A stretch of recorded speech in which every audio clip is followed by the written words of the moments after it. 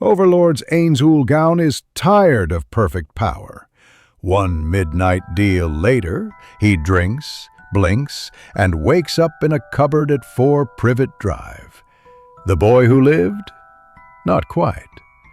This is Ainz, playing small to break a bigger world. Welcome to the Cosmic Harry. Today we will see what if Harry Potter was reincarnation of Overlord Ainz. Subscribe and enjoy. Now let's begin. At 3 in the morning, the throne room gave back every sound like it was unwilling to share. Ainz sat straight despite having no spine to ache, crown settled just so. The metal band pressing into the skull, with a pressure that felt heavier at this hour. On the steps below, blue witch flame in the sconces burned with steady calm. The flames never guttered.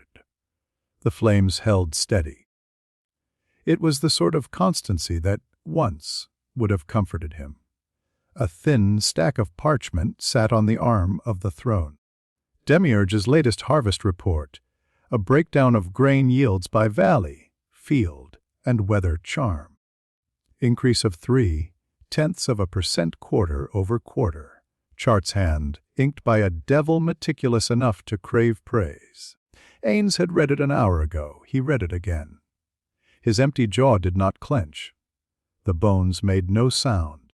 But as he traced a line of figures with a gloved fingertip, 31 villages, 8 new storage wards, surplus allocations to the 7th level larders, his gaze kept falling back to the same sentence and sticking there.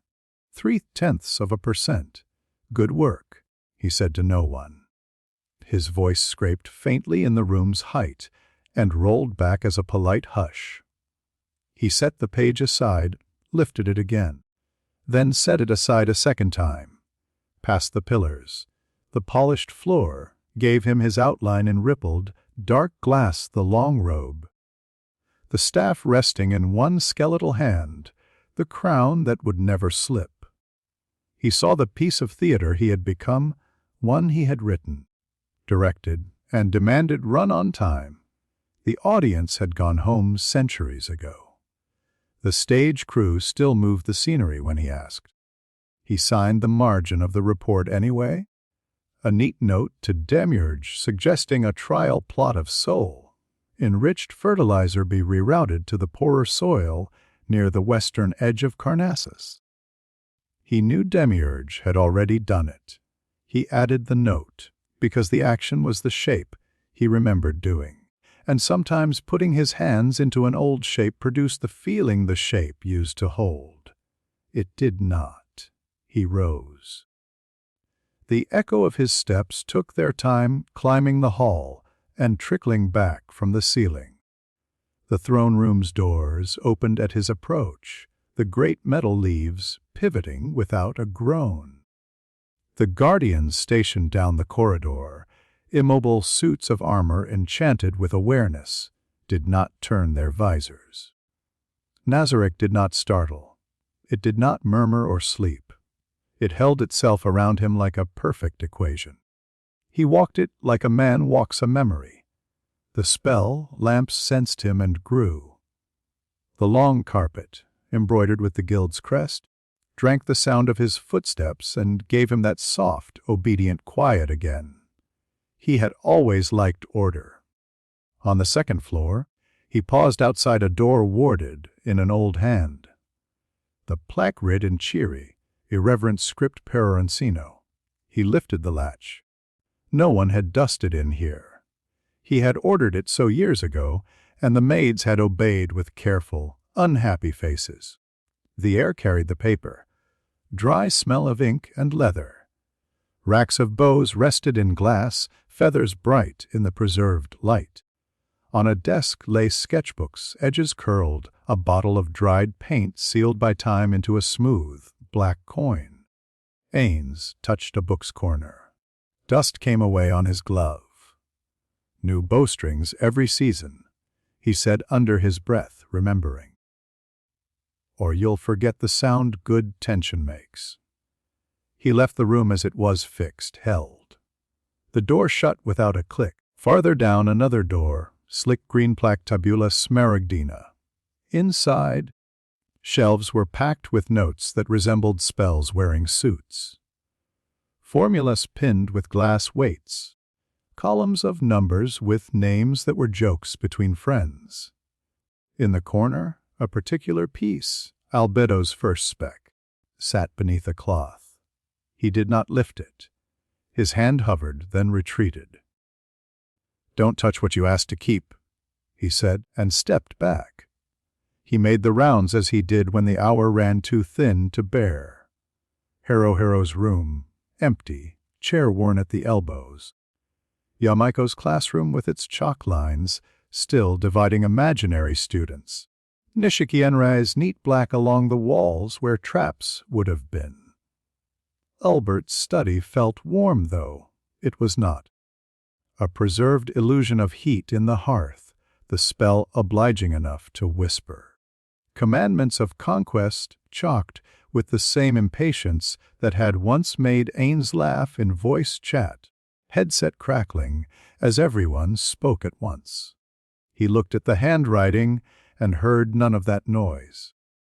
When he returned to the central hall, the timekeeping orb by the balustrade chimed without sound, numbers rolling to mark the hour. 3. He still sat at that hour out of habit. Humans had needed sleep. He did not.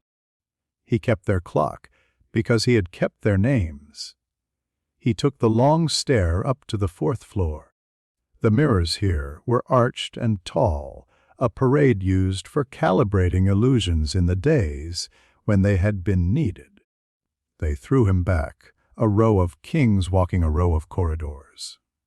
In one he paused, checked the angle of his crown and adjusted it, not for looks, but because the band found the same notch on his skull every time. He stood still until his reflection's stillness felt like a separate person. "Brother," he said to it softly, "what would you have me do with all of this when it no longer answers back?" The mirror simply reflected. The room answered, narration toned down like a tomb. He lowered his hand. He watched himself lower it. It was the kind of moment that, in memories, sometimes chimed with the voice of "Touch Me." Ainz let the voice arrive because it made the air differently weighted. "You used to scold me for staying up this late." Imaginary Touch Me, taller than any glass could hold, bright even without light, stood where reflections could not survive, near the corner of his vision, like a friend you don't want to see leave yet. I did. You'd log off and be back the next day, like the server never closed. "We were young enough to mistake endurance for wisdom," Ainz said. "We were young enough to try," the old voice replied. "That counts." He let the exchange settle. He moved down the corridor, and the reflection followed like a polite ghost. He kept speaking because speaking filled the mind's open places. "I do the rounds. I sign the lines. I hold the shape. Is that leadership? Touch me. It's the floor you stand on, so the next step doesn't sink," the voice said. "Do they need more than that?" "They deserve more than a statue," Ainz said. "They deserve the sound of a step they haven't yet heard. Then make one." He almost smiled. "Almost. Into what? We have crushed the map flat. The hills do not grow back because I wish for a hike." "You never asked for hills," the voice teased. "You asked for a fair fight."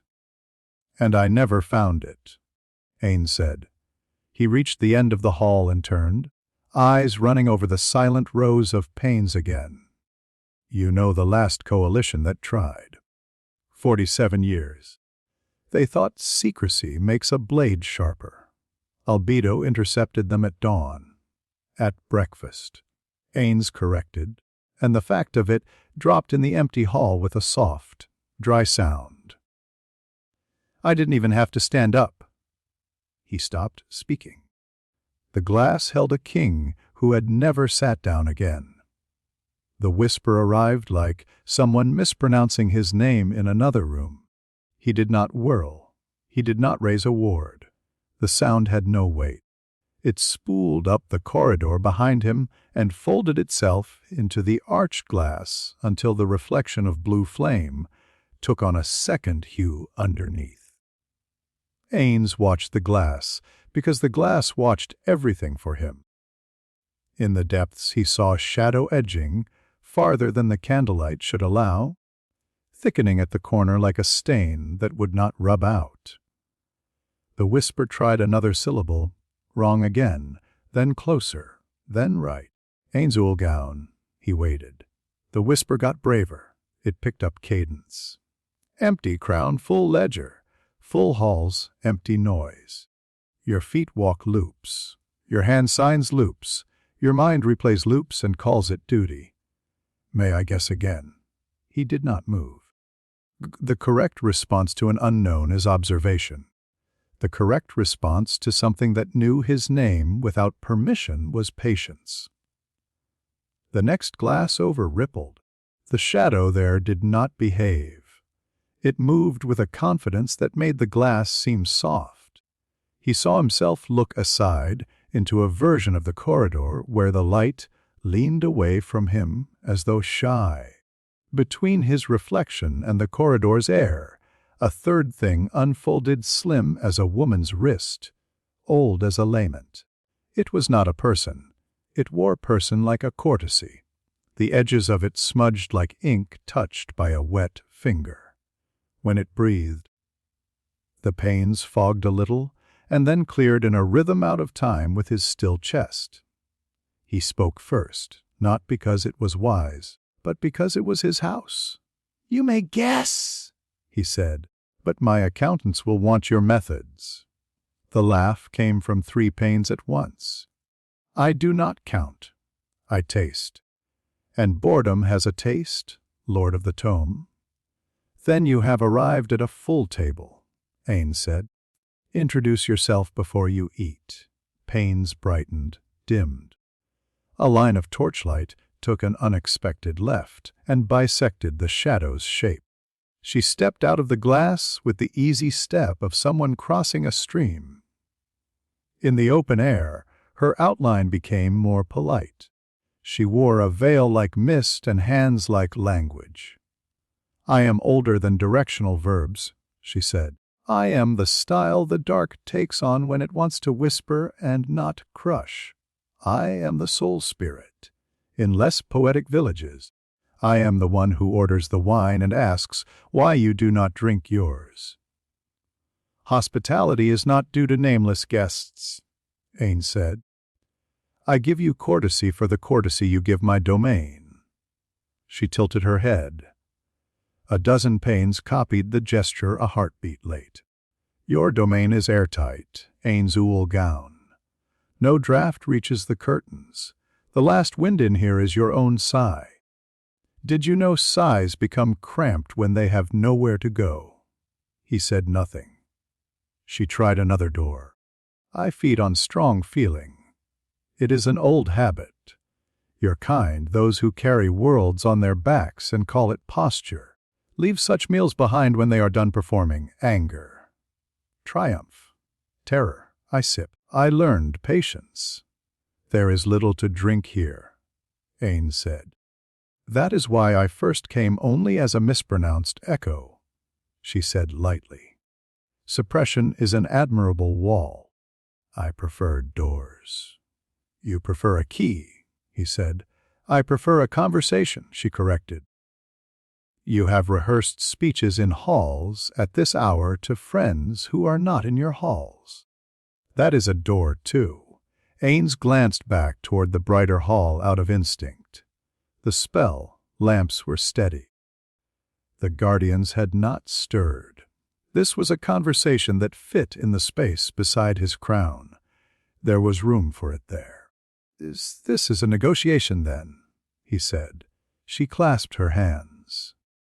"Everything worth doing later begins with one. May I walk?" He gestured, and the corridor answered for him by being exactly the right size for two. They moved past the panes.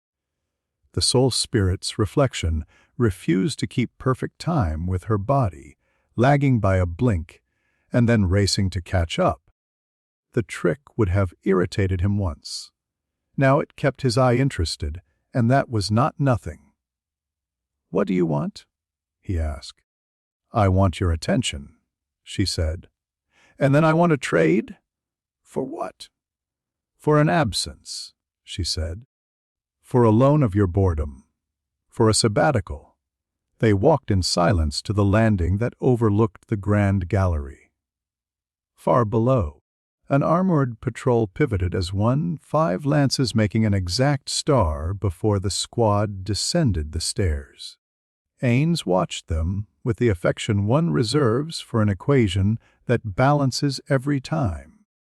"How do you trade in absences?" he said.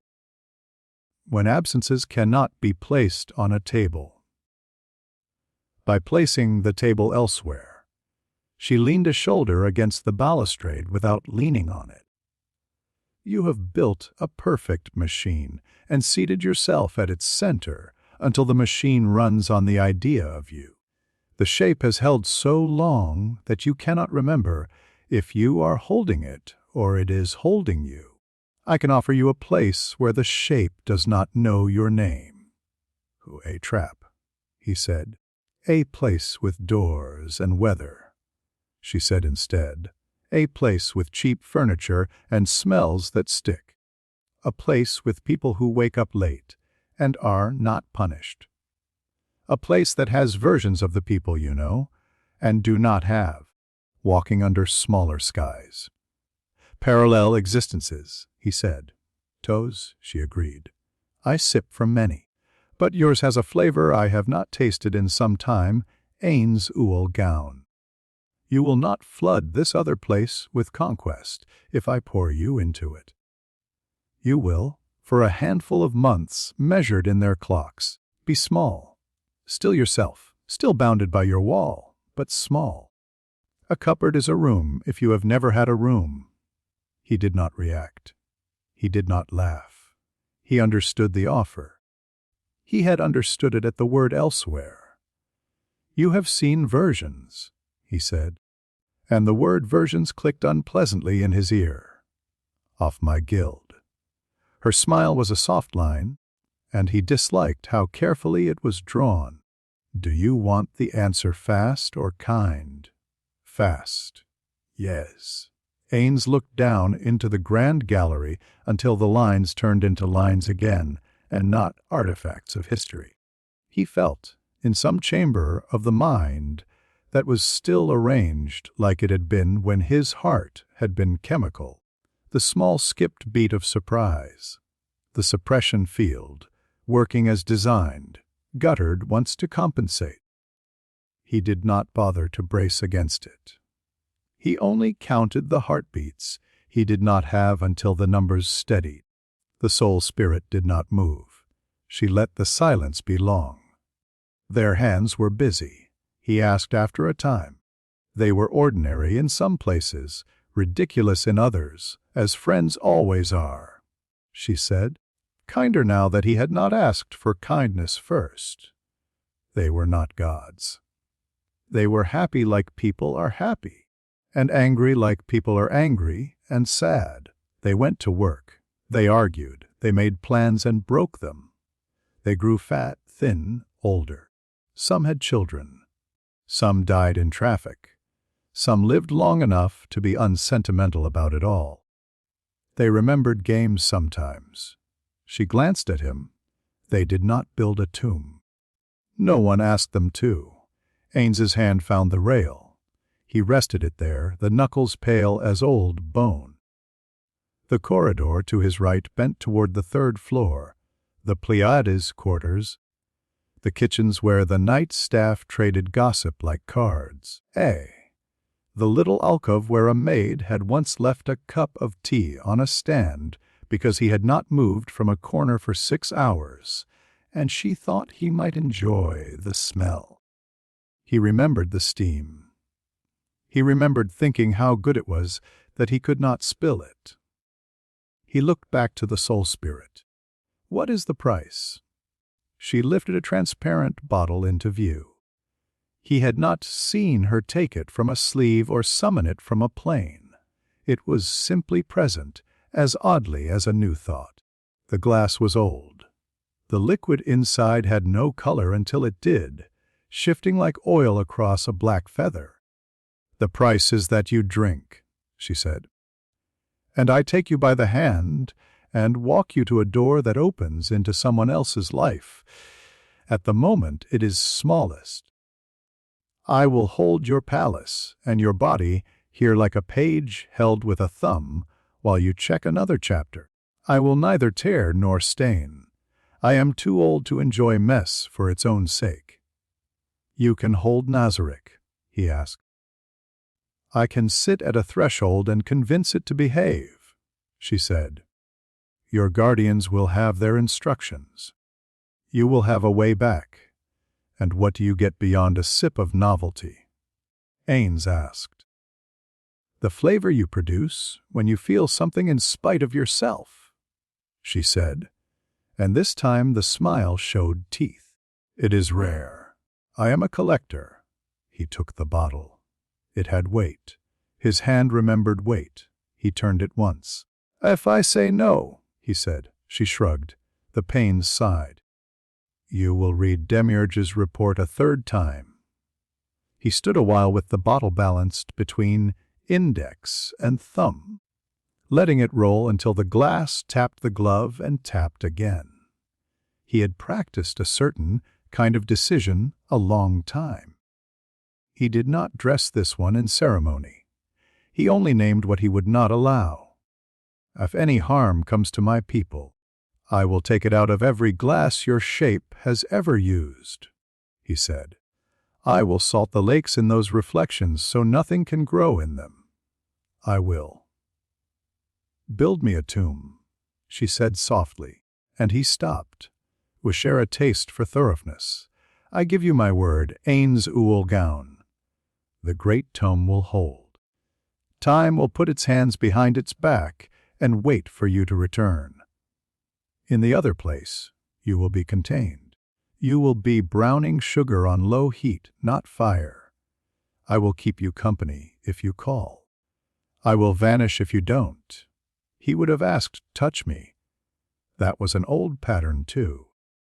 "You already know my answer," the imaginary voice said from the edge of his hearing. "I hate that," Ainz said without humor. "No, you hate that you have to keep walking without a map," the voice said. "You hate this more. Go." He closed his hand around the bottle. "Very well," he said to the soul spirit. "Wait for me in the throne room." She bowed with a courtier's grace that had survived empires. "I thought we might begin there." The climb back felt longer. Empty air at that hour does that to stairs. He passed the timekeeping orb, 3:10 now, and considered, as he always did when noticing the numbers, the human who had once kept him honest with reminders about shift starts and lunch breaks hero. Logging in with a sigh that you could hear through a keyboard. He could almost feel the old rhythm of a voice chat ticking along. A dozen lives pulsing in and out while the raid set up. In the throne room, the witch flame's blue had cooled half a shade. The soul spirit waited with both hands behind her back, like she was pretending not to touch the place. The throne looked like an answer to a question no one was asking at 3 in the morning. Ainz stopped beside it and stood listening to the room's vast, practiced quiet. Then he sent a mental message to the one person who would notice the tone of his voice even without breath behind it. "Albedo. To me. Lord Ainz." She arrived before the last syllable had finished traveling through the air, as if she had been waiting just outside the doors. Maybe she had. She looked perfect because she always did. Armor articulated to a line, hair arranged for war or worship, eyes already reading his posture like text. Her gaze flicked to the soul spirit and back. She did not step between. She did not draw. Her jaw set in a way most people would miss. "Report," Ainz said lightly, because he could not stand the staging if he did not put a shape to it. "State of the floors." "Optimal," Albedo said. "Demiurge's patrols report no incursions. Shaltir remains on rotation at the 5th. Causitus continues with his drills. Pandora's actor has requested permission to update ceremonial uniforms for national visits. I have denied the request until review." "Good," Ainz said automatically. He stayed looking at her for a beat and then another, letting the sight of loyalty, which had always been simple to read, anchor his hand on the staff. "This entity?" Albedo asked, not removing her attention from his face long enough to let the question be a concession. "Visitor," the soul spirit said, amused. "Do not let the word scare you.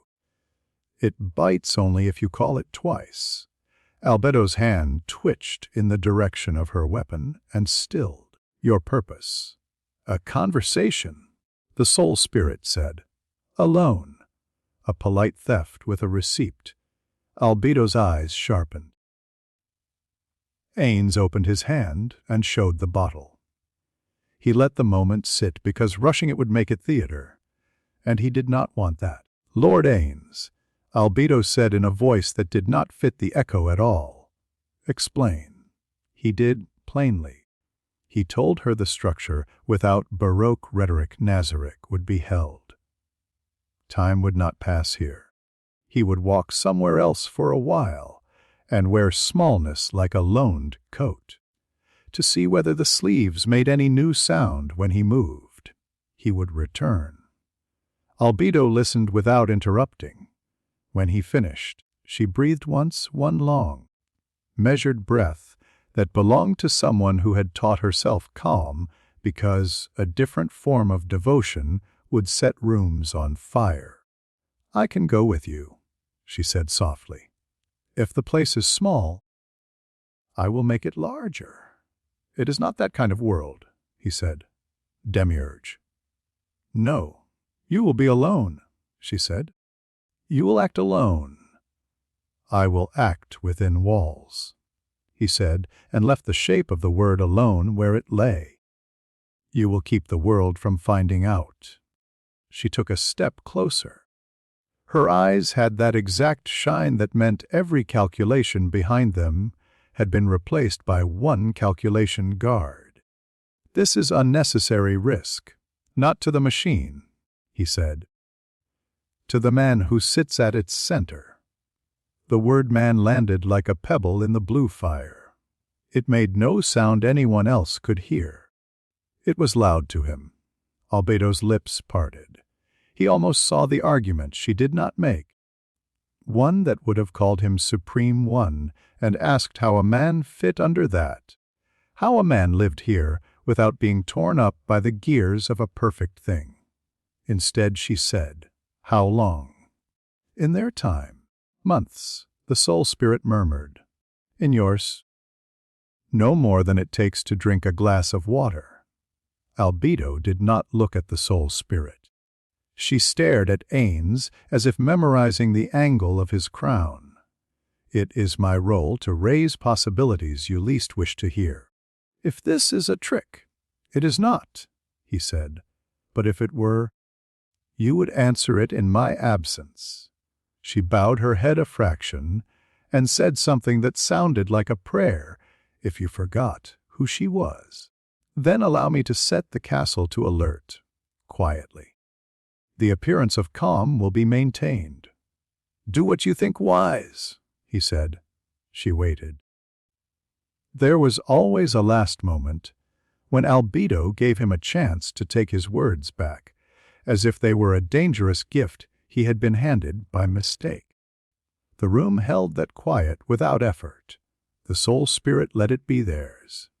"Albedo," Ainz said, and the word came out differently, and she lifted her head at once. Watch everyone. None of this is because they failed me. None of it is because they were not enough. Of course they are enough, she said with angry gentleness. Only do not change the shape of the floor under your feet, because you have not asked. He allowed himself one small thing. He reached out and adjusted a stray lock of her hair that had not strayed. It slid where he moved it. She froze, and he felt, like the pressure of weather, the feeling that no suppression field could eat. It was not his. It was still strong enough to tilt the room. I will return, he said. Hold the door. She bowed so low the feathers of her wings brushed the step. Always, she said. He turned the bottle in his hand one final time. The glass caught the blue and made it a color the flames did not know. He did not uncork it to smell what was inside. He had learned that ritual only fools the part of the mind that likes the shape of ritual. He lifted it. Wait, Albedo said.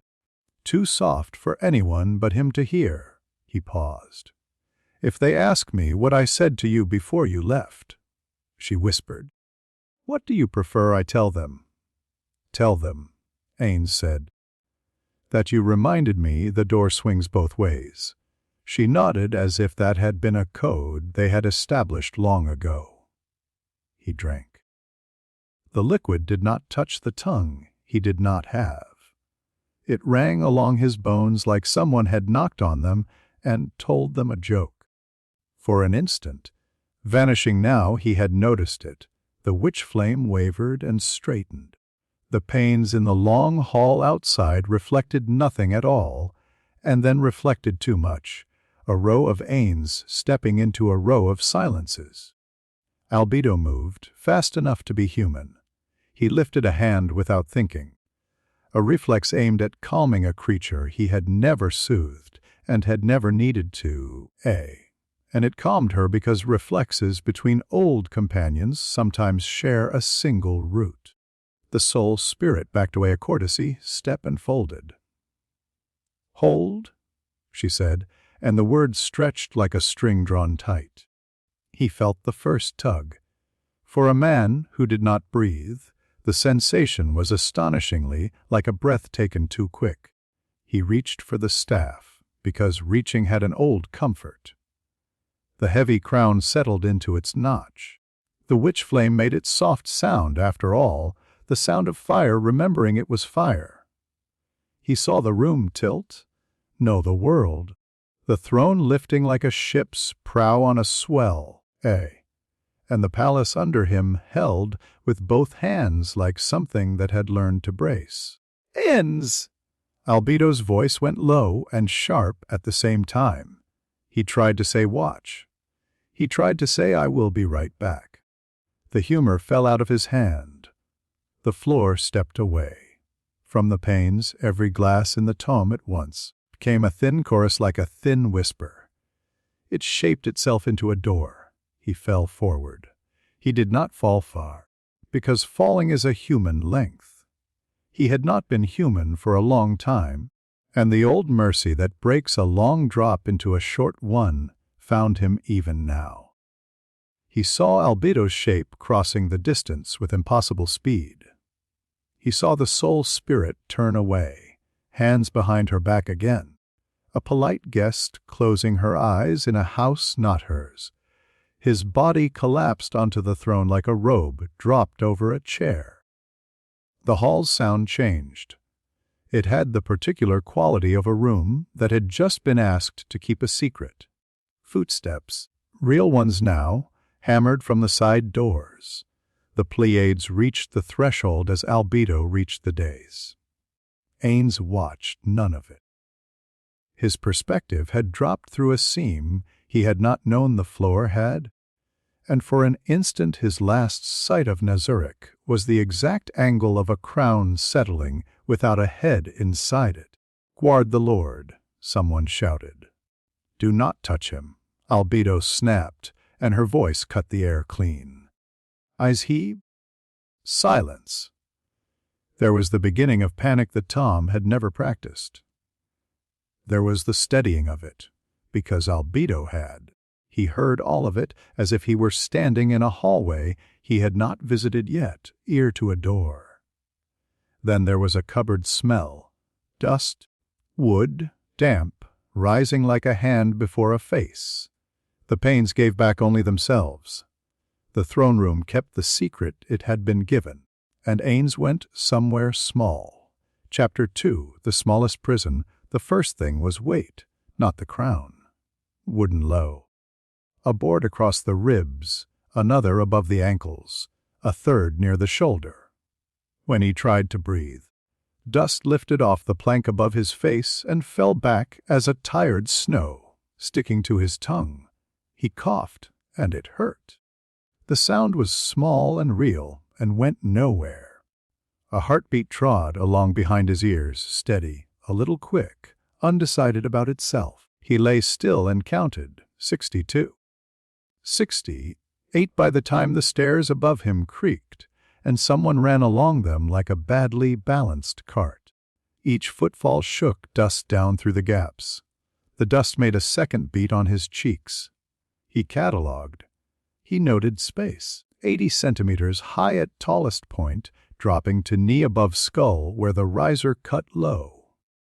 Length, approximate to a small mattress, with the body plus a hand. Light single strip, left side, from a letterbox, sized gap under a door, cool pre-dawn. Smells damp wood, soap powder, cold bacon fat, rubber. Body lungs complain, throat dry, lower back bruised. Stomach empty and loud, right knee grazed. Left wrist abraded, hair long enough to tickle forehead. Up! Get up! A woman's voice fretted at the door as a bare block shuffled away. And be quick about it. He put a hand to the board above and pushed.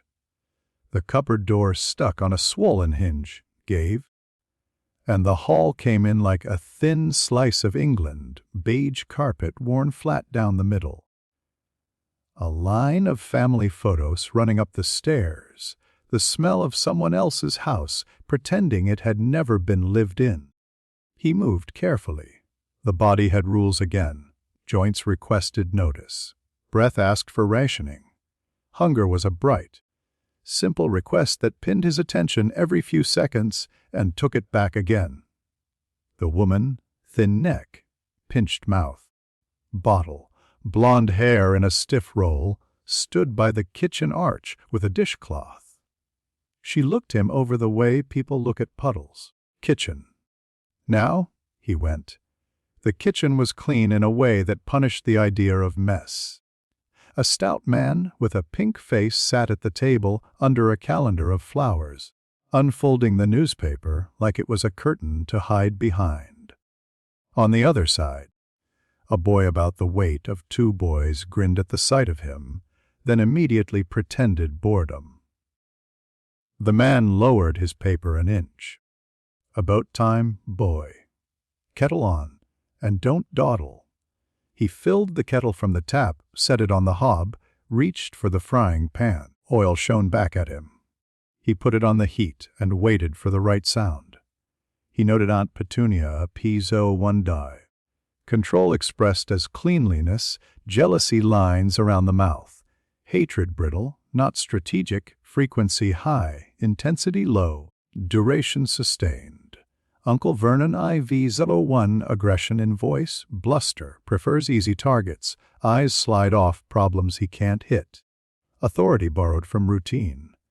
Dudley Dursley D01 repetitive, status maintained through volume and violence, coordination poor. Uses mother as force multiplier. He cracked eggs into a bowl, whisked with a fork, added salt. The bacon went into the pan. It spoke to him a small, competent hiss. He took bread from the bag, laid it under the grill. The kettle clicked and began to mutter. Mind the rind, Uncle Vernon said, returning to the sports section with a satisfied grunt. Don't want any of that fatty rubbish. Yes, Uncle Vernon. He listened for the hitch a frightened child would burn into that sentence. He put it in. His voice obeyed. He plated 5 rashers of bacon for the boy. Dudley counted without moving his lips and smirked. For the man, 3 rashers, 2 eggs, black pudding, fried tomato. For the woman, a single egg, a quartered tomato. A frown at the grease he had not allowed to escape the pan. He placed 1 piece of burnt toast on a small plate and set it by the hob. "Tea," the woman said tightly. He poured. The man slurped. "Now then," Vernon said in a voice that enjoyed being a drum, "what have we said about layabouts? The government's not made of money. It's not our job to carry freeloaders. World's full of people who think they can take and toast," Dudley said through bacon. "And we're not that sort in this house." Vernon finished, pointing vaguely with his knife. "Hard work. That's what made this country." "Vernon," Petunia said. "Napkin?" The napkin had shifted 5 millimeters during the speech. He set it straight. "Look sharp," Vernon said. "You'll be doing the garden this morning. And the sitting room. And the hall. Petunia's got bridge this afternoon, and I will not have the neighbors thinking we live like people with dust." Petunia said, "Eyes on the streakless hob." "Yes," said Vernon, pleased. Like that. He ate mechanically. The body wanted to shovel and would have if it had been given anything to shovel. The burnt toast crumbled like a promise. "Where's my bacon?" Dudley said loudly, though 5 rashers sat on his plate. "Right in front of you." "Diddy darling." Petunia cooed, already half out of her chair, with the impulse to add another for the sake of adding. Dudley glanced at the single piece of burnt toast, then at him. "Is Nick it mine?" "I haven't," he said, mild. "Don't you take that tone," Vernon said without looking up. He didn't ask which tone. He cleared plates as they emptied. Petunia wiped at the spotless counter next to his elbow, watching him as you watch a bee you want out of your kitchen without wanting to touch it. "Rubbish out," she said. "Then hoover the lounge. And mind the marks on the skirting. If I see 1 scratch, you'll frame it," he said quietly. She blinked. "What did you say?" "Nothing." Her mouth tightened with unfinished suspicion. "Don't mutter." He took the bin bag out to the wheelie bin. The front garden was a display of obedience. Trimmed square hedge. Lawn cut into stripes, gnome identical to the neighbor's gnome. The street woke neatly. Cars starting, milk on a step, a door chime. The sky was a small, honest gray. He retrieved the hoover from the cupboard under the stairs, his cupboard, and set to work in the lounge. The machine thudded along the carpet, picking up nothing, because there was nothing left to pick up. Petunia watched from the doorway, arms folded. He vacuumed under the coffee table, around the sofa, along the skirting board. When he finished, she uncrossed her arms and put her hand to the sugar bowl. She tipped it with a little gasp. Sugar ran like sand across the table and onto the carpet he had just hoovered. "Oh," she said in a voice that called itself helplessness. "Look what you've done." He looked at the sugar. He looked at her fingers on the bowl. He did not look at her face. "Sorry," he said, and fetched the hoover again. He compared as he worked, because comparison is a way of putting distance into a room. Petunia's jealousy petty, localized, a weed that grows back where it is pulled because the soil has nothing else to do. It polices crumbs. It checks the window for other women's curtains. It keeps power by making it smaller. Albedo's jealousy weather. It moves furniture you thought was nailed down. It has an axis. It is not petty. It is excessive. It chooses what to devour and what to spare and calls both love. Petty jealousy wants a cleaner table. A grand jealousy wants to rebuild the house to fit the thing it loves, and if the house burns on the way, calls that a necessary step. The Hoover droned. He emptied it, though there was nothing inside. By 10, Dudley had discovered boredom and wanted to play. Harry hunting. He announced to the house, delighted by the old, mean sound of it. Outside, the back garden offered a rectangle of scrubby grass bordered by a tired fence. Dudley's friend Piers stood by the swing in a sweatshirt 2 sizes too big. Dudley set the rules and changed them whenever he wanted to win. You run. He told the smaller boy. We catch. He ran. Running came back quickly. This body was short of breath and long on panic, but the feet still knew where to put themselves. He slipped behind the washing line, along the side of the shed, over the cracked paving stones, under the low apple tree. Dudley lumbered after, pleased with his own noise. Piers cut corners with better intentions than results. He could have ended it in a minute. 3 pivot points. 1 feint. Rope under the line, over the water butt. Move the bucket with a toe, let Dudley slide on the moss and fall. Instead, he let the boy's fingers catch his shirt at the second pass. The fabric bit his neck. He stumbled with care and landed on a knee he had already catalogued as grazed. The pain was crisp and close. There! Dudley crowed, and shoved him into the fence a second time, because the first had felt good. Got you. He fell the right way and clutched his stomach the way this boy would clutch his stomach. Piers stared with the awkward awe of boys who like what they aren't supposed to. Lunch. Petunia called from the back door. Hands. Dudley trod over him to get there first. He lay on the grass a second longer and listened to the breath come back. Note: so one chooses games where rules can be rewritten, prefers prey that plays along, coordination not sufficient to catch unwilling target. Recommendation: do not demonstrate unwillingness except under cover of accident. He rose, washed, served. The cupboard had a sliver of shelf at the back, once a place to set paint tins and a torch. A shoebox lived there now, wedged between 2 nails that held nothing. After lunch, when the house slept in its armchairs and the telly murmured, he leaned into the low space and drew the box towards him.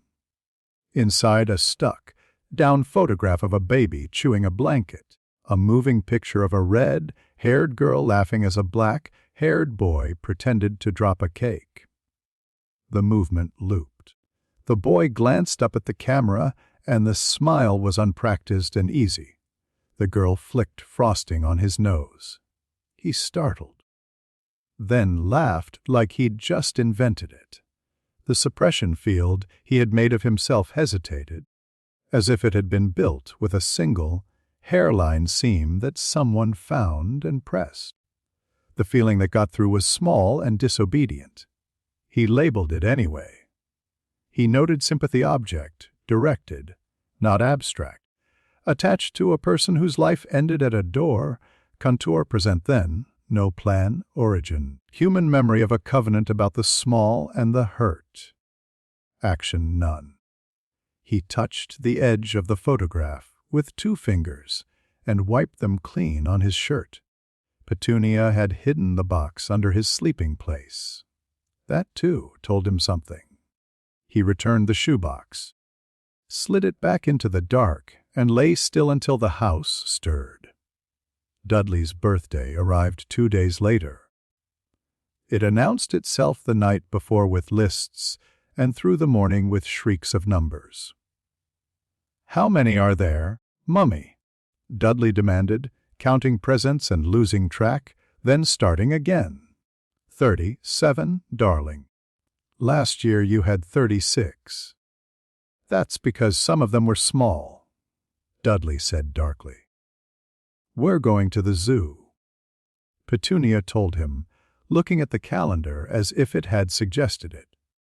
And we'll have ice cream. If you behave. He expected to be left behind. He planned to be. He had mapped a new exercise routine for the day. Stretching where the knee complained. Breath control in the smallest space, controlled exposure to hunger to test cognition. But the babysitter Mrs. Figg had gone and broken her leg, and Aunt Marge was out of the question, and Vernon didn't trust the boy, alone in the house. You're coming, Petunia said, and you will not make a scene. He practiced being smaller on the way. The car smelled of new plastic. Dudley's complaints filled the space and tried to make more.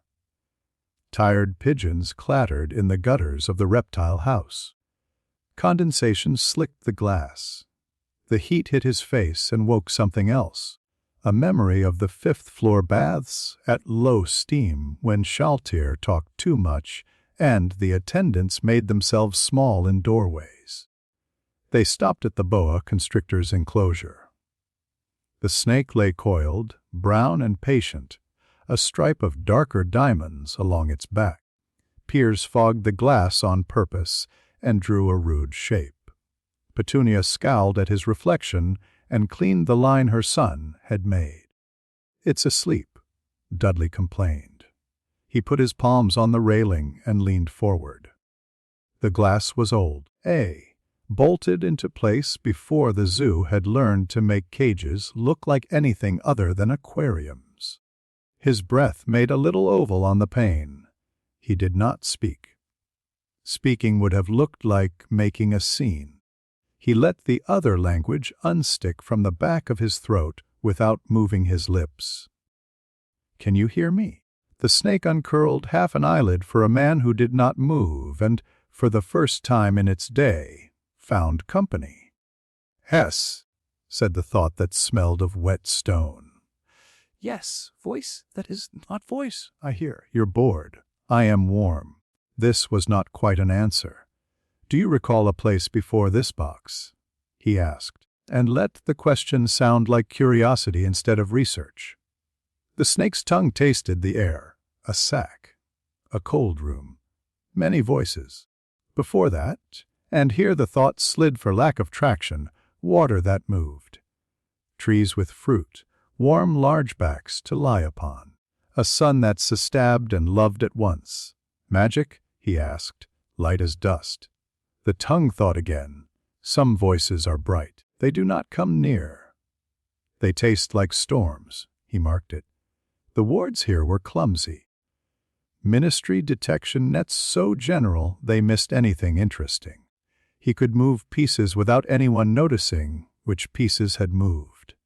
Dudley stamped a foot. Make it do something. Dudders. Don't whine, Petunia said, already skirting the edge of the glass in case it was contagious. Uncle Vern guffawed at a joke in his own head and patted Dudley's shoulder. Move on, boy.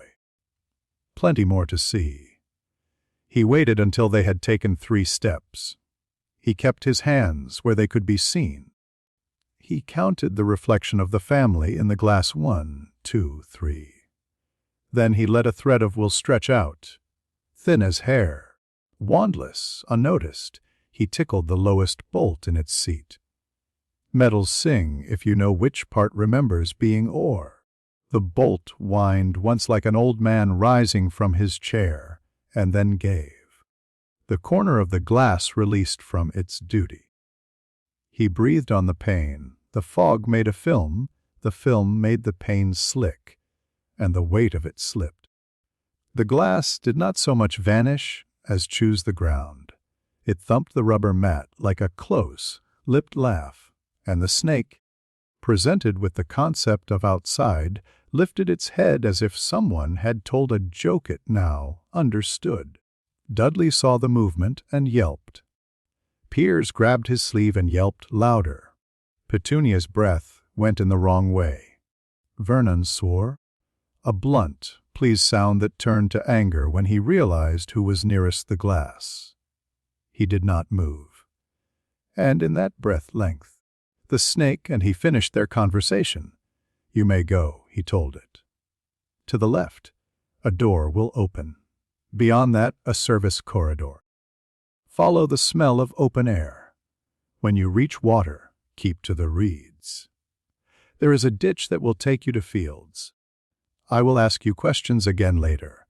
If I put a taste on you, will you carry it? If it is light, said the snake.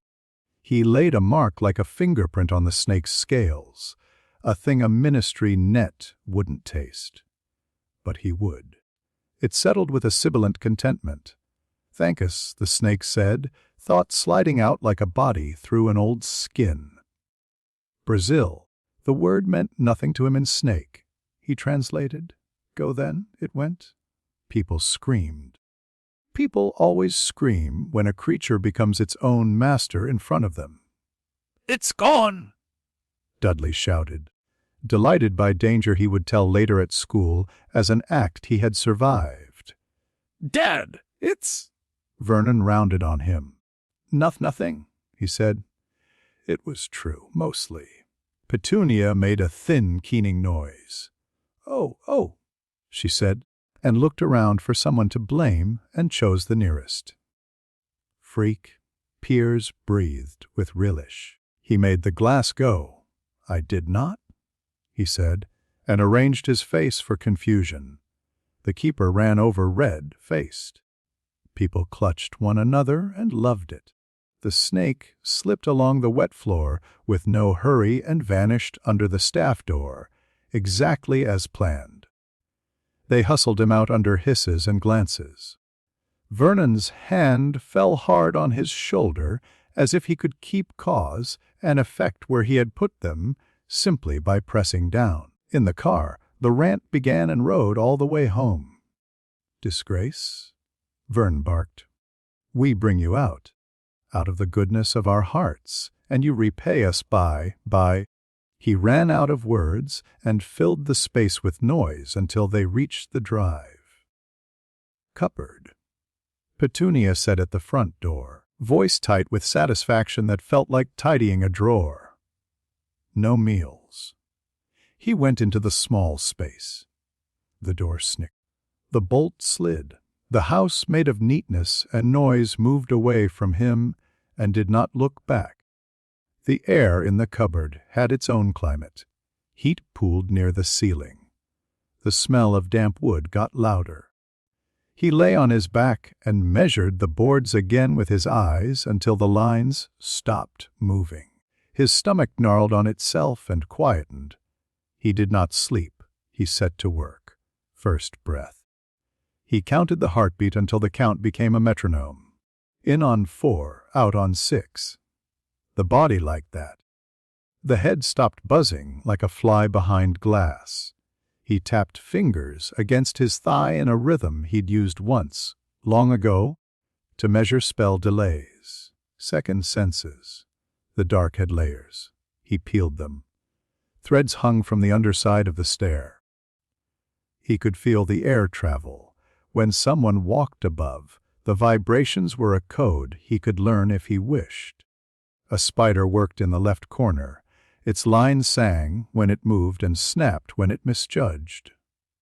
The world here was smaller, and detail padded around like a cat. He let it. Third the channels. Magic here was not tiered, it was stubborn, soft, inclined to be impressed by intention. He had already poked at it in the zoo. Now he did so safely, in dark, with no one to see if he misjudged and scraped a knuckle. He chose an object, a bent paperclip, near the baseboard by the door. He had placed it there earlier with his foot while sweeping, because work goes better when you know what you will lift. He pictured the paperclip, and not the idea of it. He held it in the mind by its exact weight and shape. He put the heartbeat behind it and the breath in front. Move. Nothing happened. The dust motes did more than the metal. He changed tactic. Do not command. Invite. This world like manners. Come. The paperclip twitched, rolled a fraction, and stopped like a dog told to stay. He smiled in the dark. It was small and unnecessary, and happened all by itself. He tried again. Less thought. More rhythm. The clip came another inch, scraping softly along the wood. Sweat prickled at his hairline for the first time in centuries and ran unnoticed into his ear. Outside, someone went to the loo. The pipe in the wall banged once. Distantly, the telly turned down as if cupped. The neighbors argued the way people argue when they've known exactly how for years. All of it layered around the small scrape of metal on wood, like it couldn't quite be bothered to pay attention. He called the paperclip once more. It bumped his knuckles. He picked it up and turned it between finger and thumb. The metal was cheap. It remembered being straight wire and looked forward to being rubbish. He set it down and reached for something smaller. A thread hanging from the underside of the stair. He made it move like a snake's tongue and let the success be ordinary. He slept at last with the beat of his heart in his ears and the new weight of a body wrapped around his breath. He dreamed not at all. Morning resumed exactly where it had stopped. "Ah," Petunia called, thrilled to be able to say it. "On your feet." Vernon added, practicing sternness on a safe target. He rose. He measured the H and found it acceptable. Breakfast reproduced itself, 5 strips of bacon sliding into Dudley's mouth, burnt toast on a small plate. The lesson that people learn from food, who is allowed to be full and who is not. Vernon's rant found a new path. "Funny business," he declared. "No funny business today. I won't have it. Hear me, boy." "Yes, Uncle Vernon." Petunia aimed the hoover at the hallway as if it were a weapon. And the skirting. Mind it.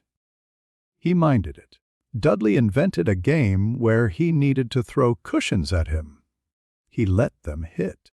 Petunia saw and frowned in a way that said both that cushions were not for throwing, and that if a cushion must be thrown, it should not be thrown at furniture. At lunch, there was a piece of cheese the size of a coin on his plate. He ate it with consideration. He took his tray to the sink and washed it, and Petunia wiped the place it had been with unnecessary zeal. He thought about Nazarick when the house was loud. He did not move through the rooms in his head the way he used to when the halls were too quiet. He compared. Because comparing made the present easier to pick up. Vernon's authority resembled a badly carved statue, impressive at a glance, hollow if you tapped it with a knuckle. Cositus's authority had edges you could file knives on. It did not need to be loud to be complete. Dudley's appetite ate the word enough without chewing. Demiurge's appetite planned banquets, paid invoices a century in advance, and tracked the cow's health by smell. This house's rules were a net, meant to catch and display. Nazarick's rules were walls that kept weather off the heads of those who had to fight long. He moved through the day like someone picking things up and putting them where they belonged. He put himself in that category, too. When night came, he went into the cupboard gladly. He lay on his back and counted the heartbeat until it made less noise. He picked another object, the nail that held nothing, and asked it to unremember the wall a little. It thought about it and decided it would for him. He moved the paperclip across the floor without touching it. When it caught on a splinter, he noted the splinter and moved the thought around it. He breathed in 4s and 6s until 4 and 6 weren't numbers, but shapes the chest liked to make. He did not say his name in the dark. The dark did not ask. A spider lowered itself down to look at him and changed its mind. He made the thread dance after it in apology and turned the paperclip into a small star to close the day. Outside, the house slept. Inside, the cupboard learned the first rules of a new game. Chapter 3. The Invitation to Power, the Letter Understood Doors. It slid through the brass flap at 7 in the morning with a soft oath of paper against wood and landed on the mat like it had decided where to lie. He was there already with the bin bag and the polite face, bending to gather the circulars before Petunia's shoes reached the hall. His fingers did not snatch. They simply took the top envelope first. Cream parchment, heavy. Addressed in green ink that had learned a neat school hand and never grown out of it. Mr. H. Potter cupboard, under the stairs, 4 Privet Drive. He read it twice without opening it. The ink still held a little heat from the writing spell. A tracking charm clung to the fibers like burrs, elemental, not clever. A skein that would report delivered, touched, opened back to a ward node. Someone had tuned the node to Dumbledore's office and to a post, sorting anchor with an unnecessary flourish. He lifted the envelope and felt the charm feel him back. He noted spell profile destination locked, single use handshake, failsafe, multiplication on failure. Telemetry address accuracy, physical status, aura, echo, weakness trusting. He placed the other post on the hall table. He turned toward the kitchen with the bin bag until Petunia swept down, snatched, and took her triumph into the sitting room to open someone else's catalog first. He stepped into the cupboard, shut the door, breathed out, and opened the letter at the bottom corner with a fingernail as careful as a scalpel. The parchment inside held the school's crest. The words behaved like a clerk and a judge at once. He read them. He noted the font. The charm on the ink that made it impossible to copy without the copy admitting its own failure. The ward signature embedded in the last flourished letter of headmaster. Albus Dumbledore's, old and amused, and sharp beneath its kindly varnish. He did not decide. He rehearsed.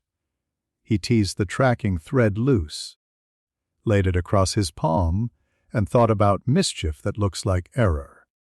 He whispered into it, not in English, not in snake, not in the old tiered tongues, but in this place's polite magic that preferred intention over precedence. Delivered. Not opened. Delivered. Misaddressed. Try again. Try again. Try again. The thread wriggled with delight at its new work and ran back to the node. Wagging its flag, he slid the letter back into the envelope, sealed it with a press of his thumb that made the wax accept it, and stepped out to serve breakfast, as if he were not about to invite a giant into the life of a house that had only ever invited safe people to tea. By 11, letters reigned with purpose. They folded themselves through the slot, nudged under the door, fluttered down the chimney like it had always been a chute built for owls. Petunia clutched her cloth and spat. Vernon, like the name could block weather. Vernon puffed up and tried to be dam, dike, and council at once. Not in this house, he said, purple rising like a thermometer after the doors were shut. He stuffed the envelopes back through the flap and held it shut with both hands. Another letter slid under the kitchen door, struck his slipper, and apologized with a papery cough. By noon he had a hammer out. Boards came from the shed, nails from a coffee tin, and Vernon set to the letterbox like a man besieged. He panted, swore, put his thumb in his mouth twice, and announced, when the last board went up, "There. That'll show them." Another letter sighed into the room, through the gap under the back door. The whisper he fed into Vernon's ear at tea was not a sentence. It was the scent of eyes on curtains. It was the idea of neighbors' laughter. It was a memory with no owner of a story about a man who had been made a fool of by the post and had to change his name. Vernon flinched, then laughed at himself, then flinched again. At 2 in the morning. Envelopes still pattered the carpet with the mild insistence of rain. Vernon jerked awake in his chair and stared at the fireplace with a look that considered arson. "Tomorrow," he told the room, "we're going away." He woke his family at dawn with the vigor of a man rooting a mole out of his garden. He packed too many jumpers, slammed the boot of the car 3 times, and drove with a set jaw in loops around town. Then out of it, then off the map, his grin widening each time a familiar street vanished in the rear view. They ended at the sea because it was simple. The hut on the rock sat there like someone's idea of a dare.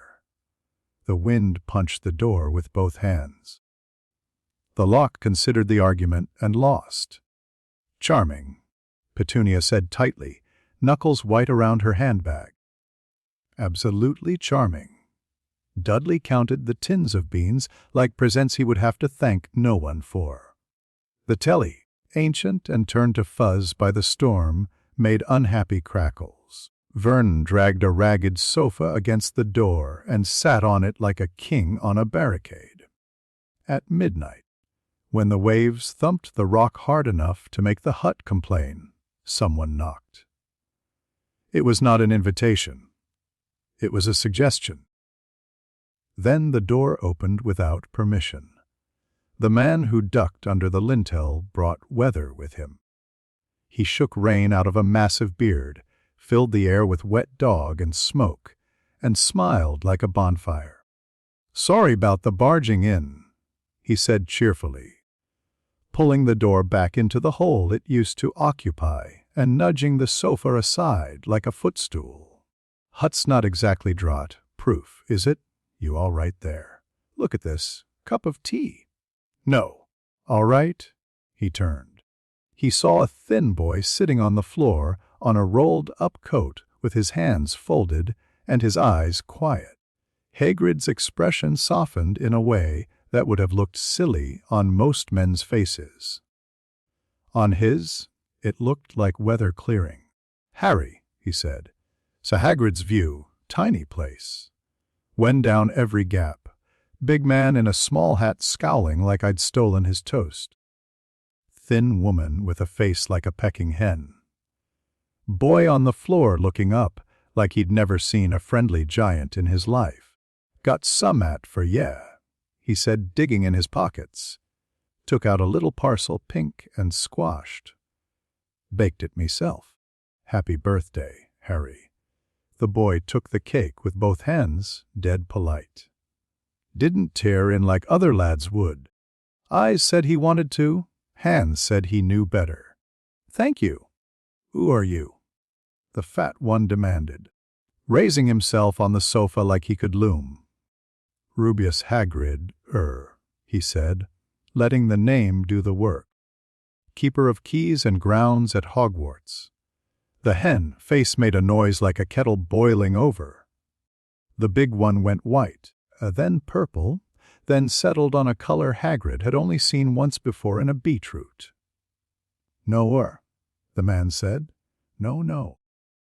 There'll be none of that. We've had enough of—" He flapped a hand. "Funny business." The boy looked from one to the other like he was doing sums and didn't want anyone to see what he got. "Harry."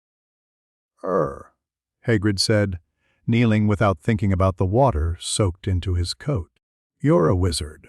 The boy's mouth parted as if the air had surprised it. "Am I?"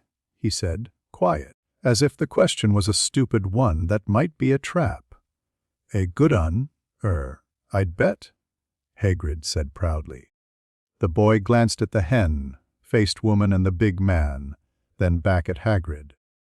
He looked scared and amazed in exactly the way Hagrid had been warned to expect. He also looked like he'd been hungry for a very long time and had learned to be neat about it. "May I ask how?" he said. Inside the boy's head, the voice Hagrid couldn't hear noted, tone mild, posture open, target earn trust, outcome, information. "What do you yet know about our world?" Hagrid asked, settling with a floorboard groan. "Little the boy said. "Strange things happen. They get blamed on me, right?"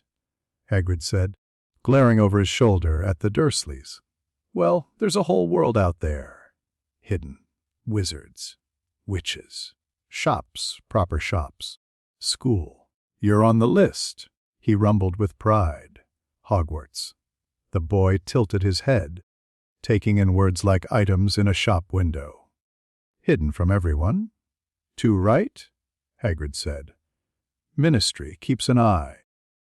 Don't like us mixing too much. Not that Muggles believe half of it."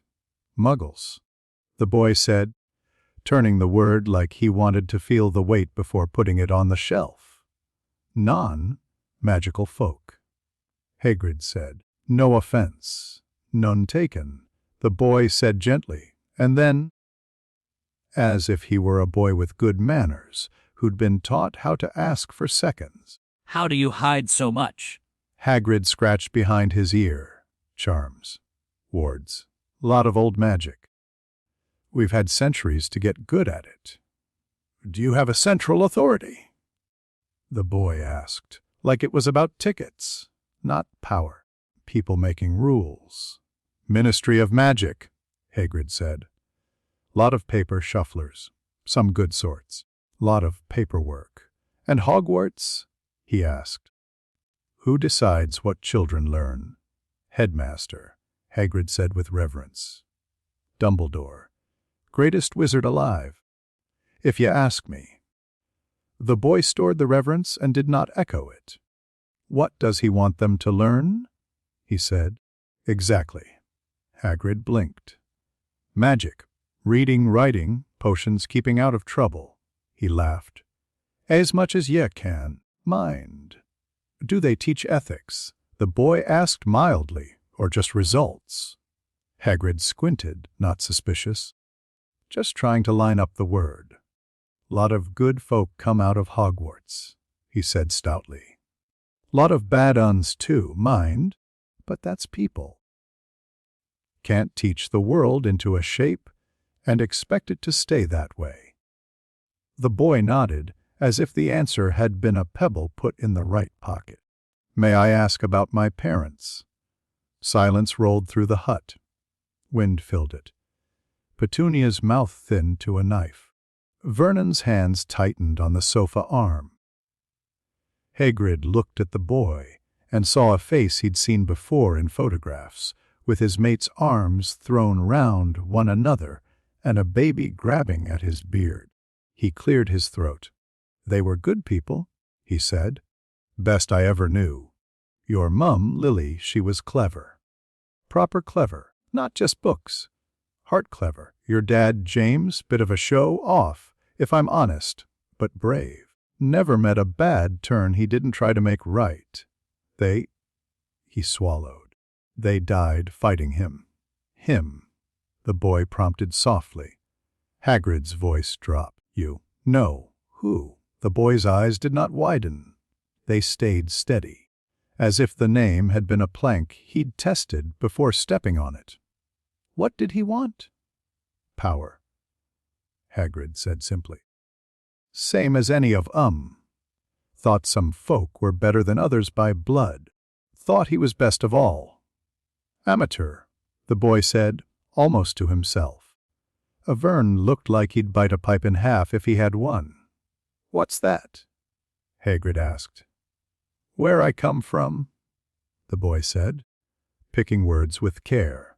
"People who split themselves into cults about blood and destiny often mistake fear for control. They mistake killing a village for conquering a country. It looks grand. It breaks when you put weight on it. Hagrid frowned.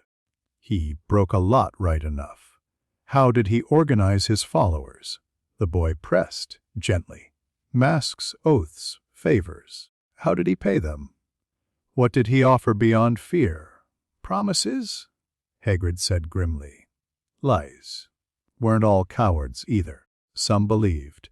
Belief is cheaper than food. The boy murmured.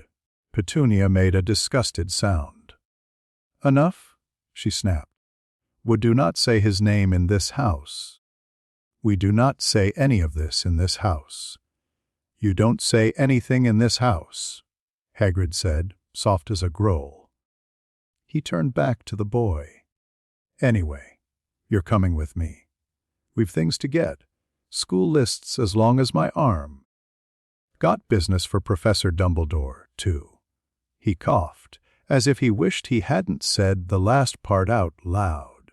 His hand went to his coat pocket, as if it lived there. Business, the boy said, curious. What kind? Hagrid looked like a man who had hidden a biscuit under his hat and had just remembered the dog in the room.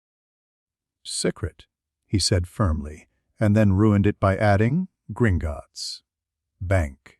Vernon said with sudden interest, as if the word might contain a way to keep money that was not his. Can't trust M. Foreigners. Safer place you'll not find, Hagrid said, bristling. Except Hogwarts. That's the way of it. The boy watched the bristle and measured what part was pride, what part was old habit. What makes it safe? He asked, as if he were asking about locks, not politics. Goblins, Hagrid said. They run it. Nasty sense of humor, but fair. Traps. Curses. Dragons, if ye believe the stories. The boy nodded. He had believed far stranger things. Right, Hagrid said, slapping his knees. Up you get. We've a world to show ye. All London received them with buses and horns and the particular dirt that lives in a city and sits on the tongue. The leaky cauldron hid in plain sight between a bookshop that smelled of damp and a record shop that smelled of old men. Inside, the pub offered wooden beams that had listened to more secrets than a priest. Heads turned. Names were said. Bless my soul, said the barman. Harry Potter. The boy gave a small, polite nod that could have been shyness and could have been a man fitting into a smaller coat and not letting it show. Hagrid led him out back into the small walled yard. Now, he said, producing a pink umbrella with the air of a conjurer about to bring a rabbit into the conversation. He tapped a bin, a brick, another brick, and the wall obligingly decided to be a door. Diagon Alley unfolded itself with the pleasure of anyone who's been waiting to be admired. The boy inhaled once and made no sound. He set his face for a child's wonder and let his eyes do work the face did not. He noted shops' specialist economies. Redundancy low, dependence on tradition high, regulation unclear, informal enforcement likely via social networks and guilds. A currency, precious metals with charms, notes rare, exchange rates controlled by goblins, inflation managed by hoard, not policy. Security, public wards light, private heavy, visible aura presence absent, enforcement decentralized. Where first? Hagrid boomed.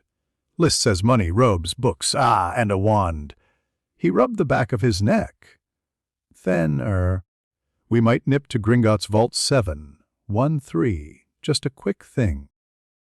Nothing to worry yourself about. The boy smiled at him, as if the kindness of trying not to worry him were something he could put in a pocket. Money first, he said. Gringotts sat like a tooth with a gold crown at the far turn.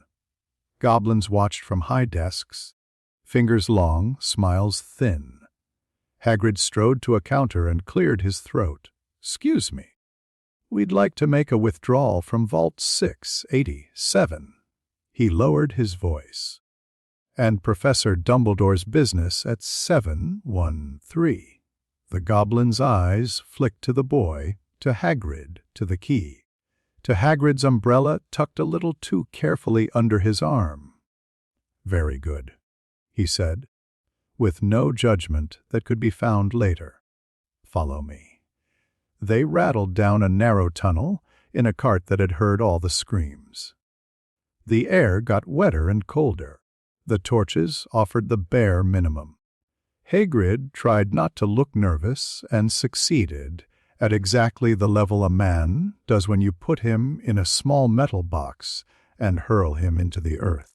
The boy sat steady and watched the walls. He sent a feeler out, light as a hand through tall grass. Goblin wards bristled, a clever, layered thing built by people who had learned not to trust customers. He poked. The wards pushed back with a sharp, satisfying snap. He noted mental defenses tight, practical, not scholarly, trained for intrusion, expecting greed, not otherness, blind spot. Etiquette, system respects formalities. He touched the goblin's surface thoughts and withdrew immediately, taking only what fell politely into his hand. Numbers, keys, a brief flicker of irritation at the umbrella, a careful blank over Vault 713. The blank was professional enough to be educational. Vault 687 opened to a heap of coins that chimed when the lamp hit them. The boy filled his small pouch under Hagrid's proud look and put half back when the pouch got too heavy. He did it in a way that resembled innocence rather than calculation. Hagrid beamed so hard he missed it. Vault 713 sat under a spell that recognized fear and tried to taste it for identification. Hagrid presented the key with both hands. The goblin nodded, touched 3 runes, and stepped back quick. Inside, under a small wrapped package, sat a pressure that had nothing to do with weight. The boy felt it reach for what it understood: transmutation, longevity, the old hunger for more time, and showed it a closed palm. It recognized something it did not have words for and sheed like a horse that has decided that hedge is a wall after all. Hagrid lifted the small parcel with care that had practiced itself for days. He tucked it deep into his coat and patted it once in case reassurance could travel through parcel paper. "Right," he said roughly. "That done. Not dragons?" the boy said conversationally as they climbed back into the public light. "But enough." Hagrid laughed, too loud. "Dragons? No, course not. Don't be daft." "Of course not," the boy agreed, and let the topic lie down. Madame Malkin's was full of pins and patient women. The boy stood on a box and let a tape measure argue with his shoulder.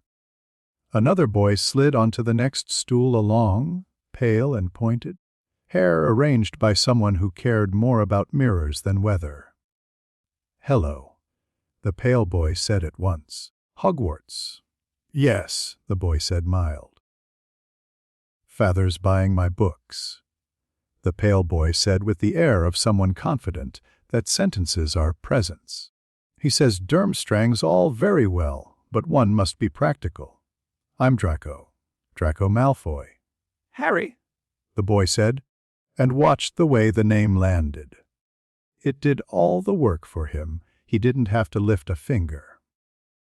Draco's smile sharpened. "Are you really? I mean," he tapped his own sleeve as if to tidy it. "Of course you are." "Do you like school?" Harry asked. "I've not been," Draco said, temporizing. "But I will be very good at it." He tipped his chin. "There are sorts one wants to avoid, of course. Wrong sort of people. Mud, I mean," he coughed. "People who don't understand their place." "Does your place come on your birth certificate?"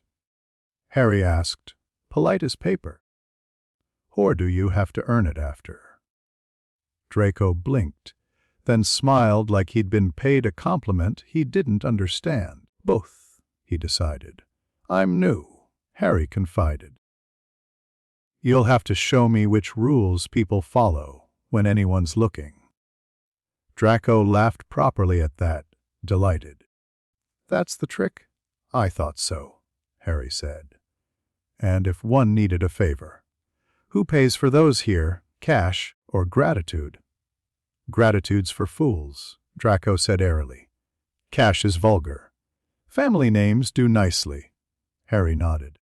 That sounds very secure. Unless the weather changes, Draco frowned faintly.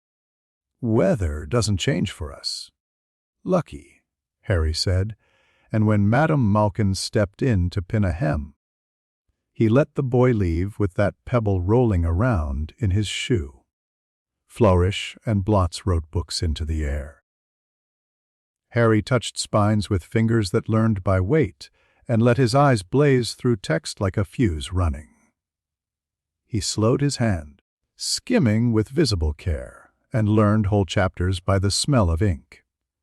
He noted a spellcasting theory wand as conductor, intention as engine, movement as grammar, incantation as key, limits biological channel, not tiered pool, case studies inconsistent, heavy on anecdote, history revisionist, winners writing in the mood of winners, goblins framed as tidy villains, giants as weather to be avoided, arithmancy promising, resembles calculus performed with doors. Could be bent to systematize this place's laxity. He took a history of magic off the shelf and hid his interest by putting it back. He took Standard Book of Spells, a grade 1 teen, and hid his lack of interest by keeping it. He let Hermione Granger exist even though he had not yet met her by making a neat pile of first-year textbooks and watching the shopkeeper smile at a boy doing as he was told. They bought potion ingredients that had the good manners to smell like themselves. Hagrid steered him away from a set of fangs that had been frowned at by 3 separate warning signs, and did not notice the way Harry's eyes measured a set of scales for their balance point. Sweets at the apothecary counter, small paper bag. Hagrid bought rock cake somewhere and pretended not to watch him eat. Next, Hagrid said, checking the list twice as if lists behaved better under scrutiny. A wand. Ollivander's doorbell made an old sound like a drawer closing in a quiet house. Boxes slept on shelves to the ceiling. The air held a sort of held breath. "Good afternoon," said a voice from nowhere, and then the man appeared from between stacks like a cat deciding to be seen. "Mextra Potter," he murmured, head on one side. "I wondered when I'd see you." Harry arranged nerves on his face like a tie. "Hello. Try this," Ollivander said briskly, placing a box on the counter. Beechwood, dragon heartstring. 9 inches. Harry took the wand. It sat in his hand like a tool that had not yet remembered its use. He gave it a draft scuffed dust across the floor. Ollivander took it back, lips pursed. No. A second. A third. Ash. Willow. Unicorn hair. Nothing bit. The shop enjoyed their failure with a calm patience. Harry waited. He listened. The boxes had their own conversation, whispered boasts and gossip. He let his hand drift past the counter shadow. He did not choose. He let the wand choose him and asked, in the way this place liked, not to be lied to when it did. Ollivander's eyes lit. He lifted a box from a higher shelf than the rest. "Try this," he said almost to himself. Holly. Phoenix feather. 11 inches. Nice and supple. The wand gave when Harry's fingers closed. It did not submit. It grappled. He felt the feather's memory of flame prickle through the wood. A proud, bright thing that expected to be held by a clear intention, not by a system. It reached for him like a hand reaches for a hand in the dark, and then stopped, startled. He let what he was shine 1 degree past the polite. The wand saw an ocean where it had expected a lake. It flared in fear and then in fury. Light skated under his skin. The air in the shop thinned, easy, he said aloud, and he was not speaking to Hagrid. The phoenix feather slashed at him, the psychic equivalent of a bird's beak at a bold finger. He did not retreat. He opened his hand a fraction, not enough to drop it, enough to show the wand that he was not closing a fist. He was offering a grip. They stood there, boy and stick. Old soul and proud fragment of a bird that had died a dozen times without learning how to give up. The battle took place at the small level people never notice when they walk past 2 strangers in a shop. A breath. Another. Then, the feather made a decision like a soldier pressing his back to someone else's, and agreeing to share a wall. Heat ran up the wood and into his palm, then into his arm, then into his shoulder. The hair on his forearms lifted, a single spark spiraled up and went out like a thought that had embarrassed itself. Ollivander exhaled. Hagrid exhaled louder. Harry lowered the wand as if it had always known his hand. Curious, Ollivander murmured, and the word gathered old meanings behind it. He peered at the wand as if peering at a bloodline. Curious. Why's that? Hagrid asked, half delighted and half wary. I remember every wand I have ever sold, Ollivander said, and the shop believed narration toned down him. This wand's brother, its feather, gave another wand its heart. That wand was taken up by a wizard who went on to do great things. Terrible, he added softly. But great. Harry met Ollivander's eyes without showing the thing inside them that had bent to his once and been allowed to live. What's the name of the phoenix? He asked. Fawkes, Ollivander said, watching his face, and for a moment the air in the shop shifted, as if someone had opened a door at the far end of a long corridor. Curious. He murmured again, but his eyes did not quite settle on the boy in front of him. They slipped sideways.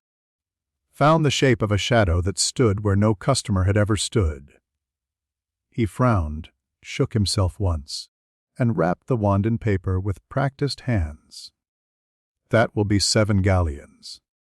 Hagrid paid, still fidgeting with his coat as if it hit a live coal.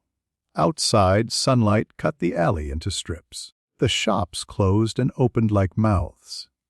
Hagrid shook himself like a dog that had had too many thoughts. Right, he said, sounding relieved to be moving again. One last stop for you. Then I'll see about me. Errand. Gringotts again, Harry said lightly. Never you mind, Hagrid said, and patted his coat as if the parcel could hear. Headmaster's business. Harry let him have the secrecy. He had already had the answer he wanted: a key, a vault, a packet that made the air around it lean. A giant of a man nervous not for himself, but for what might happen if he made a mistake. They ate chips out of paper. Hagrid told him stories about Hogwarts that had the ends worn smooth from being told. Harry asked questions that sounded like curiosity and were. How many students? 4 houses. What did each reward? What happened to children who didn't fit? Who fixed the plumbing? Who signed off on field trips? Which portraits reported to whom? Hagrid answered, pleased to know. He did not notice the web being strung through his answers and connected to the bank, to the wand, to the boy's face in the pub, to the way the alley's traders watched anyone carrying a brown paper parcel as if it were theirs already. By late afternoon, The list was done. Hagrid's errand was a relieved absence. Harry stood for a moment at the entrance to the leaky cauldron and looked back through the brick arch at the lane he had walked like a man counting doors. He noted system polite, complacent, powerful individuals lubricate the gaps, institutions built on myth, enforcement built on embarrassment, economy stable because everyone agrees not to shake the table too hard. Opportunities. Information asymmetry, maths disguised as fate, wands as both throttle and shackle, goblins as honest enemies, headmaster as keystone. He arranged his face into a boy's happy fatigue and stepped back into the pub to wait for Hagrid. Small hands around a glass of pumpkin juice he would have renamed if given the choice. The barman gave him a wink. The witch at the end of the bar raised her glass. The old wizard asleep in the corner snored like an owl hitting its notes. Hagrid came back looking like a man who had finished something and wanted to talk about anything else. "Ready," he said. "Back to the hut, I suppose, though we'll get ye out of there soon enough. Term's not far off." "Ready," Harry said. He followed Hagrid into the street, into the Muggle traffic, into the evening's ordinary weather. He walked like a boy who had eaten chips and been told he was going to school. Inside, he filed the day under systems and tools and people who think they're simple and aren't. Back at the hut, Vernon had found new colors.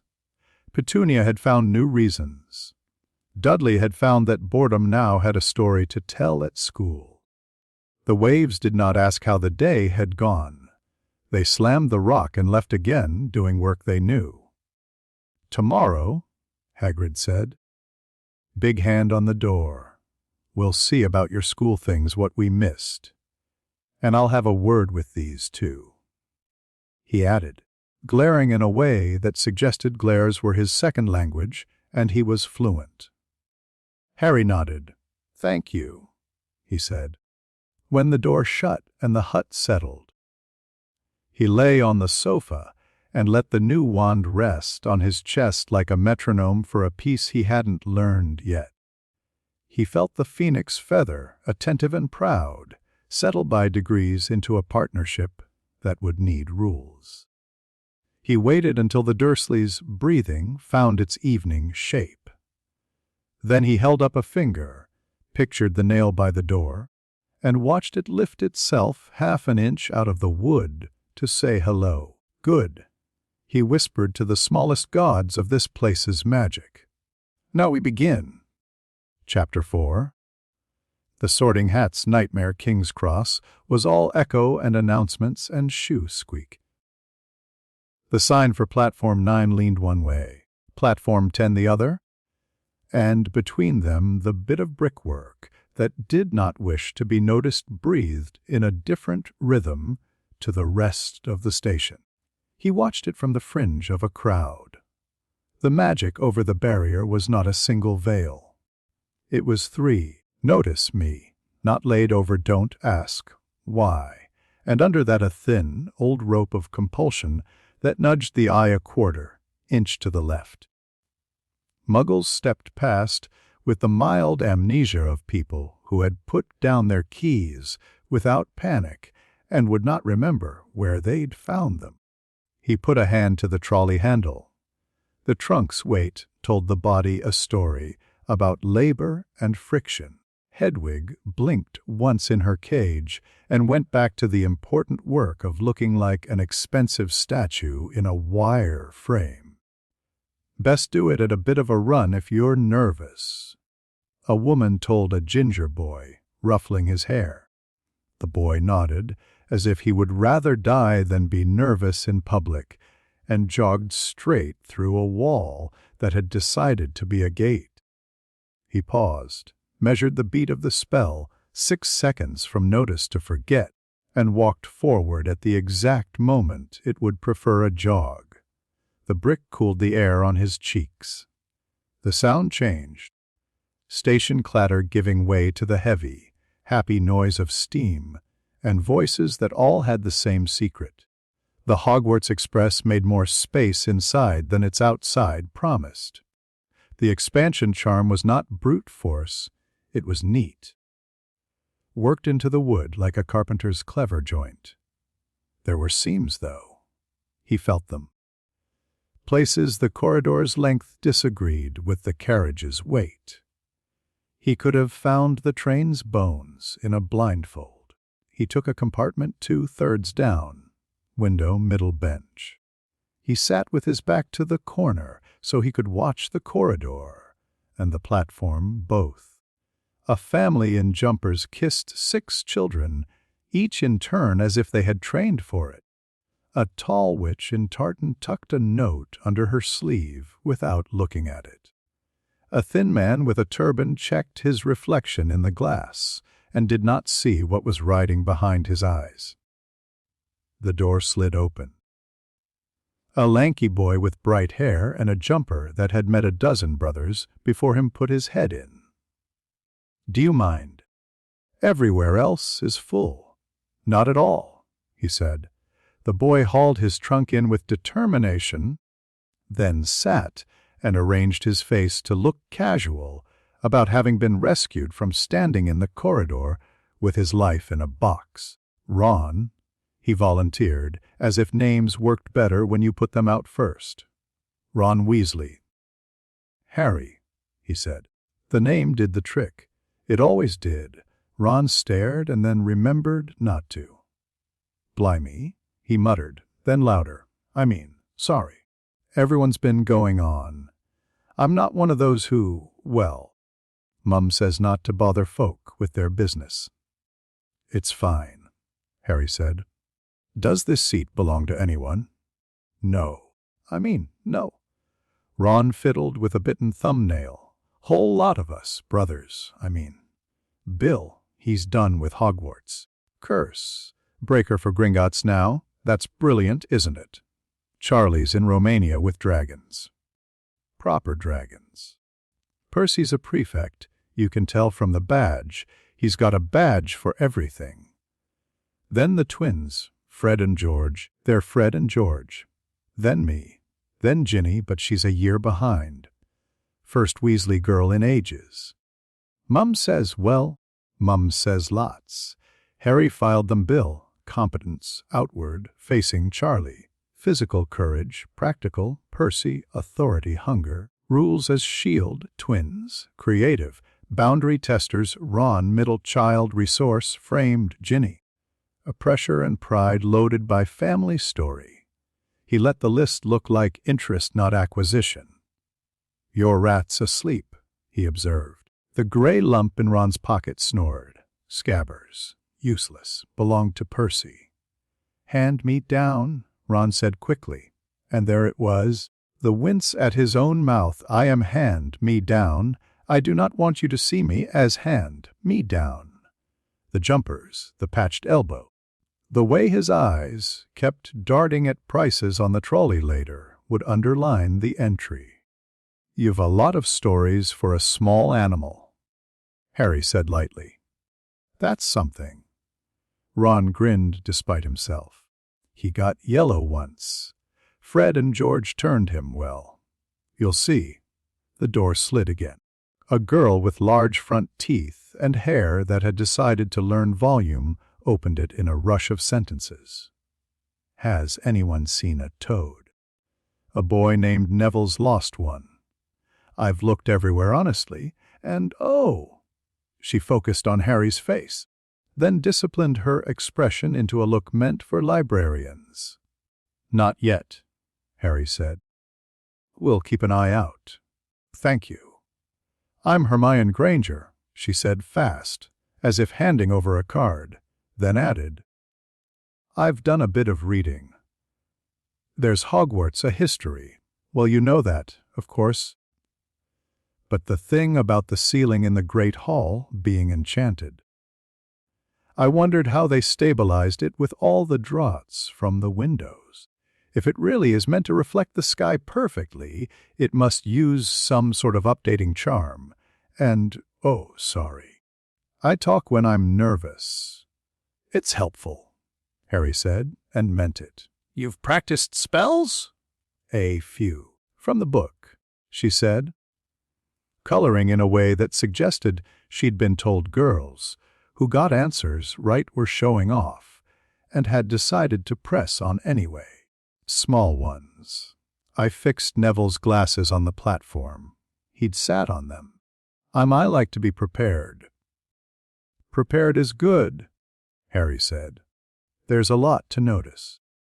You'll probably notice it first. She blinked, pleased down to the bones. If you see the toad, Trevor, would you mind? We'll send him along, Harry said. Ron watched her go and let out a breath. She's keen? She wants to be told she's right, Harry said. It's not the same as wanting to be right, but it gets you to the same room. Do you talk like that all the time? Ron asked, half wary, half impressed. Only when I'm awake, Harry said, and Ron snorted. A round-faced boy with anxious eyes appeared a few minutes later, bent double to look under seats. Sorry, have you seen a toad? I'm Neville. I've lost Trevor, Harry said. No. But he is a toad. He'll prefer damp to hot, dark to bright. He'll tuck himself near the heating run if there is one. Neville brightened. Right. I'll check by the end of the carriage. Thank you. While the boy was within the doorframe, Harry reached out with a brush, light taste of magic, and read the line of him. Blood full of old things, spell channels clogged like a tap that wants to run and doesn't remember how. Potential high, control low. Confidence very low. Family magic strong. Knotted. Trauma signature present. He put the notes away. The trolley came and went. The ritual making friends with the ritual. Harry bought a small selection and made them look like a treat. Not a reconnaissance of packaging, ingredients, and the kinds of sugar that kept 11-year-olds from noticing they had eaten nothing with salt in it. Half an hour later, 3 boys filled the doorway like a decision. Draco Malfoy had learned to smile without letting it touch his eyes. The 2 behind him, Crabbe and Goyle, were ballasted with fists. So it's true, Draco said, taking the compartment in at a glance. Harry Potter has come back to the world. He said world as if it had a capital letter. So it seems, Harry said. Draco stepped in without asking. I'm Draco. Draco Malfoy. Ron Weasley, Ron muttered, defensive before being attacked. Ah, Draco said, not kindly. Red hair. Hand me down robes. A Weasley. Harry tilted his head a fraction. You say that like it's a diagnosis. Draco's smile sharpened. Some families are better than others. You'll find that out. I'm new, Harry said pleasantly. Will you help me avoid the boring mistakes? Draco blinked. Such us. Picking friends who care more about names than competence, Harry said. Or mistaking rules for strength. Or thinking power comes from people being impressed with you. Crabbe frowned at the last one like it was a sum with letters in. Draco recovered. Competence is inherited, he said. It's rude to pretend otherwise. Then you'll have to prove your parents were competent, Harry said. Otherwise you're just borrowing. And borrowing well. You have to give it back. Goyle scowled as if the air had gone uphill. He's being funny, he decided. Not really, Harry said. Do you often mistake different for funny? Ron let out a delighted, strangled noise that he converted into a cough.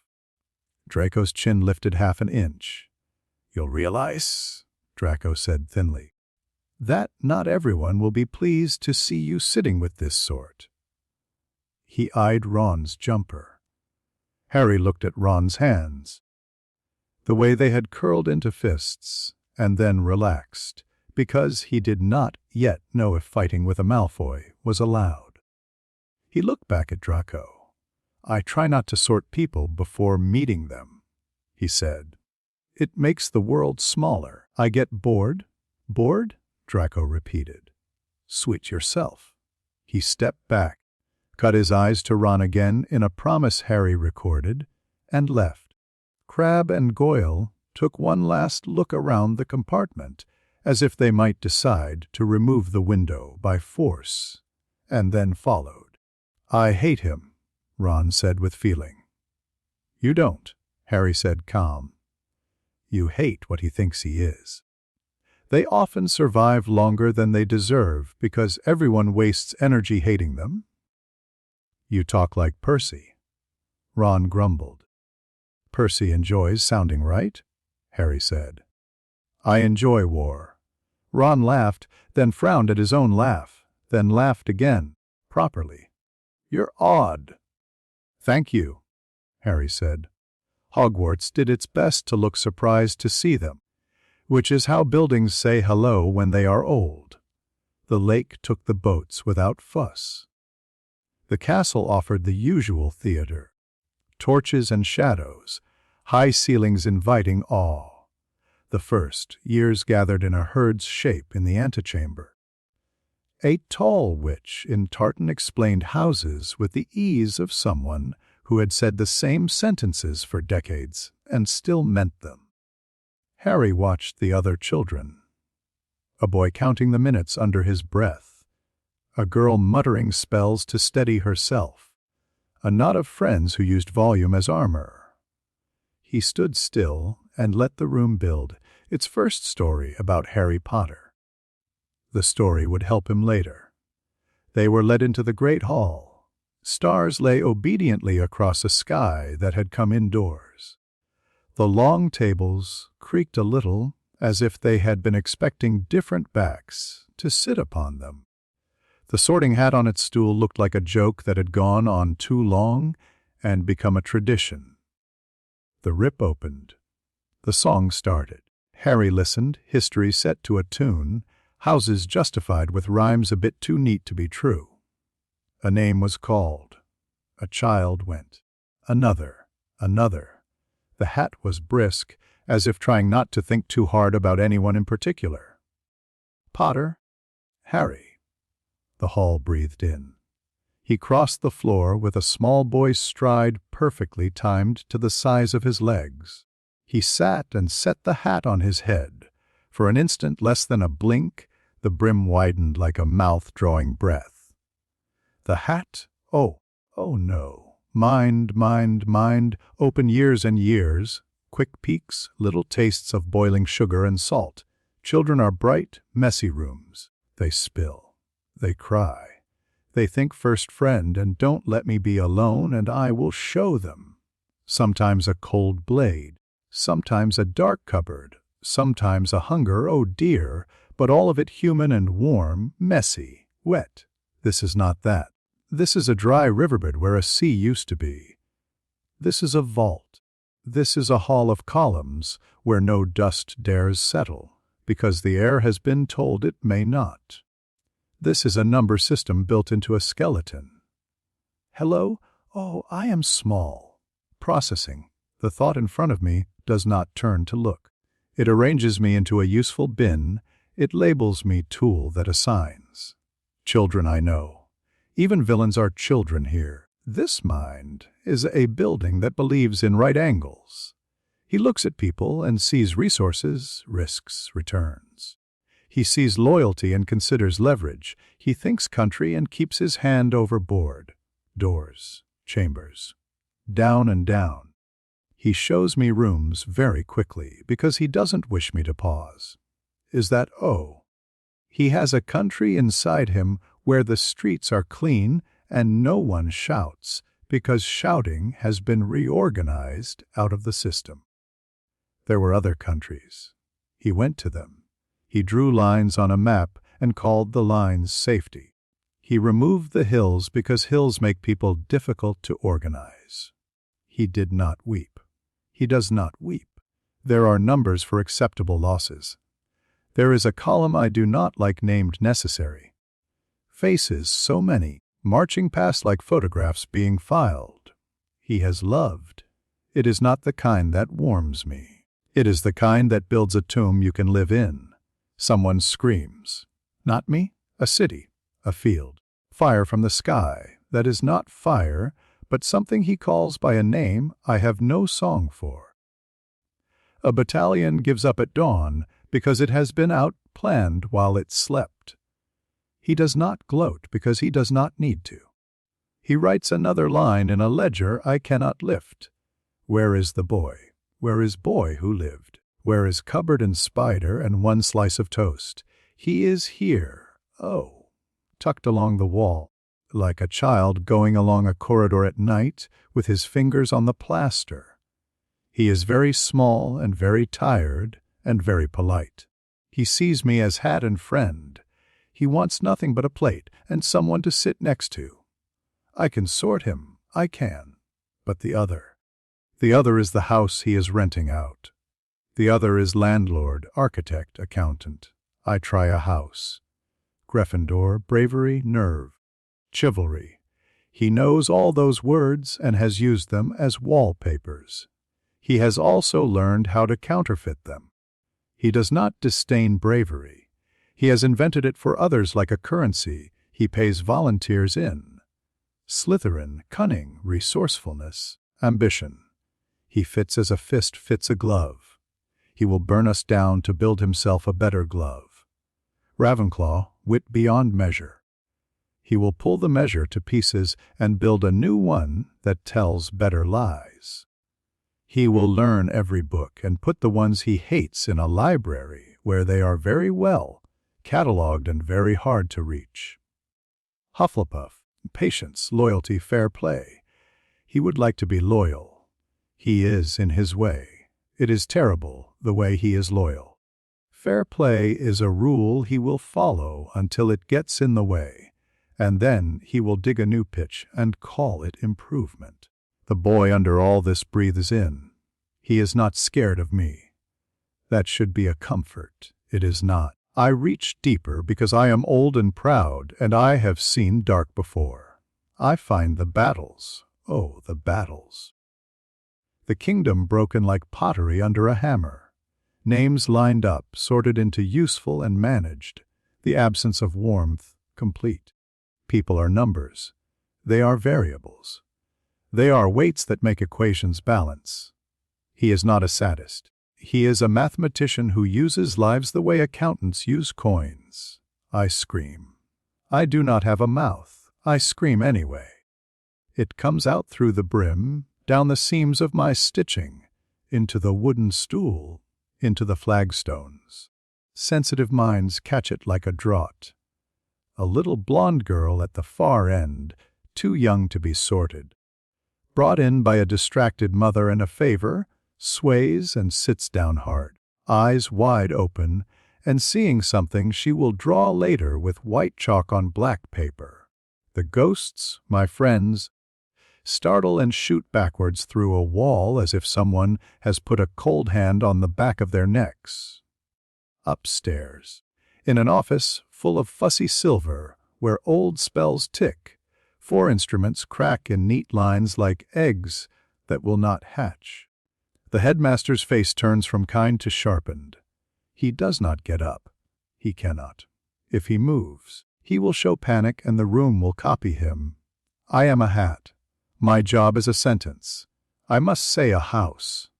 The boy under the building, oh, mercy, reaches out calmly and shows me a picture of a table full of food and friends. He shows me a red banner, because he has read the story and knows it fits the face. He shows me a place where his smallest part will not be hungry. He is choosing camouflage for me. I am so tired. Gryffindor, I say, and the shout that goes up is relief, not joy. The hall had been holding its breath. It lets it go. I am off his head and back on my stool, and someone else is coming. Someone ordinary. Someone warm. I shake very slightly. No one notices. I am a hat." Harry removed the hat gently. He handed it back with care it remembered. He walked to the Gryffindor table. The children there made space and noise. Ron thumped him on the back like a boy hitting a drum to be part of the band. Hermione clapped hard enough to sting her hands, and then put them under the table and rubbed them, because the stinging did not feel right in public. Neville looked like he might cry from relief and did not. He sat and looked upwards once, at the false sky calm as a held breath. He did not look at Dumbledore. He could feel the headmaster watching him with eyes that had decided to be blue today. A soft probe touched his thoughts like a fingertip on glass. He let the glass show a small boy's neat shelf of ideas. Learn spells. Make friends. Don't make a fool of yourself. Don't be alone. Food soon. The probe paused, skimmed, moved on. He set the surface thoughts as tidily as the Dursley sitting room, and let the headmaster walk through and admire how little there was to see. He turned his attention to the staff table. McGonagall mined like a line drawn with a ruler, power rigid and fair. A person who wears duty the way some people wear a favorite cardigan, prickly, beloved. She watched him the way cats watch a chair someone has left a coat on, suspicious of the shape, not the coat. Flitwick, charm layered like pastry, precision, a duel in a teacup when required. He would notice small cheats first. Sprout, soil under the nails, spells grown rather than cast, not to be underestimated. Her attention moved where children were, not where noise was. Snape, a scowl that had practiced itself into a creed, bitterness distilled into focus, a dark mark under cloth. Bite, not bark. He looked at Harry and saw a problem to be solved with resentment. Quirrells. The stutter had a rhythm no nervous system would choose, the scent of something old and impatient coiled behind his skull. Wards around his head that did not fit their host. The thing riding him lifted its head when Harry's eyes touched it, and then recoiled, startled. He did not smile, he recorded. Host compromised, parasite arrogant, both cautious. Hagrid pride and worry mixing into fatherliness. His eyes softened when they passed over Harry and hardened when they passed over the Dursleys in his memory. Dumbledore. Twinkling as policy, kindness used as a weapon only when it must be, mind like a room full of clocks, each telling a different time, all correct. The legilimency touch came again and met the same neat shelf, and ran along it like a hand along a mantelpiece, and did not find the drawer hidden underneath. Food appeared. The children gasped in chorus. He put roast potatoes on his plate, cut them with absent skill, and ate with a mechanical neatness that made the girl sitting opposite go quiet. "You eat like you're counting," she said before she could stop herself. He looked up mildly. "Do I?" "Force of habit. Sorry," she said, flushing. "That was rude." "It's all right," he said, and made it sound like a boy forgiving another child, because that's what boys do when they like being liked. The hall's small wrongnesses added up, and people wrote them down without meaning to. He sat too straight for an exhausted 11-year-old. He scanned the room the way some children scan a new classroom, teacher, bully, window door, but there was no fear in it. He did not flinch when plates refilled. He did not turn when ghosts drifted back in. Cautious, he watched instead the way the headmaster's fingers moved on the table when someone made a joke and filed the motion as tells. From somewhere high and out of sight came the soft ping of something delicate failing. Dumbledore's eyes flicked up, only for a fraction. Only someone watching him would have seen. "What house did you want?" Hermione asked from the other side, unable not to speak thoughts that might settle otherwise into anxiety. I wanted a bed and a door that shuts, he said. The rest will do what it does. That's very sensible, she said, which was her word for disappointing and reassuring at the same time. Ron leaned in. You didn't want Slytherin, did you? His voice dropped, delighted to be sharing a secret he'd been told was important. They say. People say, Harry said. People say a lot. You'll find half of it's just older boys having you on. Ron grinned. George says lots. I imagine, Harry said. Dessert came and went. Plates cleared themselves. Dumbledore rose to make the speech he always made, with the small edits that made it this year the Forbidden Forest forbidden. Mr. Filch looking murderous as sport, Quidditch dates promised like a summer. Harry listened to intonation, not information. The headmaster had practiced being harmless at the ends of sentences. He said, my dear children, and meant my responsibility. He sat down to applause that went up like birds. The prefects led them away. In the corridor, whispers fell in behind him like a cloak that did not quite fit. Did you see? The hat, Luna, Professor's room, Harry Potter. Up in the Gryffindor common room, the fire had been briefed. It pretended to be cozy. The room itself had been designed to teach children how to feel safe in groups. He admired the design and sat where he could see the staircases. Welcome to Gryffindor, said Percy with a prefect's love of hearing his own brief. No noise after 10. Bed by past. Passwords are changed regularly. See me if you forget.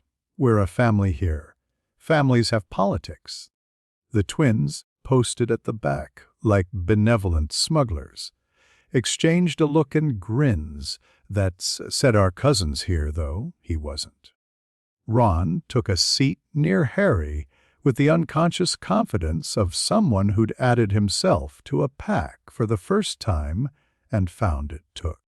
Harry retired early because it was easier to leave while everyone else was still making noise, and because controlling first impressions often looked like shyness. In the dormitory, the beds tried to be bigger than small boys needed. The curtains wanted to be secrets. He sat on the coverlet and heard the heartbeat, getting used to sharing space with a roomful of breath. He looked at the wand on the bedside table.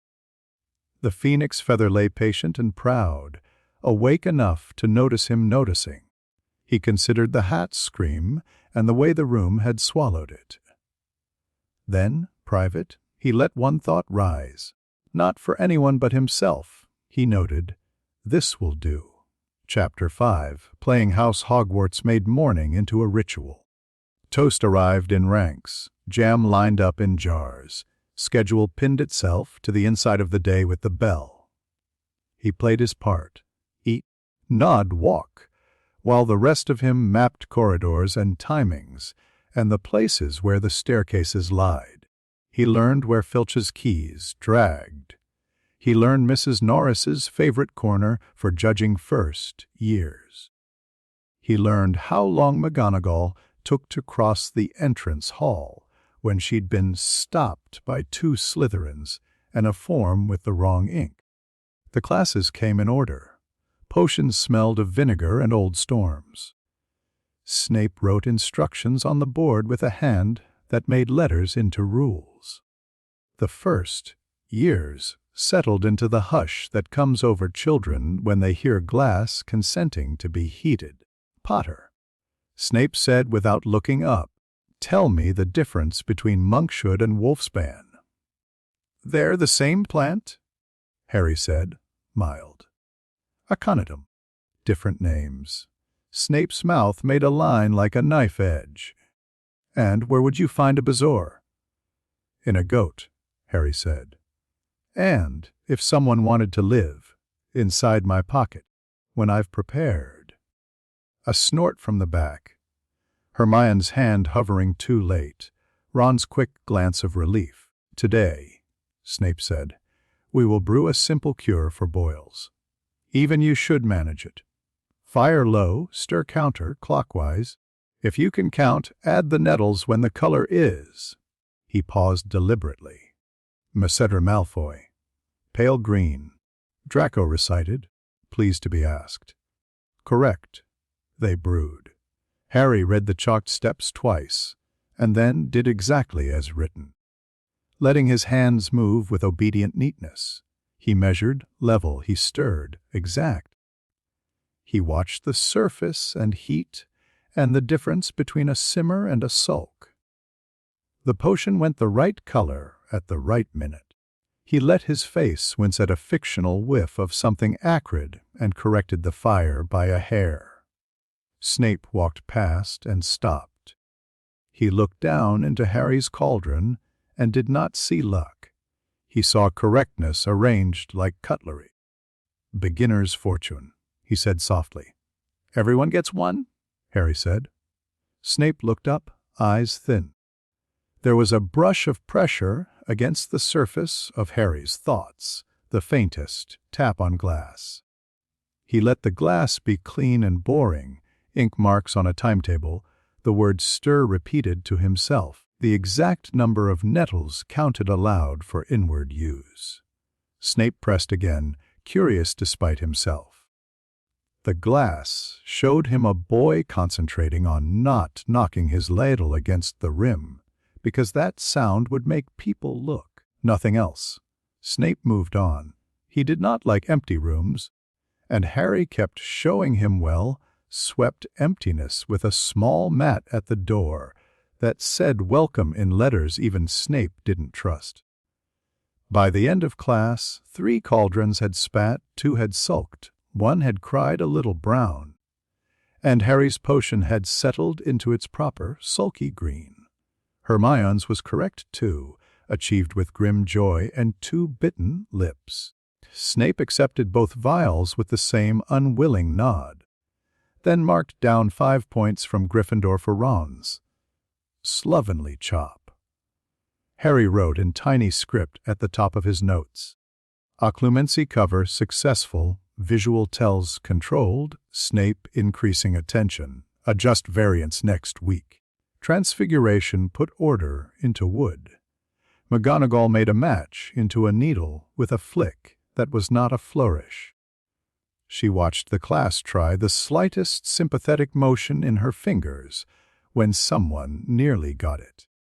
Harry followed the motion exactly. His match thinned, silvered, clicked faintly on the desk when he tapped it. He held it up. "Acceptable," McGonagall said, and moved on. She made it halfway down the row, then came back and stood at his elbow like a line drawn twice. "Again," she said. He did it again. The same way. No visible thinking. No surprise at success. No annoyance at the half-second of resistance. The needle came because he asked it to with the right words in the right order. McGonagall's eyes narrowed a fraction. "Mr. Potter." "Yes, Professor." "How do you feel that change when you make it?" she asked, careful. He considered the correct answer like pulling the shape out of the material, like persuasion, and chose the true one she needed to hear. "Like following a recipe," he said. "Best to measure. Magic is not a kitchen."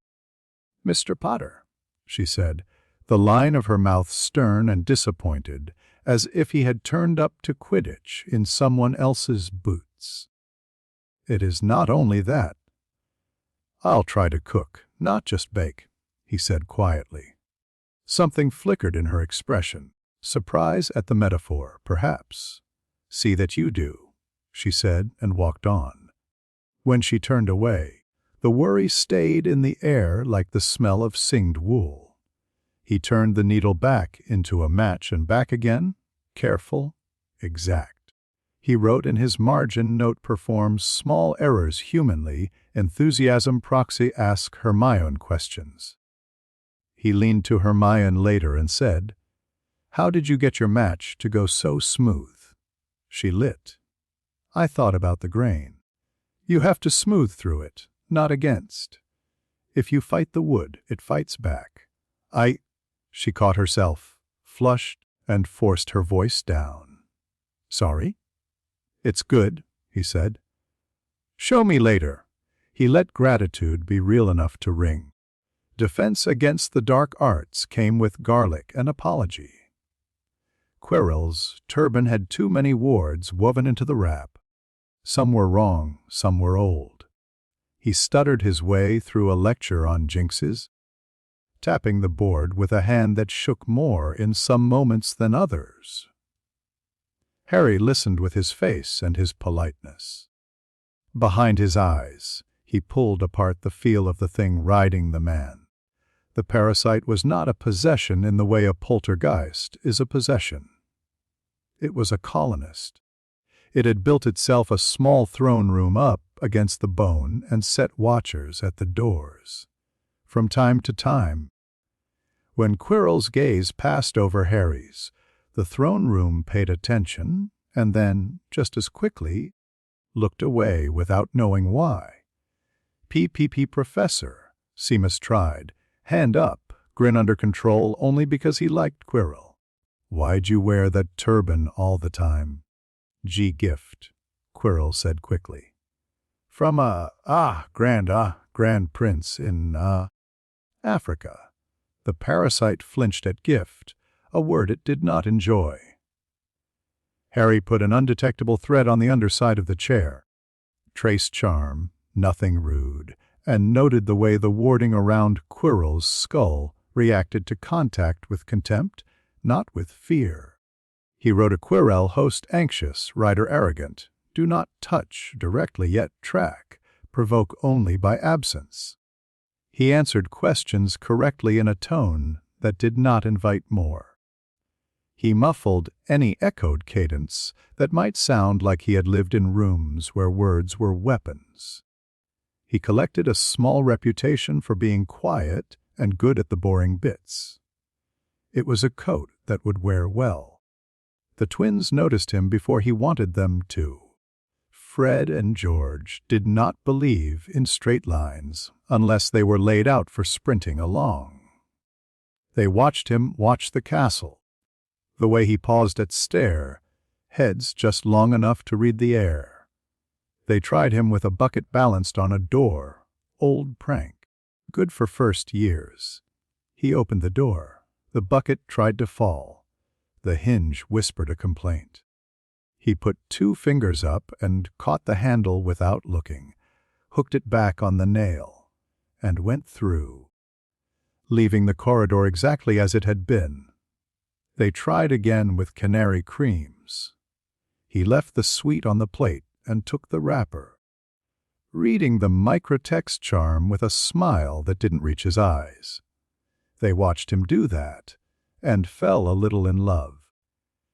They tried a trip jinx that should have worked on any child, because any child looks where he's going only half the time. Harry went down the corridor without tripping, and then, when no one looked, knelt and wiped the jinx away with a touch like a signature. Finally, they invented an illusion no first years should have noticed, a false corner in a passage that hid a collapsible staircase and a rope. Harry paused, blinked, and said, "Nice work," to the empty air. The twins broke cover like bad spies. "All right," Fred said, hands up.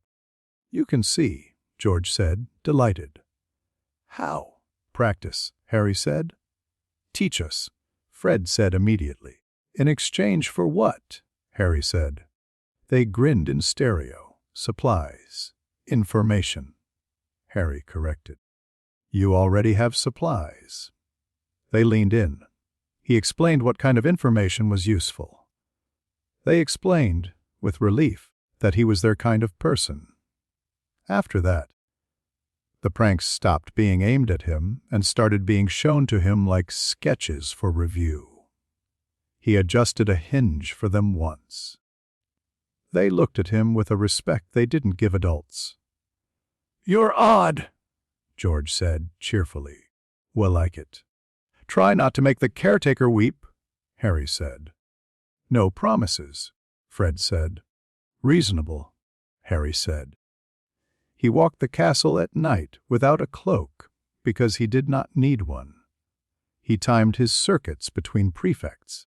He charmed door latches open with apologies. He discovered that the corridor on the 7th floor, opposite a tapestry depicting a wizard doing something unwise to trolls, noticed you if you noticed needing. He walked past once, thinking I need a place to test where it won't be noticed. Brick, tapestry. Nothing. He walked past twice, thinking it with more specificity. Brick, tapestry, a ripple in the air like a cat changing its mind. He walked past a third time, thinking it precisely. A door grew where stone had been. It did so without swagger, which he respected. Inside, a room that had read him quickly. Empty table, chalk, silence. Walls that remembered where brick had been but were now polite enough to forget. He breathed. The space breathed back. "A pocket," he said, pleased. "Good." He set wards, light, not rude. He put the chalk to the board and wrote, in neat, tight script, Leviosa, Café Micro, vector arrays, internal pressure routing via arithmetic lattice, test on inert medium, biological caution, tier went, overlay on beast, class fluffy, verify compat. Notice, me, not local silentium dumrer cone, patrol avoidance stack, failure modes, co-acoustic bleed on flagstones.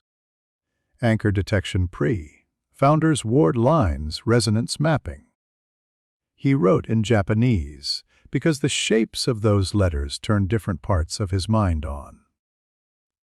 He liked ambidexterity in thought. Kuroku Leviosa Kai Sho, Ryoku Heretsu Micro Force Arrays, Ga Shunais Internal Kasiki OK Organ Collapse Risk High.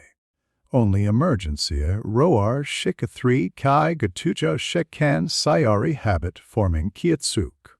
He tested spells carefully. Wingardium Leviosa wanted to lift, with an obvious line between hand and object. He inverted the vector field, distributed the force across internal points on a model made of sand and gelatin.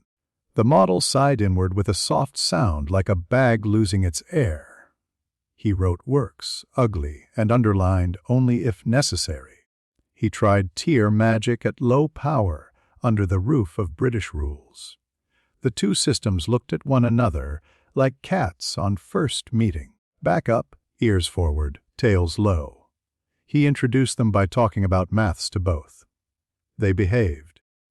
He set up a small array that would let him freeze a volume of air without damaging lungs if he needed to calm a room.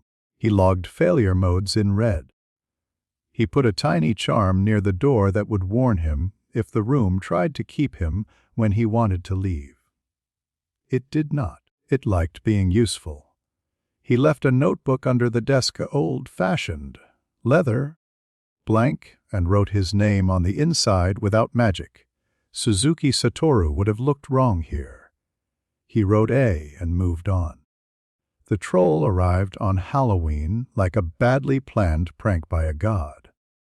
He felt it the moment it entered the castle. Wait where wait should not be, smell like wet stone and meat a thread of fear running ahead of it like children on a playground playing tag with their own panic. He sat at the feast and tasted the noise. He had no appetite for pumpkin pasties. The candles dripped politely. Dumbledore leaned to say something to McGonagall and changed what he was going to say. The scream came from the direction of the girls' lavatory. He didn't move at first. The story wanted him to. He disliked obeying stories. He counted to 3. Then he stood because this was cover as much as charity. "Where are you going?" Ron blurted. "To the loo," Harry said, and left. The corridor twisted its own echoes. Children ran the wrong way. He moved through them like a stone in a stream. The smell got louder. He slipped through a thin layer of smoke sesweasley and rounded the corner. The troll had chosen a door by accident and found itself king of a small, tiled country. It swung its club lazily. Unhappy with the acoustics, Hermione stood near the last cubicle, wand up, white as paper, lips moving too fast for any spell to hear.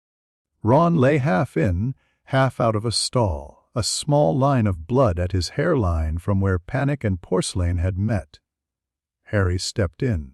The troll turned because movement interests simple kings. He did not shout. He did not brandish. He lifted a hand and whispered the polite version of a rude idea. "Wingardium Leviosa," he said, and turned it inside out. The air around the troll thickened and went still. He inverted the field and laid the vectors not on the outside, but through the body, hundreds of tiny arguments in every direction at once. The troll's chest tried to lift. The troll's bones tried to become smaller than their skin. There was a soft, terrible series of sounds like heavy books, dropped from low height. It folded inward without blood, ugly, clean, immediate.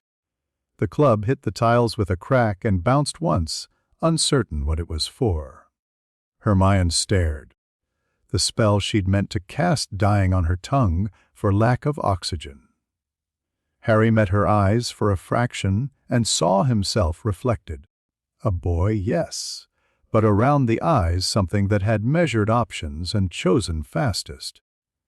Least messy without caring what anyone's story of courage required. Her mouth shut like a door. He stepped over the club. He put his fingers lightly at Ron's throat, found heartbeat, found the shallow breath of a boy who would wake with a loud headache and a better story than he deserved. He turned to Hermione. "Are you hurt?" "No," she said, voice flatter than fear. "No, Ron, he came back for." "You'll tell them that," he said. "And we will be foolish and lucky and ashamed." She swallowed. "Why ashamed?" "Because the world wants you to be when you're saved by someone you thought you didn't need," he said. "It makes teachers quiet." She looked at the troll again, then at his wand, then back at him. "What did you do?" "A levitation charm," he said, bland. "That wasn't. It was," he said. "You panicked. You missaw." Her eyes were good. She knew what she had seen. She also knew what adults wanted to hear when adults arrived with point totals in their hands. She nodded once, as if she had just put a heavy book back on a shelf because it didn't belong in her bag. Footsteps, teachers. McGonagall first. Then Snape, then Quirrell last, theatrical in shock. The smell of panic came off him from two sources, and Harry filed that away. "What?" McGonagall said, stopping dead. "Troll," Harry said. Ron hit his head. "Hermione, she was in here. I think we got lucky." Hermione took a breath that was mostly anger at herself and said, "It's my fault. I'd been crying and I didn't hear. Ron came to warn me." Snape's eyes slashed to Harry's hands, his wand, the line of his shirt. He found nothing but neatness. The blood at Ron's hairline spoke for itself. Quirrell made a noise like a badly tuned violin and pressed his hand to his chest in a way that would have convinced anyone who hadn't smelled old arrogance behind the gesture. McGonagall's mouth did 3 different things and settled on the one that looked like a teacher who had not lost anyone yet. 50 points will be taken from. She stopped and corrected herself with visible annoyance. 5. For foolishness. 5 awarded for use of a levitation charm under pressure. She looked at the troll again. And for restraint. Ron. Harry prompted. Hospital wing. McGonagall said, grateful for a straightforward sentence. Miss Star Potter, Miss Granger, come with me. Professor Snape. I shall deal with this, Snape said, mouth delighted by the idea of turning anyone into a problem to fix. He flicked his wand, and the troll obligingly turned into teacher work. Quirrell hovered a fraction too long. His eyes slid over the troll's collapsed shape and did not understand the method. He disliked not understanding. The rider inside him sniffed the air and found something it could not name. It recoiled the way cowards do when asked to put their hand on a stove. In the corridor, Harry let his shoulders slump the way a child's do when adrenaline decides to leave. Hermione walked beside him, hands shaking once, then still. McGonagall spoke to them like a metronome because rhythm helps after horror. At the hospital wing, Madame Pomfrey clucked, fussed, frowned, wiped Ron's head, tutted at Hermione's scraped knuckles. Children, she said, and love hid in the irritation like sugar in tea. Outside, in the quiet, Hermione said, "You're not," and stopped. "No," he said. "You're not ordinary," she corrected. "No," he agreed. "Neither are you," she huffed, annoyed to have been seen. "Thank you," she said, then added quickly, as if to tidy the thanks before it embarrassed her, "for everything. Don't make a habit of needing rescue," he said gently. "It becomes a job you give other people." She squared her shoulders. "I won't. Good," he said. "Go sleep." She went. He stood a moment longer, looking at the reflection of the corridor torches in the polished floor, and then turned away because staring at reflections is a habit that makes you miss doors. He called Hedwig to the astronomy tower on a clear night when the castle felt like it had run down and clicked before winding. She came without fuss, white in the dark, eye like a small, intelligent planet. She landed on the parapet and looked at him with a patience that made most people coo. "I would like to make this official," he said. "If you agree." She blinked slowly. He lifted a hand, palm up, and put a thread of magic on his skin like a glove. "This will make flying and seeing easier," he said. "It will make home safer. It will also make leaving harder if you ever want to. If you do, I will cut it." She stepped onto his hand. Claws pinched skin. He didn't flinch. He whispered the old binding, not the crude servitude wizards used, but the version that assumed consent and could be undone without a quarrel. The thread ran from his palm to her leg and settled, light as silk. He felt a second heartbeat that was not his own and an angle of wind he had not known existed. Images came. A chimney pot with a loose cap, the Owlery's smell of straw and mouse, the way the lake looked when the moon called itself coin, the outline of a man on the grounds who walked like a tree moves. "Thank you," he said. Hedwig touched his forehead with her beak once, a formal acknowledgment of bargain completed, then launched. The air took her like a promise. Through her eyes for a second he saw the castle from above, lines like veins, heat like language, movement like meaning. He set the boundaries of the contract with care, no compulsion to act against herself, no pain for disobedience. Share sight when asked, call if danger, and felt her approval like the soft hoot she gave when she had found a particularly interesting vole. He watched until she became part of the night. Then he went back to the room and Roti familiar pact. Hedwig consent. Bilateral. Channel open. Range national with anchor relays post owls. Scry quality high. Cognitive overlap minor. Risk owl agency desired. He poured tea from the pot the room had decided a quiet researcher should have. He sipped. He found, unwillingly, that the taste reminded him of a maid's mercy years ago, a cup placed by a still figure, steam curling. He put the feeling away. He had work. In class next day, Snape glanced at him twice when no one was looking and did not like what he did not see. McGonagall asked him to try a cat and watched his transfiguration with an expression that said, "Well done, and why does this feel like a test you are passing without reading the book?" Quirrell limped a fraction, pride bruised by the presence of something that did not fear him. The twins left a note in his porridge that only he could read. "We are building something. You in?" "FNG."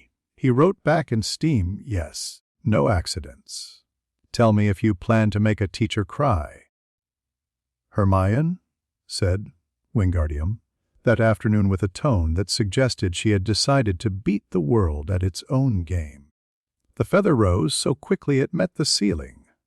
She blushed, laughed out of shock, and corrected herself. Ron whooped.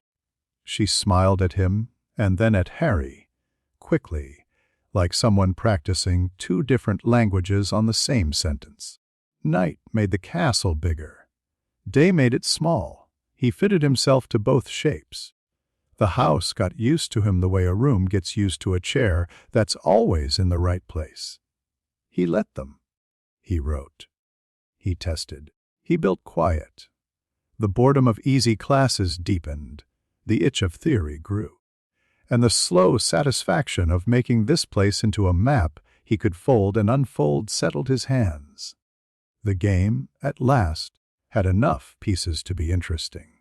Chapter 6, The Game Within Games, November, arrived with fog and questions. Hogwarts settled into its winter timetable. The bells seemed a little slower, the corridors a little tighter. That was when Dumbledore began to appear in places no timetable had listed him. The first time was on the 7th floor landing. A coincidence, framed by 2 suits of armor whose halberds had been freshly polished. "Good morning, Mr. Potter," Dumbledore said, as if they had walked into each other at a village fete. His hands were tucked into his sleeves like a man keeping warm by reminding himself he had hands. "A quick thought for you. Do you think there is a difference between doing right and being good?" Harry paused, borrowed the expression of a boy bracing for a question on a test that might be fun if the answer weren't public. Being good sounds like something you decide about yourself. Doing right sounds like something other people can see. A sensible distinction. The headmaster's eyes were bright and far away at once. And if the two disagree? Then someone's using the wrong ruler, Harry said, or the wrong object, Dumbledore murmured. "I wish you a pleasant day," he drifted on. A portrait of a thin, sour-faced wizard in black turned his head as they passed and raised an eyebrow to no one visible. Later, that portrait would clear its throat on Dumbledore's wall and say, "The boy parses conversation into tools." Dumbledore would nod, a fraction too slowly. After that, the headmaster tried variety. A shared staircase. Air rules more important because we wrote them ourselves. A pause by the window over the lake. Is bravery the same as not being afraid? A walk past the gargoyle outside his office. If you had to choose between saving a secret and saving a friend, which would survive you? Harry answered with a child's careful honesty and an adult's habit of not leaving fingerprints. He smiled sometimes. He frowned sometimes. He let one answer be clumsy and the next precise. He planted a misstep now and then, an earnest, "I don't know," placed exactly where a good child would have it. He enjoyed himself. The portraits learned his tread. In the evenings, when the headmaster sat with a cup and a pile of reports that only pretended not to be reports, painted voices dropped in with gossip. "The Potter boy walks at night," said a lady in an outrageous hat, fanning herself with an atlas, quietly, like a librarian. "Quiet boys are the worst," muttered Phineas Nigellus, pleased. "Stares at frames as if he were measuring us for curtains." "He reads," said a monk sadly. "He takes notes." "I moved past a prank of the Weasley twins without blinking," said Sir Cadogan, affronted by a lack of drama. "I call that cowardice in the face of adventure." "And," said a former deputy headmistress, whose portrait kept her knitting beside a window that always had rain at it, "when he thinks no one is watching, he listens to the walls. Dumbledore set his cup down without looking, once, on the saucer. Lemon drops sat in a bowl beside his elbow. He did not touch one all week. At meals he laid small tests on the table like cards. A cup that tasted faintly of rosemary when charmed, to see if the boy noticed. A salt cellar transfigured into a paper bird for a heartbeat to see which eyes would follow." Harry's gaze did not twitch. He cut roast beef into neat rectangles and ate at a pace that would not alarm a prefect. In class, a quill whose ink would bead if a reader had more than one language on his mind, Harry's lines stayed smooth. His mind stayed politely English. In charms, a candlestick set to lean when a boy's attention leaned, Harry's flame burned straight and obliging. In transfiguration, a beetle that would climb onto the wand of anyone who had killed without remorse. Harry's beetle hid under the edge of his exercise book and stayed hidden. McGonagall watched the classroom air and not the beetles. The set of her mouth tightened anyway. Harry set his own little games. He spent a week writing the same obscure arithmancy sigil at the top corner of his notes. He forgot a copy of Curses and Counter Curses, beginners on a window seat in the library with 2 paper scraps, a one with a nonsense equation, one with the word mirror drawn too dark. He let Filch catch him with a folded bit of Peruvian instant darkness powder wrapping that smelled faintly of Weasley. It contained nothing. Fred and George cackled later because they had not given it to him. When the castle creaked, each of them listened for the other's step. Gryffindor practiced Quidditch in air that smelled of iron and wet stone. It rained on alternate Tuesdays, and the captain pretended strategy compensated for weather. Harry stood with a broom in his hand and calculated wind patterns with the same faint boredom he brought to brushing his teeth. "What's your style, then?" Wood asked him, enthusiastic and stern. "You going to jink and faint, like a Ronsky?" "I'll find the snitch," Harry said, tone mild, "and catch it." Wood blinked. "Right." "Yes, that's good." Up in the stands, a scatter of students leaned over scarves like flags. Fred and George waved as if they were saluting a crewman. Hermione sat with a book open and her eyes on the sky more often than the page. Ron sat with a bag of crisps and his heart in his mouth. Harry climbed on the broom, measured the flex of the handle under his weight, and rose without flourish. He did not love the air. He appreciated it. He made neat loops to check the pitch for irregularities. He flew at speeds that felt like numbers, not feelings. "Potter flies like a metronome," Seamus muttered, bewildered and impressed. "Shut up," hissed a third year, craning for the first glint of gold. He did not hunt so much as solve. The snitch's path was a function of its own rules.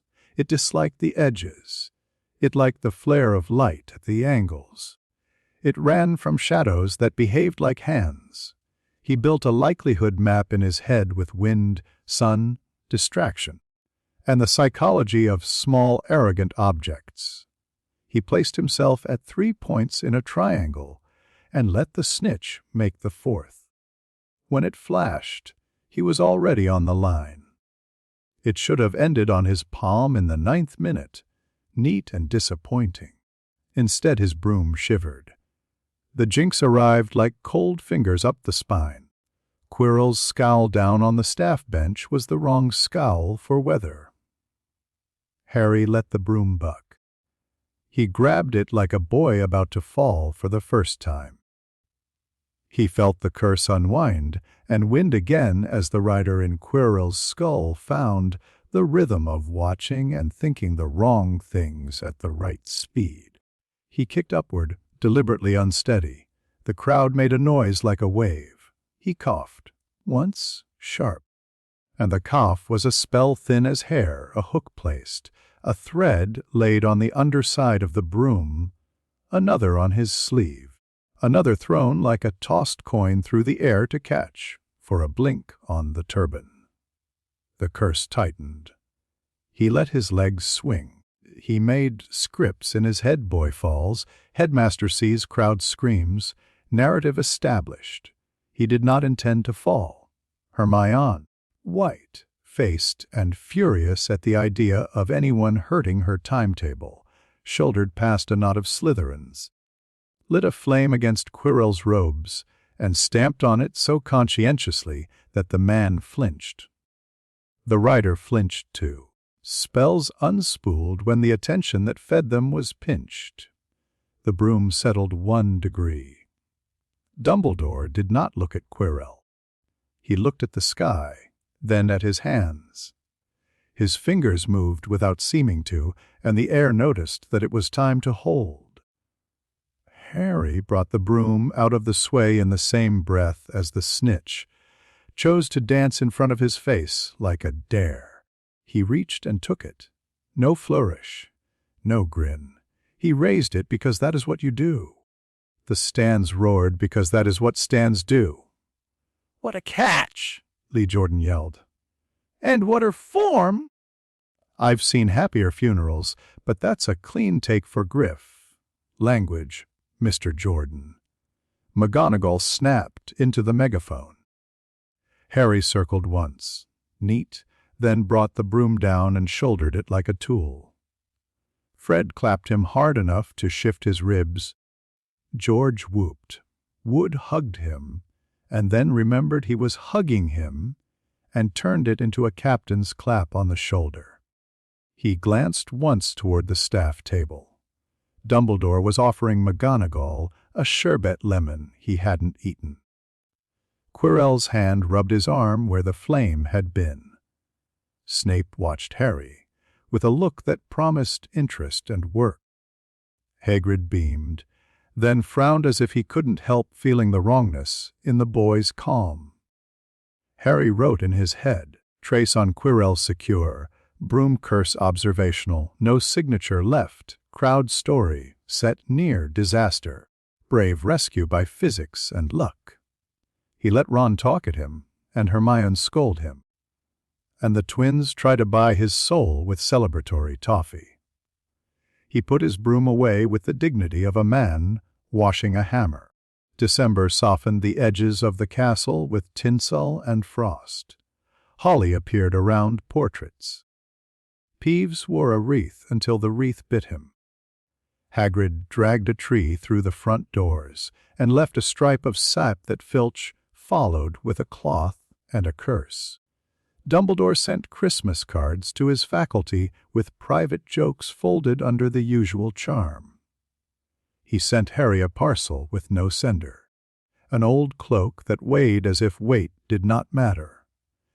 It arrived with a note in a tidy, careful hand. Your father left this in my keeping. It is time it was returned to you. Use it well. He noted APWBD. Harry unfolded the cloth, and the light made a decision about him. He felt, under the old woven spells, Something that was not these people's work, a line through the world skipped, a rule bent. It was not invisibility the way wizards did it, blurring and nudging. It was absence so accurate that reality held its breath where he walked. He touched the hem, and the hair on his arms rose. A deathly hollow. Not just myth, he was old enough to taste when myth had teeth.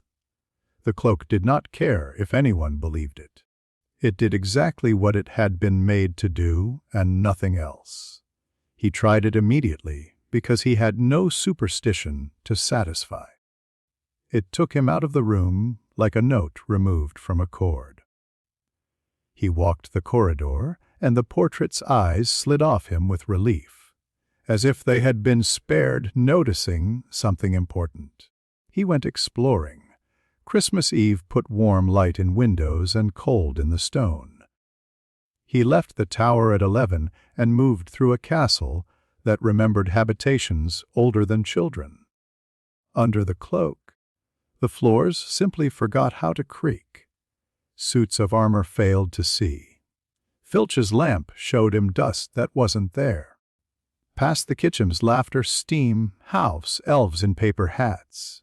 Past the Hufflepuff corridor, an aroma of bread and brown sugar and the idea that no one would mind if you cried. Down into the old places where the walls had been told sternly not to change.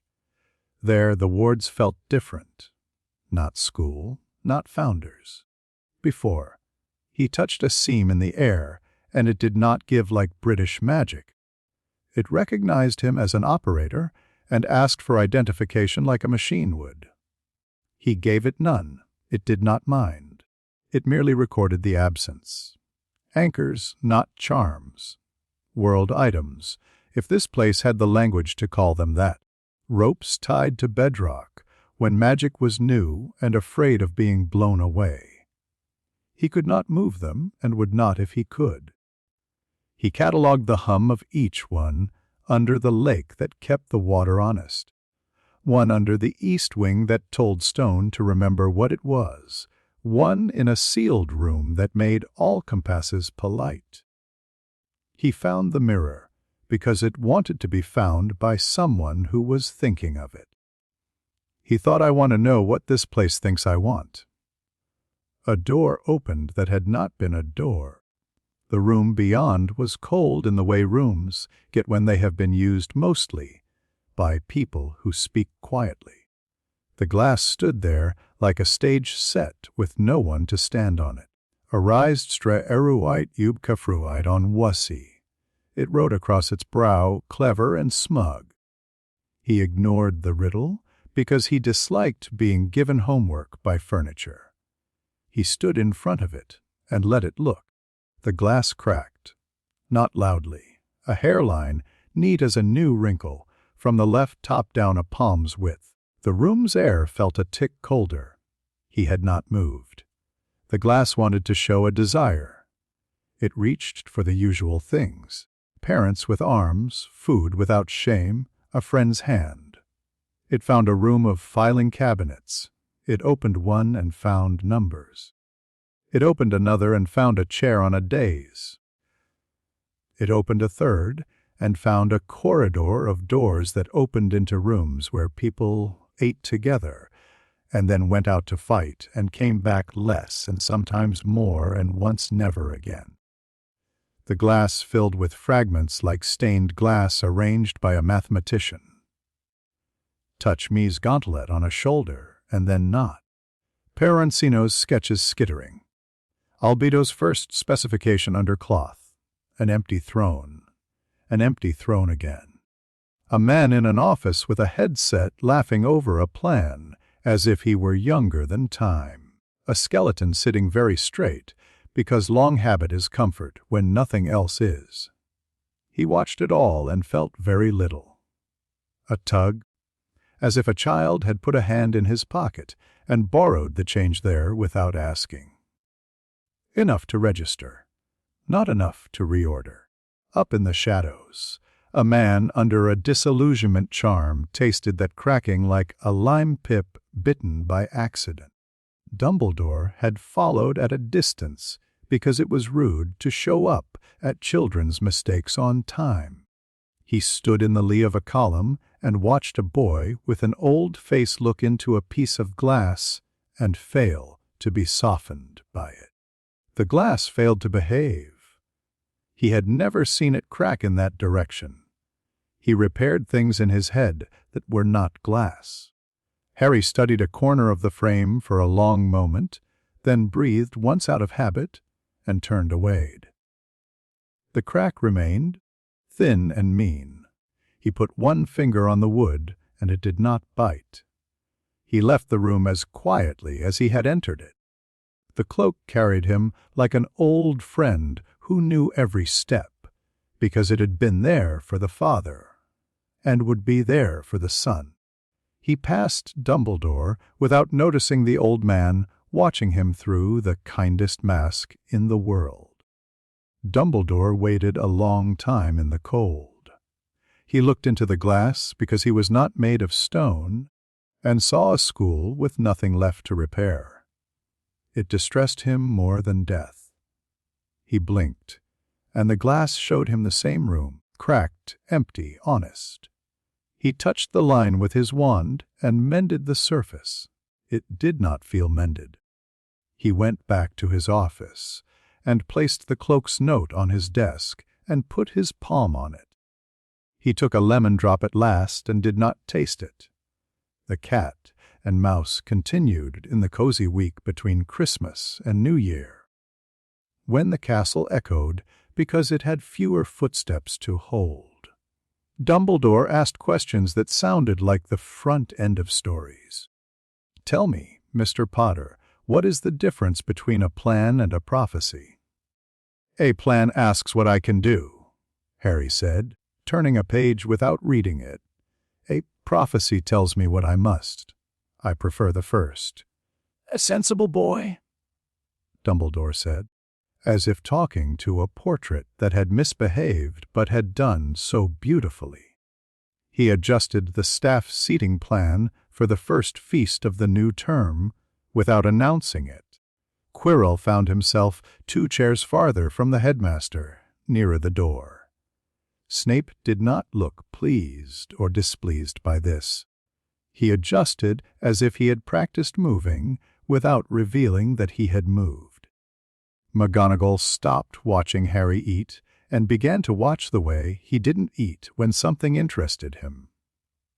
Harry, for his part, left a set of footprints in the snow that started halfway down a path and ended before a crossroads. He erased a scuff of chalk in a classroom so carefully that Flitwick wrote down Potter is very tidy, as if it were a problem to be solved. He mispronounced a charm near a listening portrait and corrected himself 2 days later in a different corridor where a different portrait had better ears. He sent Hedwig to Hagrid with a note that said only "Thank you," cloak in small, square letters. Hagrid sniffed twice and told himself off for it. He sent back a tin of rock cakes that broke 2 of Ron's ideas about food and 1 of his teeth. The twins sketched a device on parchment and slid it under Harry's book, a map that might see rooms like the ones people made when they walked. Harry added exactly 1 symbol, a tiny anchor, and pushed it back. Their eyes glowed. They did not know why anchor mattered. They would find out. When term started again and the snow went gray, the headmaster's questions changed color. Less airy philosophy, more small, pointed curiosities. Do you think it is possible to be too grateful? He asked Harry in the corridor outside the library. "Yes," Harry said. "To whom?" "To anyone who wants me to be grateful," Harry said, with polite regret. "Better to be glad without owing?" "And if one owes, then one pays fast," he said. "So the debt doesn't learn to speak." Dumbledore smiled and, for once, did not pretend the smile was only kindness. "Good night, Mr. Potter." "Good night, Professor. They moved away from each other and continued their work. A week later, Dumbledore stood on the astronomy tower and watched the owls knit sky to earth with thread that sparkled when the air turned. He was not alone. McGonagall joined him without ceremony and leaned on the parapet as if it had been built for elbows. "You are worried," she said, "not wasting his time." "I am attentive," he said. "Worry suggests I have forgotten how to enjoy curiosity." She followed his gaze down to the small figure on the lawns. A boy walking between patches of ice with the care of someone who never trusted floors, hands in pockets, head up. "What does he want?" she asked. "Less than you think," Dumbledore said, "and more." "That is not helpful," she said tartly. "Has a device broken again?" "Several," he admitted. "They are old Minerva. They are going to their reward and blaming my housekeeping as they go." She said. "Or they are showing you cannot see what you are used to seeing." He smiled the way a man does when he is allowed to love someone else's mind without them making a fuss about it. "Or that," he said. She was quiet a long time. "Severus is uneasy." "Severus is frequently uneasy," Dumbledore said, mild as snow. "It is how he knows he is alive." "Uneasier," she corrected. "Then we shall be polite to his unease," he said, "and continue to teach children how to make needles from matches." "Or men from stories," she said. "That too." Down below, Harry turned his head and looked straight up, though he could not have known where they stood. He did not wave. He stood very still for the length of a breath and then went inside. The scars of broom lines on the pitch were violet in the dusk. Dumbledore put his fingers on the stone where frost had made it honest. He imagined briefly the world without the boy. He imagined the world with him after. He did not decide which was more frightening. He left his hand there anyway, because stone remembers warmth even when it pretends not to. He did not take another lemon drop for a week. Chapter 7. The Philosopher's Gambit.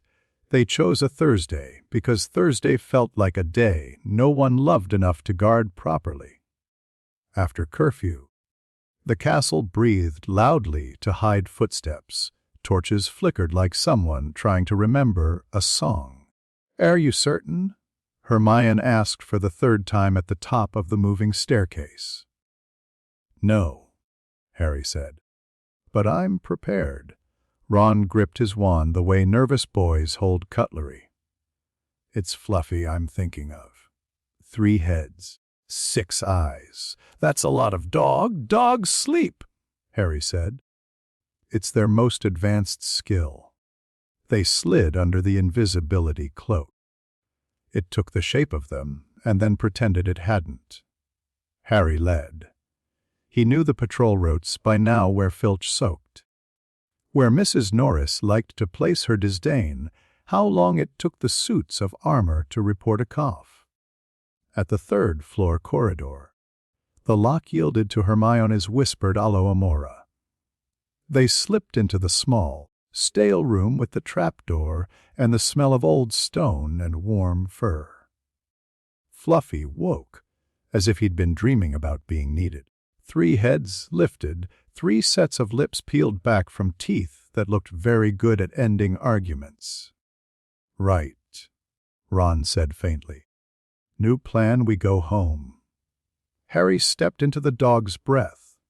Heat meat, a line of drool that had opinions about gravity. "Really want you to sleep," he murmured. The spell he used wore no name Hogwarts would have recognized. It wasn't compulsion. It wasn't a charm. It was a tear one coaxing laid through beast mind. Calm vectorized through the pleasure centers the way you scratch a dog behind the ear when he has not yet decided whether your friend. 3 pairs of eyes softened. 3 heads swayed.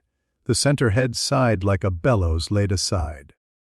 The left head let a long string of drool find the floor and committed to dreams. The right head made a grumble about professionalism that tapered into a snore. Hermione stared. "What did you?" "Really wanted him to sleep," Harry said mildly. "Help me with the trapdoor." They shifted the paw off the ring and hauled the door up. Cold air rushed out of the dark, smelling of damp rope, plant something else that recorded footsteps where nothing had walked for a long time. Ron peered in. "Ladies first," he said bravely, then winced at himself. That was a joke. Harry jumped. The fall lasted long enough for him to count. Then something caught him soft, close, eager. He did not shout. He held his wand by the tip and let light sit in it rather than burst out. The devil's snare stroked his legs as if testing for ripeness. Hermione dropped onto him, then Ron onto both, and the plant obliged by clinging tighter, pleased with the arrangement.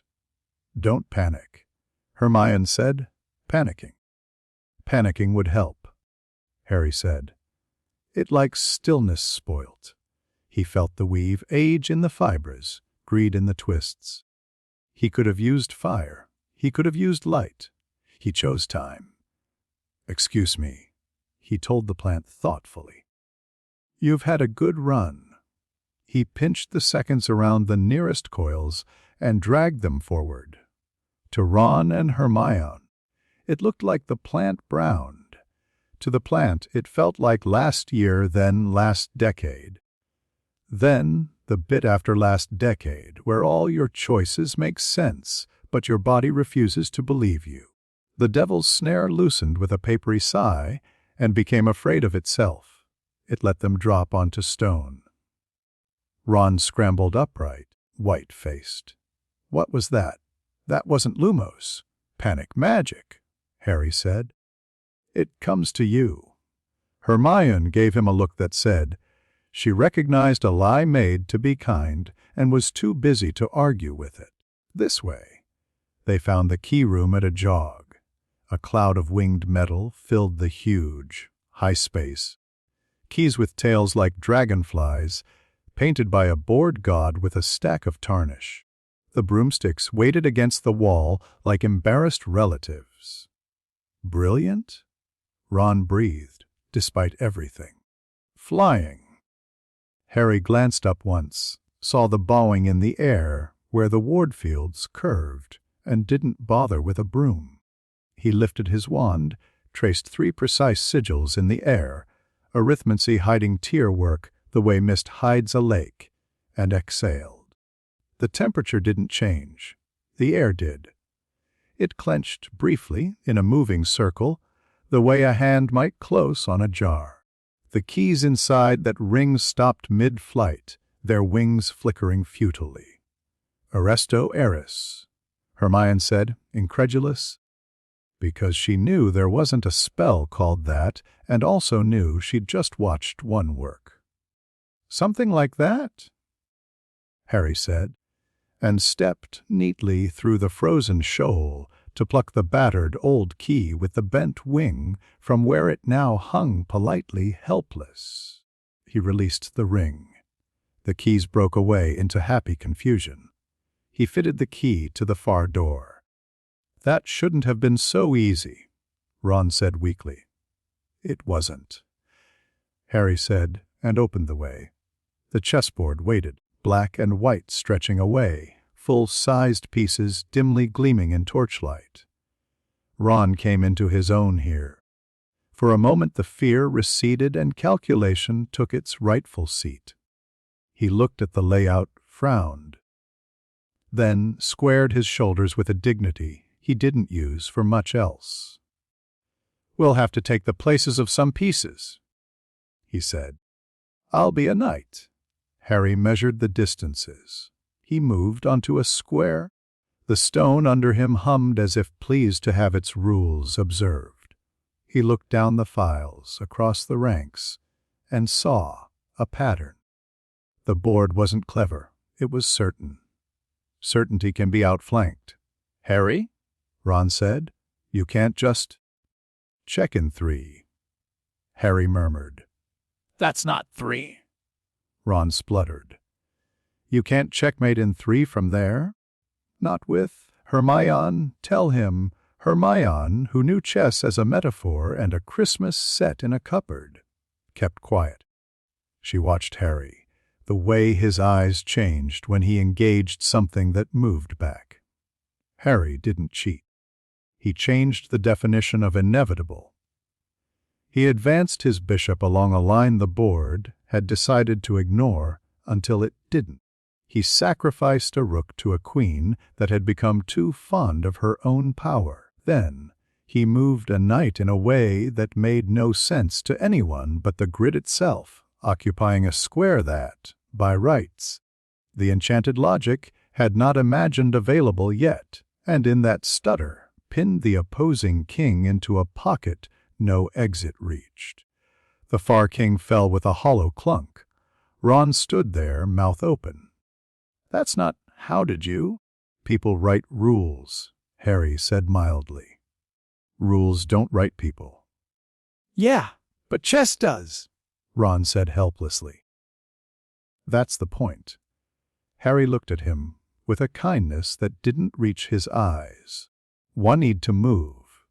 The next room smelled like old troll and the end of violence. The body lay in a slump, dried blood like paint. Hermione's hands curled. "Quirrell's troll," she whispered. "Perhaps," Harry said. He sent them ahead with a glance. "Check the door. I'll be behind you." They went, because people obey boys who make doors open. Harry knelt by the troll's great head a moment.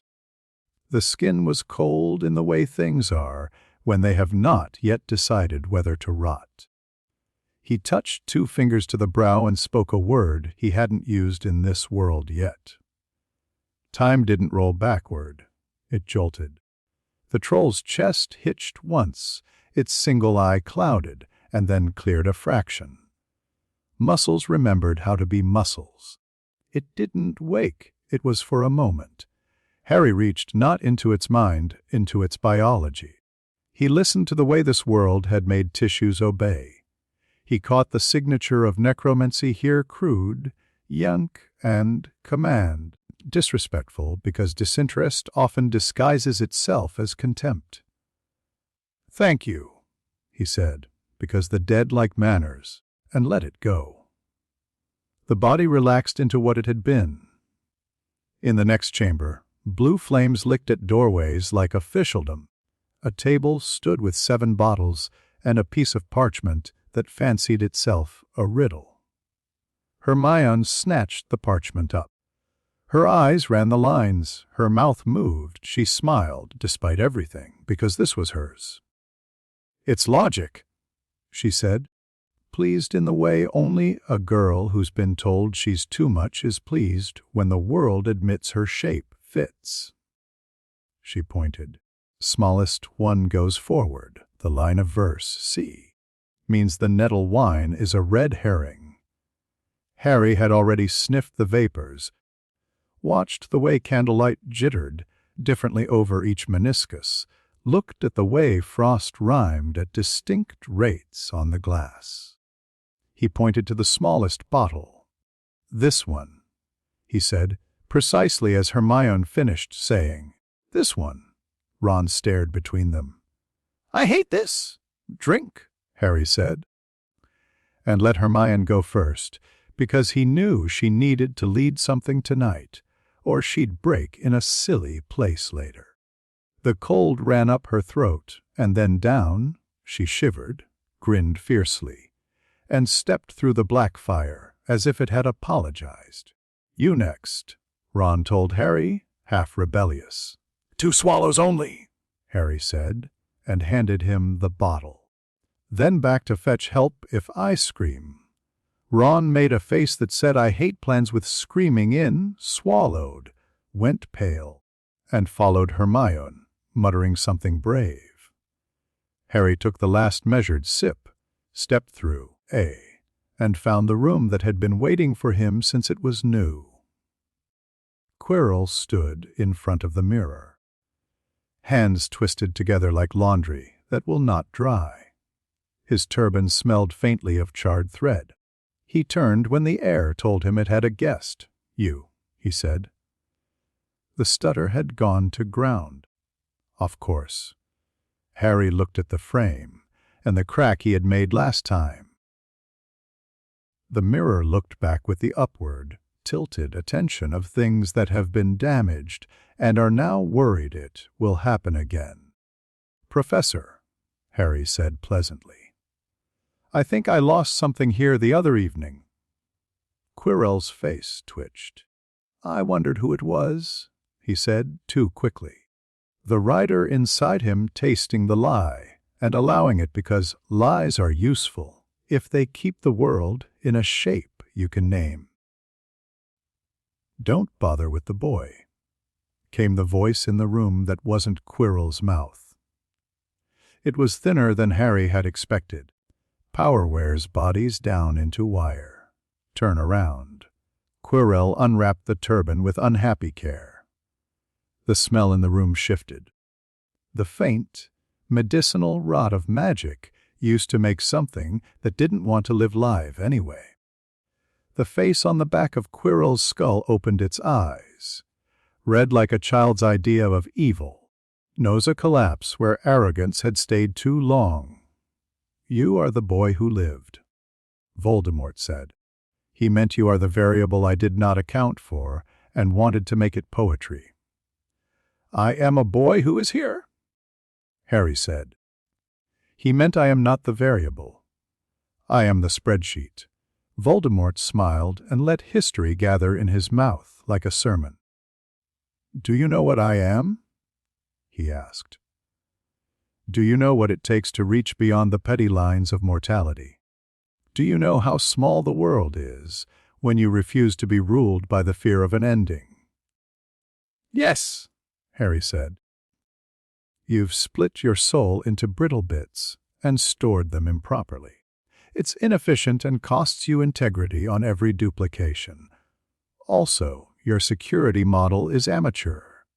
Quirrell blinked. Voldemort paused. "Amateur. You favor Horcruxes," Harry said. "Fragmentary redundancy. Each piece degrades the whole. Anchors made of narrative rather than maths. You like the poetry of 7 because you think numbers do magic instead of magic doing numbers. You dare. You ought to have built a phylactery." Harry continued kind. "1 anchor. Perfect. Well defended. Ideally under a field of constant observation by something that cannot be bribed or distracted. You lack trust. You overcompensate by proliferating failure points. It's a management problem you've dramatized into theology." Voldemort's mouth did the slow open of a man discovering an unfamiliar room in his own house. "You speak like a clerk. I speak like someone who has kept things alive beyond their natural span," Harry said. "Your ritual at the graveyard, when you try it." See, Voldemort's eyes narrowed, and then relished the try as if the future had consented to be a memory. "You will layer intention incorrectly and waste more of yourself. The body you build will fit like a suit chosen for the wrong climate." Quirrell's fingers tightened on his sleeve, without permission. "Master, be quiet." Voldemort snapped, then smoothed, then remembered to be grand again. "You suppose, child, that there is a correct way to cheat death? There is only the way that works and the will to do it. There is power. There is fear. There is submission." Harry looked at him and felt nothing more than the mild irritation of poor method. "There is also competence," he said.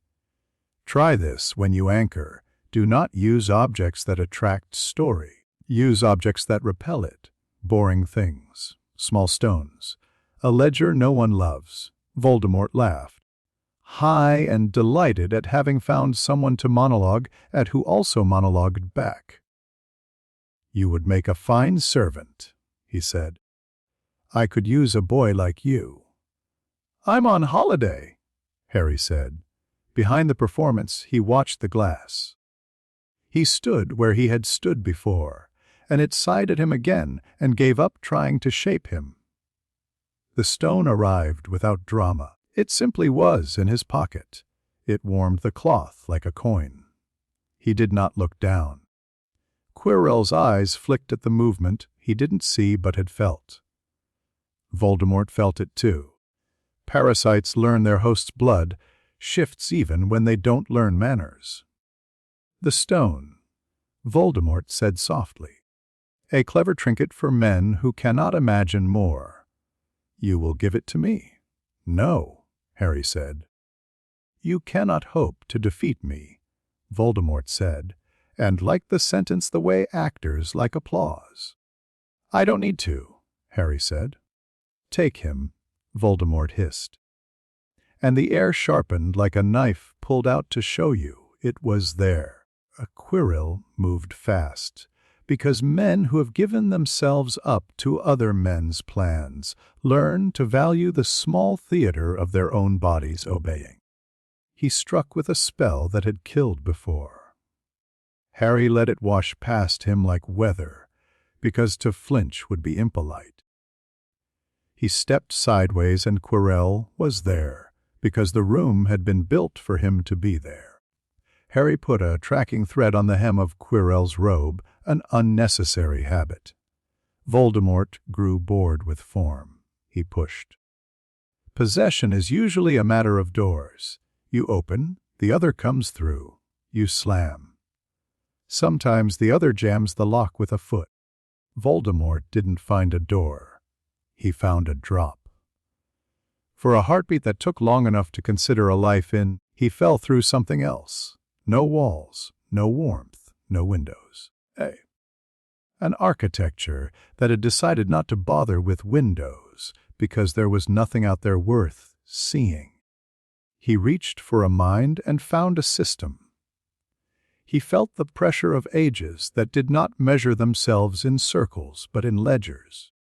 He felt a country built inside a skull that had rules and punishments, and a place where love had once lived and had been placed, carefully, on a high shelf out of reach of breaking.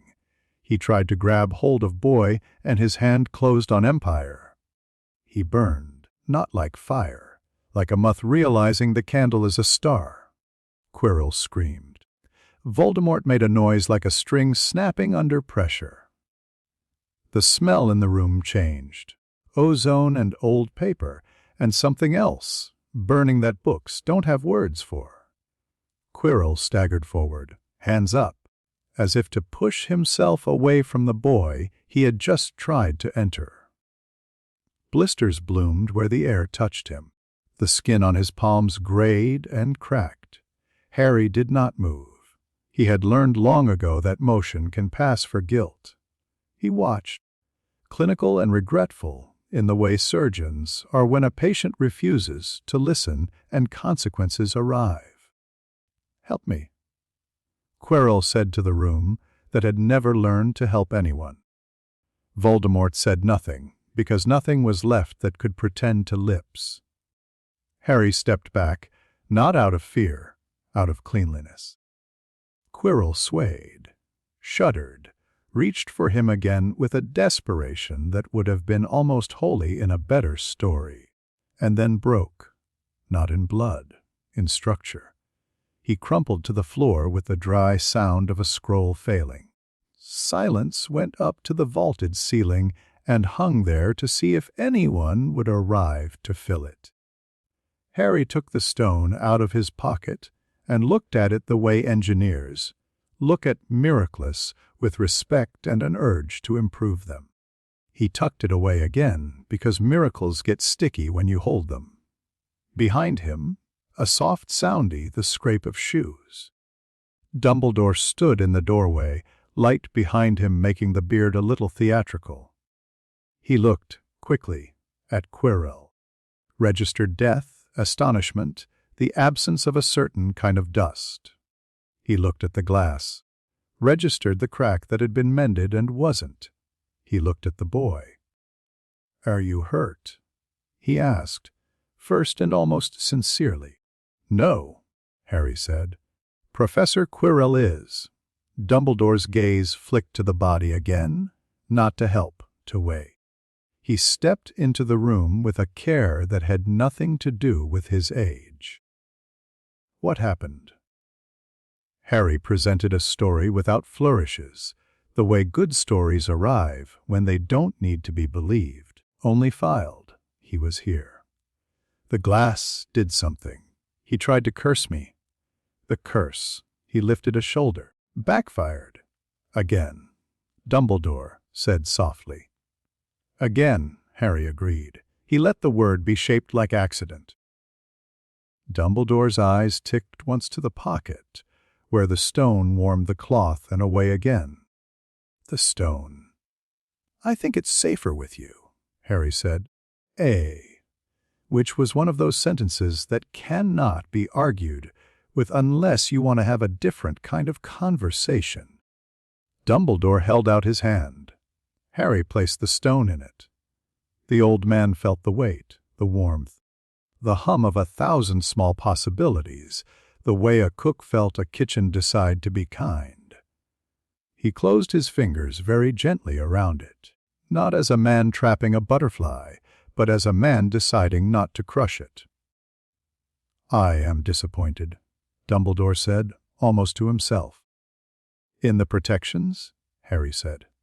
"In the world," Dumbledore said, and his eyes were as tired as honest men's eyes get when they have had to be clever too long. Footsteps, voices. McGonagall somewhere in the corridor organizing order out of fear. Snape already calculating how to speak to himself later about what he missed. Ron and Hermione outside the black flames, arguing in whispers that were 90% relief. "Tell them," Dumbledore said gently, "what you told me, and then go to the hospital wing and allow Madame Pomfrey to be rude to you." "Yes, sir," Harry said. He stepped back through the cold fire. It kissed his skin without making any promises. Ron's perspective was narrower than the corridor and full of heartbeat. He had run. He had found Hermione. He had stepped into fire that had been kind enough to act like a wall only briefly. Now he was here, and Harry was back. And Harry's face had that look again, like he'd just done something difficult and would put it on a list later and forget it. "What happened?" Ron blurted. "Are you all right?" "What was in there? Who was?" "Quirrell," Harry said simply. "He's dead." Hermione's eyes flinched shut for a second, then opened wider, dry. "How?" "The curse," Harry said. "Well, we're lucky." Ron swallowed. The word lucky sounded wrong in Harry's mouth. It always had. It sounded like a maths term. He wanted to hug his friend and at the same time step back from the shape Harry made now, taller than he was. Somehow, even when they stood level. "We should go," Hermione said, voice going crisp because if it didn't it would crack. "We should go now." They went. The corridors looked the same and weren't. In the hospital wing, Madame Pomfrey clucked and pressed and made them drink things that tasted like honesty. Hermione watched Harry watching the ceiling with a calm that wasn't calm and felt the earlier moment returns. The troll folding like it had remembered it had somewhere else to be. The eyes that had measured options without putting fear in the sum. "You're not scared," she said when Pomfrey went to fetch a towel and Ron fell into the open-mouthed sleep of boys who have just been told they weren't going to die after all. Harry turned his head. "Are you?" "I am," she said, brave in the only way she could make herself be, by telling the truth. but not of what I should be." He looked at her a long heartbeat. "You're very clever," he said. "That's not always a comfort," she said tightly. "You don't? Your hands didn't shake when you said dead." "Shaking's for later," he said, "when it won't get in the way." "You always say that," she said. "Later. When is later?" He made a face that was almost a smile and wasn't. "When I'm not needed." "You're 11, she whispered. He didn't answer. He stared at the ceiling. The pendant over the nearest bed ticked the way machines do when they have been asked to keep someone alive and have decided to try. Madame Pomfrey came back and scolded them into quiet.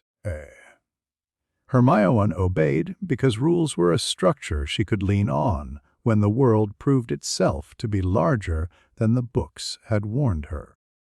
Harry closed his eyes. He didn't sleep. Dumbledore stood in front of the glass after they had gone and addressed it as an equal. "You will be retired," he told it. "You have developed a taste for telling me the truth." He held the stone a moment longer, then put it in a pocket that wasn't there. He turned to Quirrell and bowed once, not for the man, but for the principle that servants are owed acknowledgment, even when you could not stand their masters. Then he set wards and arrangements and quiet. On his desk later, he took out 2 letters. One was for Nicholas Flamel, one was for himself. He wrote 1 sentence on the second, and then threw it away without magic, because some things should be done by hand. The sentence had been, "We are not ready." He did not like how much of himself in that "we" was really "I." Harry sat up very straight in the hospital wing when the room was empty and turned the stones problem over in his head. Destruction is a kind of kindness if you do it before someone else does it badly. He would have a conversation he didn't want with a man he liked pretending to be harmless. He would say it should be broken. Dumbledore would say perhaps. They would both mean no for reasons that would make sense at the time. Ron snored. Hermione lay on her side, and did not snore because she was built to keep other people asleep. The windows let winter in the way thin glass does, with respect. Harry closed his eyes at last and saw, not fear, not triumph, but the glass his guildmate's hands, the empty throne, the stone turning to dust under his fingers in a room where no one ever looked closely enough to notice. He slept as if sleeping were a job he had accepted for the night and would decline in the morning. The game was not over. It had simply revealed that the board had been larger all along. Chapter 8. The implications of power. Privet Drive wore summer like a uniform. Lawns at regulation length. Cars washed to a gloss that accused dust of laziness. The curtains at number 4 twitched on schedule. Inside, the routine had been rewritten. The basement, which had not existed as anything but a crawlspace full of old guilt, had a door now. Vernon did not remember when it had appeared, only that he mustn't store paint tins there. He had a vague feeling he'd been told directly by a sensible man from the council. Sensible men from the council were to be obeyed. Harry, thin, polite, never in the way, carried a tray of tea down to the basement without anyone noticing. A child carrying a tray of tea down to a basement that had not existed last Easter. The steps were longer than they had any right to be. At the 5th turn, Light stopped behaving like Light and took on the more serious obligation of illumination. The air cooled the way libraries do. A room stood where a room could not be clean high, stitched to itself with anchors that had been asked politely to keep the ceiling honest. There was no chancy stretching, no squeal from strained space. The expansion obeyed mathematics rather than greed. Shelves lined one wall, glassware, bowls, two delicate brass frameworks he was teaching this world to call capacitors with a straight face. A small desk waited in the corner, notebooks stacked on it. He wrote in Japanese most days. English had too many ways to be imprecise. He put the tray down. The tea did not steam. He didn't need it. The biscuits did not tempt. He didn't remember hunger the way he used to. But ritual made work behave, and he had promised himself he would play by the house's rules while he was here. He lifted a hand. An array unfolded in the air, tear magic scaffolded with arithmancy like beams under a bridge. Wandless work. No trace for the ministry to monitor and file. A pebble on the bench rose, rotated, came apart along lines that the room hadn't known a pebble contained.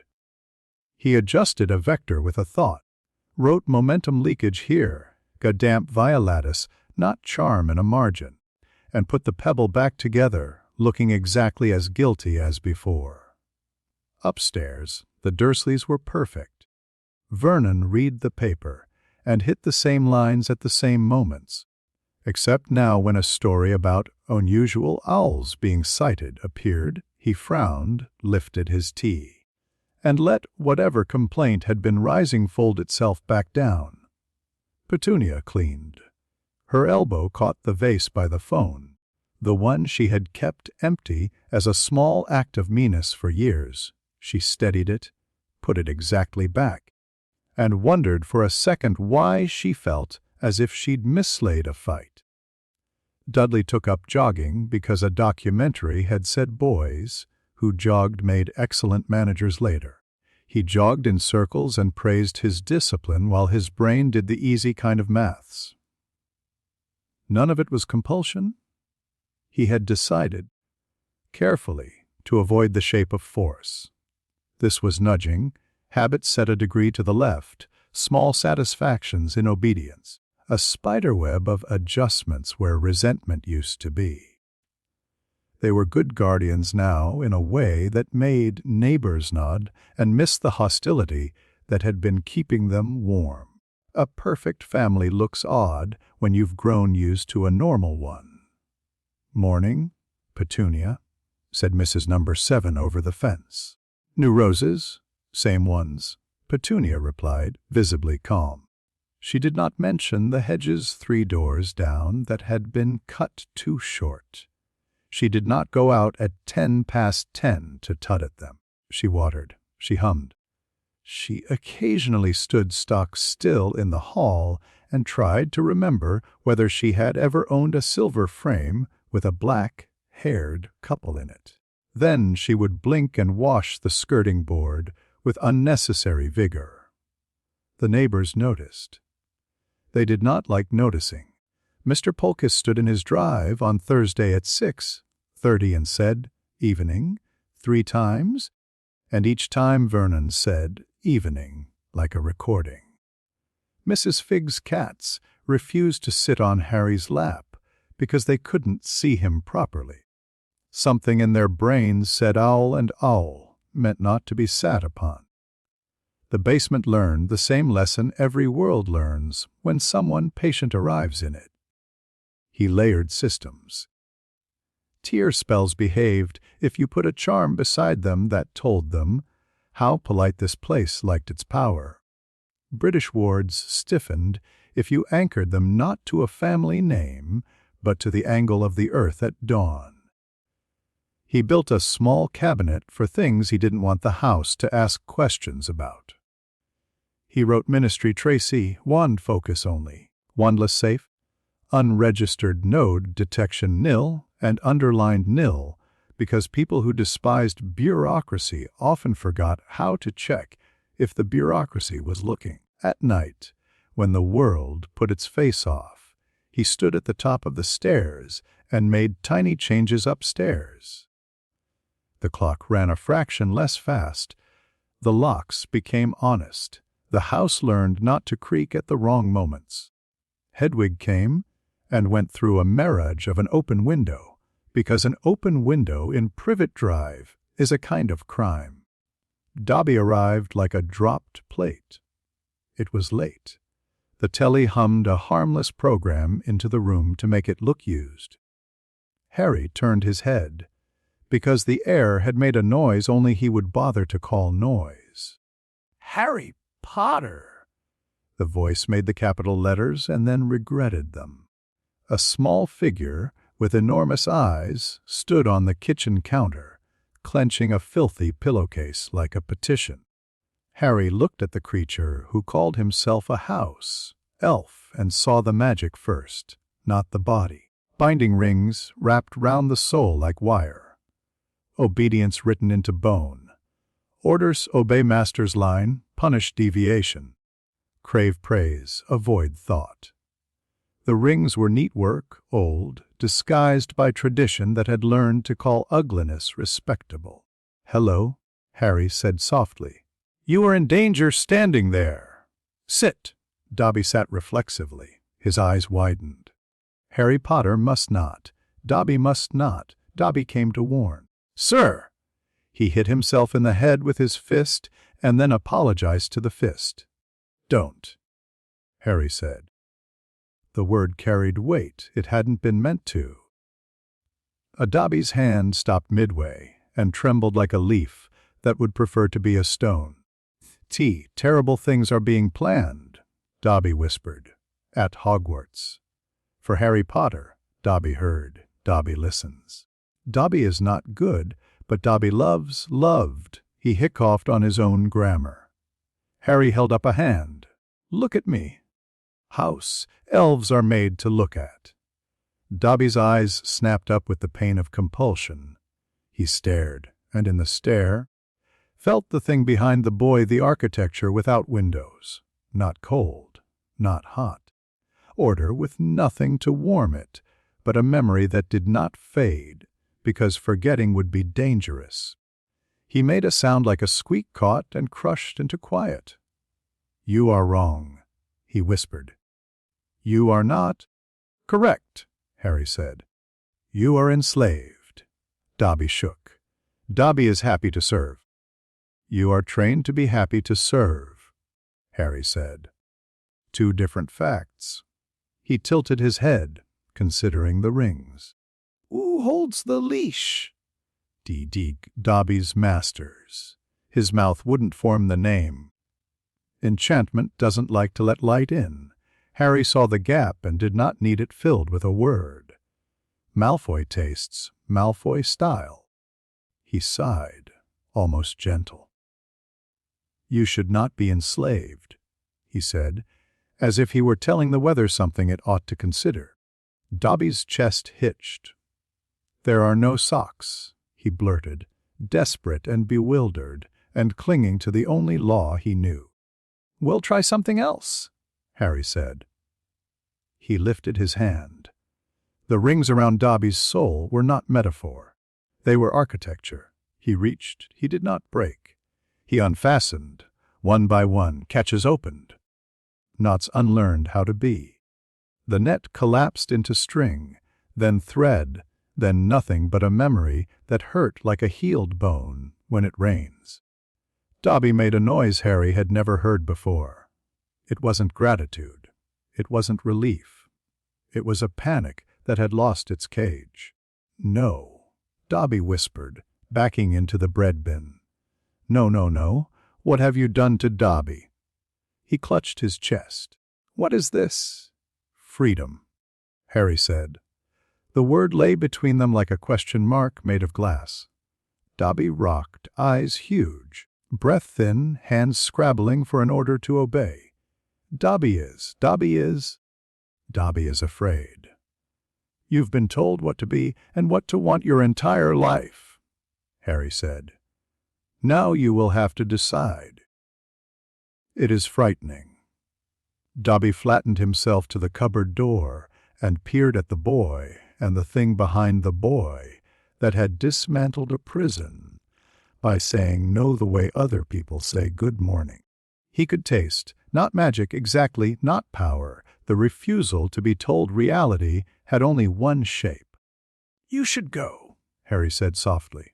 You came to warn me. Message received. Do not destroy my aunt's pudding. Dobby blinked. A plan he had pressed to his chest like a talisman lost all the weight it had been borrowing from expectation. He sagged. Dobby must. Dobby cannot. Dobby will. The old grammar fought him. New grammar had not grown yet. He did the only thing that felt like agency. He knelt. Don't, Harry said, frowning. Stand up. Dobby stood slowly. Dobby will. Dobby will help. Because if Dobby does not, the world will do what you want regardless. He swallowed the last word like poison. Dobby chooses fear. Harry's mouth tightened. That is not a choice I like to be offered. Dobby does not like it either, Dobby said fiercely. He glanced at the ceiling. They will come. Let them, Harry said. Dobby looked at him a long moment. You will break this world, he said, which is what people who live in cages call repair. I will tidy it, Harry said. Go, if you need a place. The owl knows how to find me. Dobby vanished with the sound of a rubber band, deciding it had served long enough. The kitchen remembered itself. The telly asked if anyone was still watching. Upstairs, a perfect family slept as if tomorrow had been told to behave. The train to Hogwarts in September wore rain. The carriages filled with damp wool and chatter. The smell of crisps and all droppings tried to call itself festive. Harry took a compartment with Ron and Hermione. Hedwig's cage tucked under the seat, because even the most elegant of owls accept injustice, if told it is for their own good. A man slept in the corner, shabby and tired, face younger than his scars. He held himself very still the way sleepers do when they have practiced not waking badly. Who's he? D'you reckon? Ron whispered, peering. Professor Lupin, Hermione whispered back. Defense, I think. He looks. She hesitated. He looks ill. He looks like he hasn't had a decent breakfast, Ron said firmly, producing a chocolate frog. Could. Wait until he's awake, Ronald, Hermione hissed. Harry listened to the train and the rain and the important nothing that tells you when the weather has woken up angry. Beneath it, a thread of chill. Not temperature, the absence of a degree of human. Familiar as a fault in a bell, he waited. Down the corridor, laughter thinned. The sweet's trolley woman's steps grew cautious. In other compartments, older students shrugged and pulled robes tighter because cold happens. A first year began to cry because the light had developed a headache. A prefect tried to be sensible about blankets and strict about panic at the same time. Why's it gone dark? Ron said, voice going boyish with worry. The lamps flickered and then did not. The glass in the window whitened with frost from the outside in. Hermione's hand found Harry's sleeve. Harry. The train shuddered to a stop. Not the smooth courtesy of a proper halt. A lurch, the carriage swayed. Somewhere someone laughed, and it came out wrong. Lupin woke like a man in a nightmare he already knew the rote of. Stay in here, he said sharply, voice low, eyes not unkind but off somewhere else, counting something. He reached for his case, found chocolate, checked his wand and the door in the same motion. He put a hand out once, briefly. Sir? Hermione began. Stay, he said again, and left. The cold ran its hands along the corridor. Across compartments, breath came short. A Ravenclaw girl reached for the handle as if fresh air would fix things and couldn't remember what fresh air was. A Hufflepuff boy tried to sing something rude to break the silence and couldn't remember the tune. A Slytherin prefect lifted his chin and told everyone not to be ridiculous in a voice that wanted his mother. Moisture beaded on the metal of the luggage racks. It froze, melted, froze, indecisive. Ron's hand shook on his wand. It's like... He didn't finish the sentence because his memory had slid sideways. He found himself thinking in loops. I am happy. No, I'm not happy. I was happy once. What was that like? Hermione tucked her knees under her and set her mouth. Dementors, she said, because naming things hurts and helps. The figure at the door was a droop of cloth and a will to feed. The hood lifted a fraction. The compartment forgot how noise worked. Harry watched it. He felt behind his ribs the trove where other people's warmth used to make his life easier. The thing hungered for that heat. It would find only the small boy shaped a mount here. Lupin came back before it could lean in, wand up, mouth set. Back, he said. And a mist blew from his wand that made no sense to anyone who didn't know what hope looks like when you make it work for a living. The Dementor recoiled as if bored by a party trick, and then leaned again, greedier. Harry stood. No. Lupin snapped, not unkind. Sit. Harry didn't. He stepped into the doorway beside Lupin and looked down the corridor where more hoods were deciding whether appetite was ambition. The air was wrong in a way that had nothing to do with temperature and everything to do with physics, losing an argument with metaphor. He had been waiting for stimulation. He had asked the universe, privately, to send him a test he couldn't insult by solving it with one hand. I'll write, he said, to the train, to the world. Let's see. He unbuttoned the top button of the system that held his aura in the polite shape this place preferred. He did it the way considerate men loosen a collar before a fight they do not intend to enjoy. Nothing moved. Then everything did. Dementors do not die easily because they are not alive in a way that first-year textbooks can explain.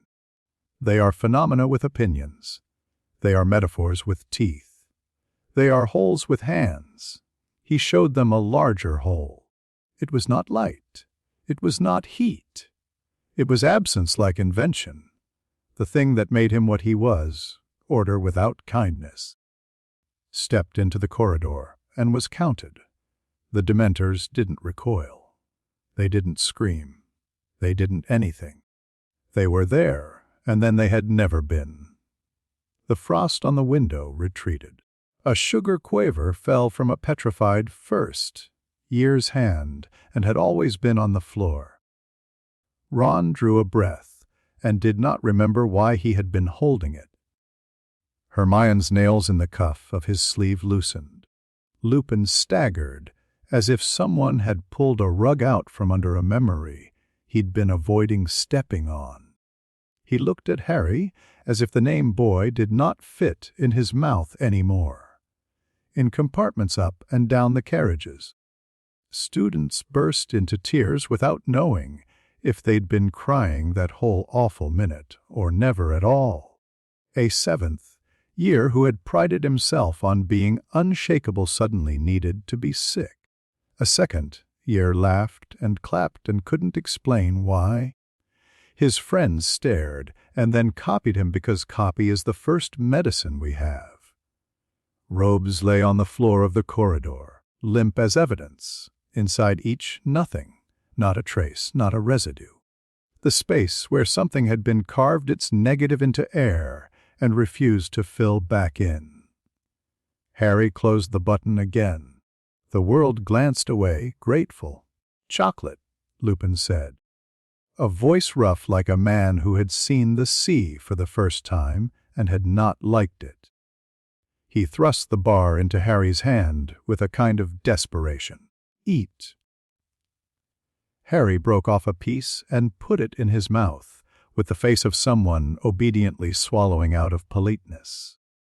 It tasted of sugar and an old memory of warmth that hadn't been his for a very long time. Hermione's lip trembled once, then steadied. "What happened?"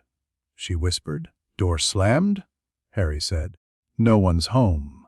Ron gulped chocolate in bits that would have caused a normal man to die of sweetness. "That was, Harry. Did you do? It stopped," Harry said. "That's what matters." Outside, the train juddered and began to move again. The lamps remembered their job. People talked for the sake of talking. Lupin stared down the corridor where emptiness had laid a neat, unsettling line across history. "I need to speak to the driver," he said. "Stay here." He left at a trot, as if running would not make the thing that had just happened chase him more efficiently. Hermione leaned in, voice small and furious. "You did something." He glanced at her honest, because lying to Hermione was like littering in a library. "Yes?"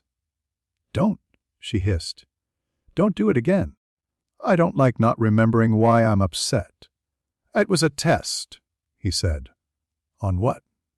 Ron demanded. "Yes." "On them," he said. "They are unacceptable." You can't just decide that. Hermione said, which was as close as she could come to saying please. "Someone should have," he said. "It's untidy." She put her face in her hands briefly. "You're impossible." He touched her shoulder a moment. "I know." By Hogsmeade, the carriages moved like a procession in a story that had changed tone and wasn't going to admit it. Heads craned. The Whispers had already developed tracks to run on. Dementors, gone. Harry Potter. Chocolate. McGonagall met them at the gates with a face like a corridor that children do not run in. Inside. Quickly. "We're holding you in the hospital wing until the ministry stops flapping. Mr. Potter, stay close." "Am I in trouble?" he said. Voice meek as school porridge. "In trouble," she repeated, like the concept had slipped out of her hands and broken. "We don't even have the right words yet." The hospital wing made a large, efficient fuss. Chocolate appeared in bars and cups and bricks. Madame Pomfrey moved like a stern saint. Lupin sat down without being told to and stared at his hands. Every so often he blinked very hard, as if his eyes had been given something to forget and were deciding not to. An hour later the ministry arrived, with all the authority of men who have come to ensure that wrong things do not happen on their watch, and have found footprints at the scene of a wrong thing. 2 hours first, robes plain, wands visible. A woman with steady eyes and a man with the assured scowl of someone who wants to be the sort of person you confess to. Behind them, Cornelius Fudge, hat in hand, hat out again, hat on, hat off, weather vane of a smile. "Children," Fudge said, delighted to find he could use his uncle voice. "Is everyone all right?" "Terrible business. Terrible." His eyes flicked to Harry. Mr. Potter." "Minister," McGonagall said in a tone that meant stay in your lane. Quite," Fudge said, flustered and then soothed by his own importance. "Or Dawlish or Shacklebolt, if you'd be so good." He flapped his hand at the corridor, remembering he was in charge just in time to make sure someone else did the work. Shacklebolt's gaze was the only calm in the room. He looked at Harry without hurry. "We'll need to ask you some questions, Mr. Potter." "Routine." "Of course," Harry said, making his voice small and brave and fright, specifically quiet. He tucked his hands in to make his shoulders look smaller. They took him into the matron's side office. Fudge beamed at him with the wheedling enthusiasm of a man offering a sweet to a child he intends to get a statement out of. Shacklebolt closed the door gently. "Tell us what you saw," Shacklebolt said. "No, lad, no son. That helped." Harry told a good version of the truth cold. Darkness, a figure in the door. Professor Lupin, chocolate. He let his voice wobble on 2 words and recover on 1, the way children do when they are trying not to be dramatic. He pushed nothing, only listened for places to rest pressure. Fudge's hand fluttered. And the Dementors? They simply left. Harry looked at the floor. They were there, he said slowly. Then they weren't. I don't remember some of it. Fudge chuckled too loudly. Well, that's... perhaps they were recalled? I shall have a word with he frowned. With the department. With the guards. Guards. Shacklebolt repeated, neutral as a lit candle. Azkaban's guards, Fudge said briskly. Relieved to have found a noun that would lie down for him. The Dementors, well... Minister. Shacklebolt interrupted very gently. When were the Dementors withdrawn from guard duty? Fudge blinked. Withdrawn. Don't be absurd. They are. He trailed off, puzzled. A memory did not match the thing it should have matched. They wee-why. He adjusted his hat on reflex. Mr. Potter, Shacklebolt said, careful now. Like a man picking his way through a room full of sleeping dogs. Did you cast a patroness? Harry wrinkled his brow. No, sir. I don't... What's that? A very advanced charm, Shacklebolt said. Never mind. Fudge took out a handkerchief and dabbed his forehead, because something had frightened him, and it was himself. The main thing is, that no one was kissed, he said, with that genteel horror certain bureaucrats adopt when saying kissed. No damaged souls. No Minister. Shacklebolt said again, just enough steel. We found robes. Robes. Fudge repeated foolishly. Empty, Shacklebolt said. Fudge laughed, and then stopped laughing as the sound failed to be appropriate. Well, that's... What are you implying? I haven't implied anything, Shacklebolt said. I'm telling you what we found. Robes. Frost. An absence. Harry watched both men.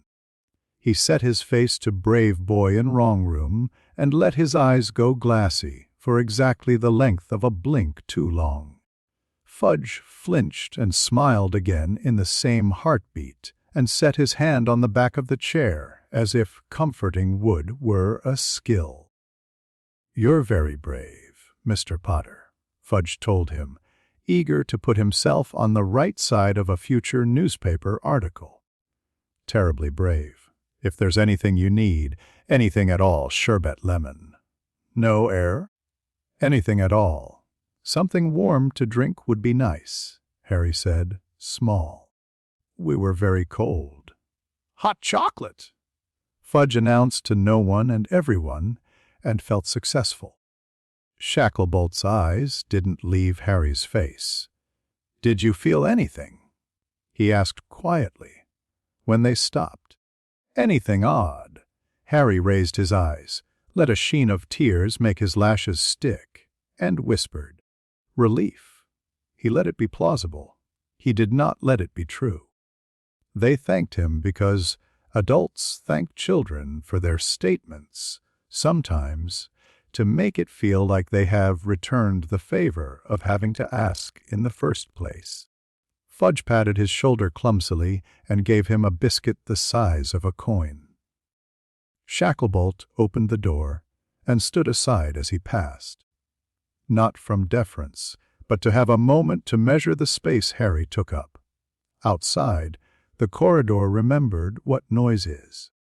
Students babbled with that post, danger charm children have where if they talk enough, no one will ask them the correct question.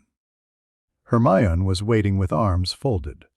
Ron was making the chocolate disappear in the old-fashioned way. Well, Hermione demanded. I asked for hot chocolate, Harry said. They're going to give the whole school some. Harry, she hissed. Let her, he said. Not now. McGonagall shepherded the lot of them into the great hall for a speech Dumbledore had not wanted to make and therefore made perfectly. You are safe, he said, and the sentence was both true and untrue in ways no one would be able to agree on afterwards.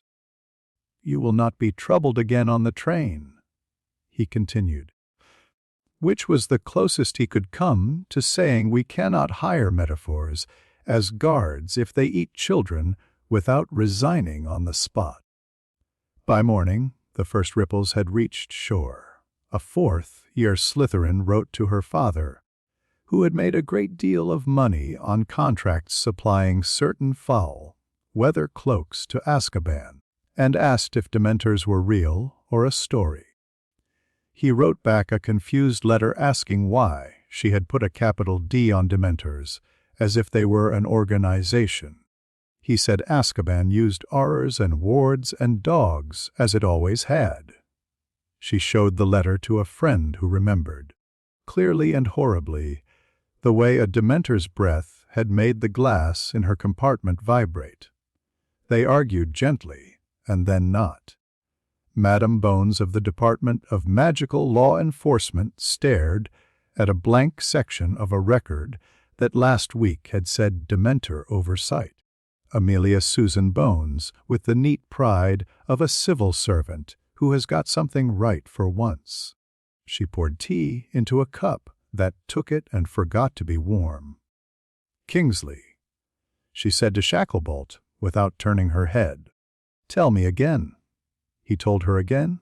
Robes, absence, students complaining of cold, and then remembering they had been content. A man in a carriage who had looked at a hole and not blinked. Potter, she said. Potter, he said. She pressed her fingers to her eyes. We are going to have a week. We are going to have a year, he said. Fudge practiced a statement in the mirror where he explained, clearly and reassuringly, that there had been a minor disruption in security and that the ministry had handled it. He found that the word Dementor made his tongue clumsy. He tried guards and arrangements and our partners at the prison. The mirror was unhelpful. It tried to show him a version of himself who had never seen a Dementor and thought the idea dramatic. He smiled and then stopped and then smiled again because smiles are easier than decisions. Professor Lupin stood in an empty classroom and shook only once. The air steadied. He put his hands flat on a desk and braced himself against the past. For a moment he had felt nothing, and it had been worse than the cold. He had felt a corridor where there should have been a cupboard, and inside the corridor, a hall of numbers. No place for a boy. At dinner, the school sounded loud intentionally. Children laughed as if to put a layer of sound over something. Hermione watched Harry watching the staff table. Ron tried to teach Seamus to play Exploding Snap without burning the table. Lavender Brown whispered a memory that changed the more she told it. Dumbledore caught Harry in the corridor a day. A later with the face on that let you believe he would not press, if you did not wish to be pressed, and did not add his hand to the weight of the week. Are you well? He asked. I am functioning, Harry said, and gave the smallest bow because he could not help himself. Dumbledore nodded once. An interesting term, he said lightly. Better than being bored, Harry said. That, Dumbledore said after a small pause, is a matter of taste. Harry inclined his head. He walked away. He listened to the castle listing on a sea of new stories and began, privately, a list of things that should be taken away from this world before it hurt itself even more with them. He didn't consider Dementors one of those things any longer. He had removed them like mood from bread. The bread would taste odd for a while. People would swear it had always tasted this way, others that it never had. And at dinner people would argue, while buttering another slice, because the body must do something while the brain rearranges the furniture. In the basement on Privet Drive, far from the weather of Scotland, a teacup he had left on the bench developed a crack along a neat, mean line. He picked it up, examined the fault, and mended it with his finger. It looked as it had. It wasn't. He placed it back down exactly where it had been and wrote in his notebook. He noted Dementors non-beings, timeline dependency, erasure, destruction, paradox, bleed manageable, ministry, memory, integrity, low. He underlined manageable twice, then put his pen down because Hedwig tapped at the thin air where his window pretended to be. She brought him a letter from nowhere with familiar handwriting that hadn't yet been learned. He fed her a scrap of bacon he did not want and looked out at a street that would never know what had tried to pass over it on a night in September when a boy decided to see what would happen if he pressed. Chapter 9. The Tournament of Fools. The day the goblet spat blue fire for a fourth time, Harry already knew what it was going to write. He'd walked past it that morning early, when the great hall didn't yet smell of porridge and parchment. The great cup squatted like an old judge, its flame thin and tasteful. There was a shimmer in the air around it that did not belong to Hogwarts. The confundus charm had been laid with a nice hand, no brute force, a lawyer's footnote, not a bandit's shout. It asked the goblet to read Hogwarts in the singular when invitations should have been plural. Clever like a boy who reads the back of the exam paper because the front was too obvious. He ran his fingers once over the edge of its aura and let it ignore him. If the world had prepared a game, it would be rude to cancel it before the cards were dealt. That night, Dumbledore called names into a hall that leaned forward with the weight of its own excitement. Fleur Delacour, the Book-Spatton's girl with light on her that wasn't candlelight. Victor Crumb, self-contained, shoulders like a verdict. Cedric Diggory, who grinned with the surprise of someone honest enough to feel surprised at being admired. The flame flared again when the room had begun to relax around applause. Another scrap of singed parchment fluttered out and into Dumbledore's fingers. The old man looked at it, and 100 years made a small adjustment behind his eyes. "Harry Potter," he said, and the name fell into a silence that made space for itself. Harry stood, put a face like someone trying to be brave over a confusion he had borrowed, and walked to the front. Cedric clapped, because that's what decent boys do. Fleur glanced at him and then away as if she had opened a cupboard and found a draft. Crumb's head tilted a fraction, hawk attention narrowing on something more interesting than a stadium. In the antechamber where the champions waited, Bagman did his old player grin and clapped his hands like he had money on everyone. "Fourth!" "Well, well, never say we don't like a surprise." "It isn't a surprise," Harry said mildly. "It's a plan. Someone else's."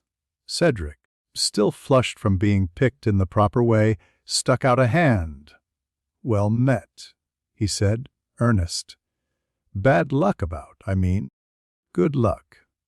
Harry shook his hand and catalogued its strength even. No attempt to squeeze to compensate for embarrassment. Eyes that warmed fast. Cedric's goodness was not a performance. It made Harry irrationally fond of him, and therefore careful. Fleur looked him over in the tidy, clinical way people look at a recipe, they can cook and wonder if they'll bother.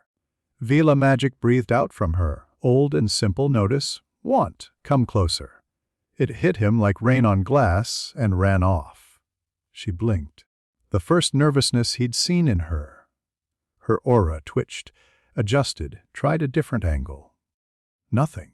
You are very calm, she said, and the French made the calm sound like a weapon. I practice, he said. Crumb did not offer a hand. He leaned back in his chair and regarded Harry without the friendly lie of a smile. You fly? He asked. If I must, Harry said. Crumb nodded as if he had just been told the kind of answer he already liked, without flourish, without pretense. His gaze didn't leave Harry's face. Predators recognize the wrong kind of stillness. It reads as threat the way fire reads as heat. Madame Maxim's pearls clicked as she shifted, already irritated with a world where her girl was second in the room. Karkaroff watched Dumbledore with the uneasy balance of a man who wants to like his host and cannot stop listening for footsteps at his back. Rules are rules, Bagman burbled. 4 champions, eh? Historic! Treywell, quad, no matter. First task due date in your letters tomorrow. No wands until then, no outside help, blah blah. You know the drill. Best of luck! Harry didn't need a letter. A week later he would stand in a tent that smelled of scorched leather and old fear, and the man with dragons on his sleeves would say, Right? Sir, you draw from the bag, and the Hungarian horntail would introduce itself the way some mountains do, with smoke, and the courtesy of letting you see the teeth early.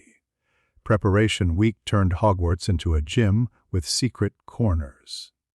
Cedric measured. The way good Hufflepuffs do. What transfigurations will hold under heat? How many spells in succession before your wrist lies to you? Fleur practiced weather on water until it obeyed her like an expensive dress. Crumb didn't practice anything anyone could see. He sat in the stands when no one was around and listened to Wynn's grammar until he knew how to swear in it. Harry watched, because watching is the half of magic that most books forget to write down. He saw the way handlers moved around crates that did not wish to be called crates. He saw the curl of cordon rope that had scorch marks 2 feet up.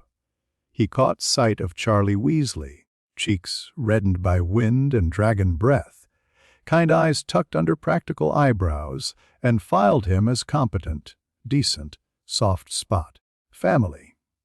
Hermione did her homework for him anyway and slid a stack of notes over breakfast as if she were passing butter.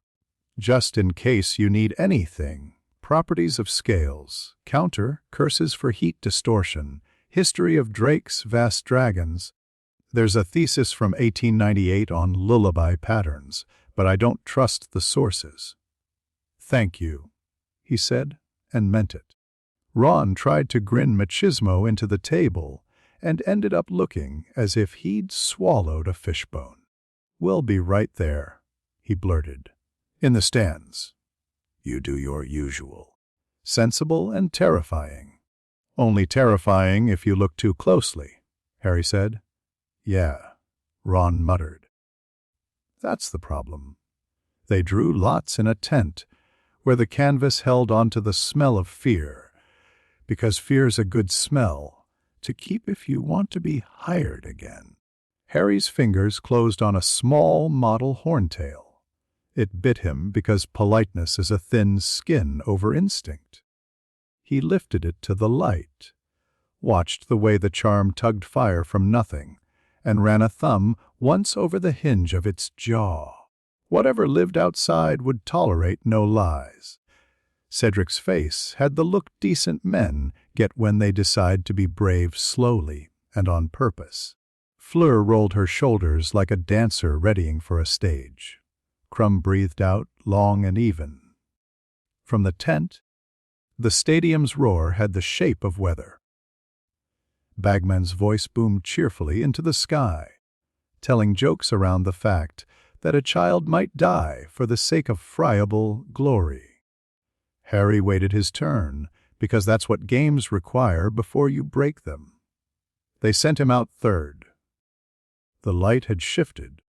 The shadow along the bleachers had a colder edge. The horntail crouched over her nest with the patience of a rock slide that's learned to enjoy the weight. The iron chain on her foreleg was thick because men like thick chains. It reassured handlers more than it troubled dragons. He walked to the chalk line. The crowd made its noise. He let it pass over him. "Ready, Mr. Potter?" Bagman called, his grin only a little strained. Yes. He didn't lift his wand. He lifted his hand. Our charm species wasn't seduction. It wasn't control. It was a conversation starter written in a grammar beasts remember. He laid it under the dragon's skin like music played through floorboards. A chord that said no threat, no theft, behold respect. The horntail's head swung. Flame rolled half a foot and then found itself unnecessary. The huge pupil contracted, expanded, found his face, and in it the fear of a kind it rarely saw. The neck arched lower. "Hello?" Harry said. "You are dangerous and beautiful. I am boring and have come to borrow your attention." The horntail huffed. The gout of smoke lifted and then sank like a ship choosing a harbor. He stepped forward 2 paces and put his palm out, fingers relaxed, wrist loose. The chain clinked once as she moved. He did not flinch. He let charm species change register. Closer to Lillaby, away from command. Dragons like flattery that doesn't drip. "People are watching," he said softly. "Would you assist me in making them make a noise?" He pictured circles in the air, a sweep left, a bow. He gave the idea the same steady confidence you give a well-trained warhorse and kept his will out of it. Pride doesn't like being told it's a puppet. The horntail snorted with what could only be called amusement and unrolled her body. The crowd's noise snapped vertical. She stretched her wings languorously, the way dancers do when they've seen the audience notice their shoulder blades. He put a hand on her foreleg, just above the wrist the way you do with something that weighs several tons and likes to know where you are. She lowered herself. He climbed up, settled between ridge and muscle as if he'd been born there, and felt the old thrill of physics consenting to carry you. "Up," he said, and up they went. He didn't show off. He didn't need to. He had her move as if they were both thinking out a sum.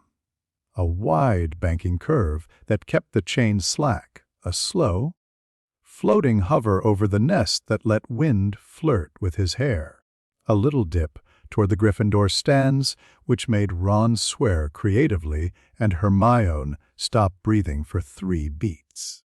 He had her loop once, lazily, a spiral that showed off the span of her wings. Then a swoop that made the Slytherins lean back by reflex, and the Hufflepuffs cling to each other in joy and terror like people at a good firework. When he reached down and took the golden egg, he did it with the same courtesy he used returning a borrowed book. He lifted it high, because that's how you tell a stadium a story has completed its proper shape. The horntail rumbled a sound that would have translated, loosely, as I approved of this social call.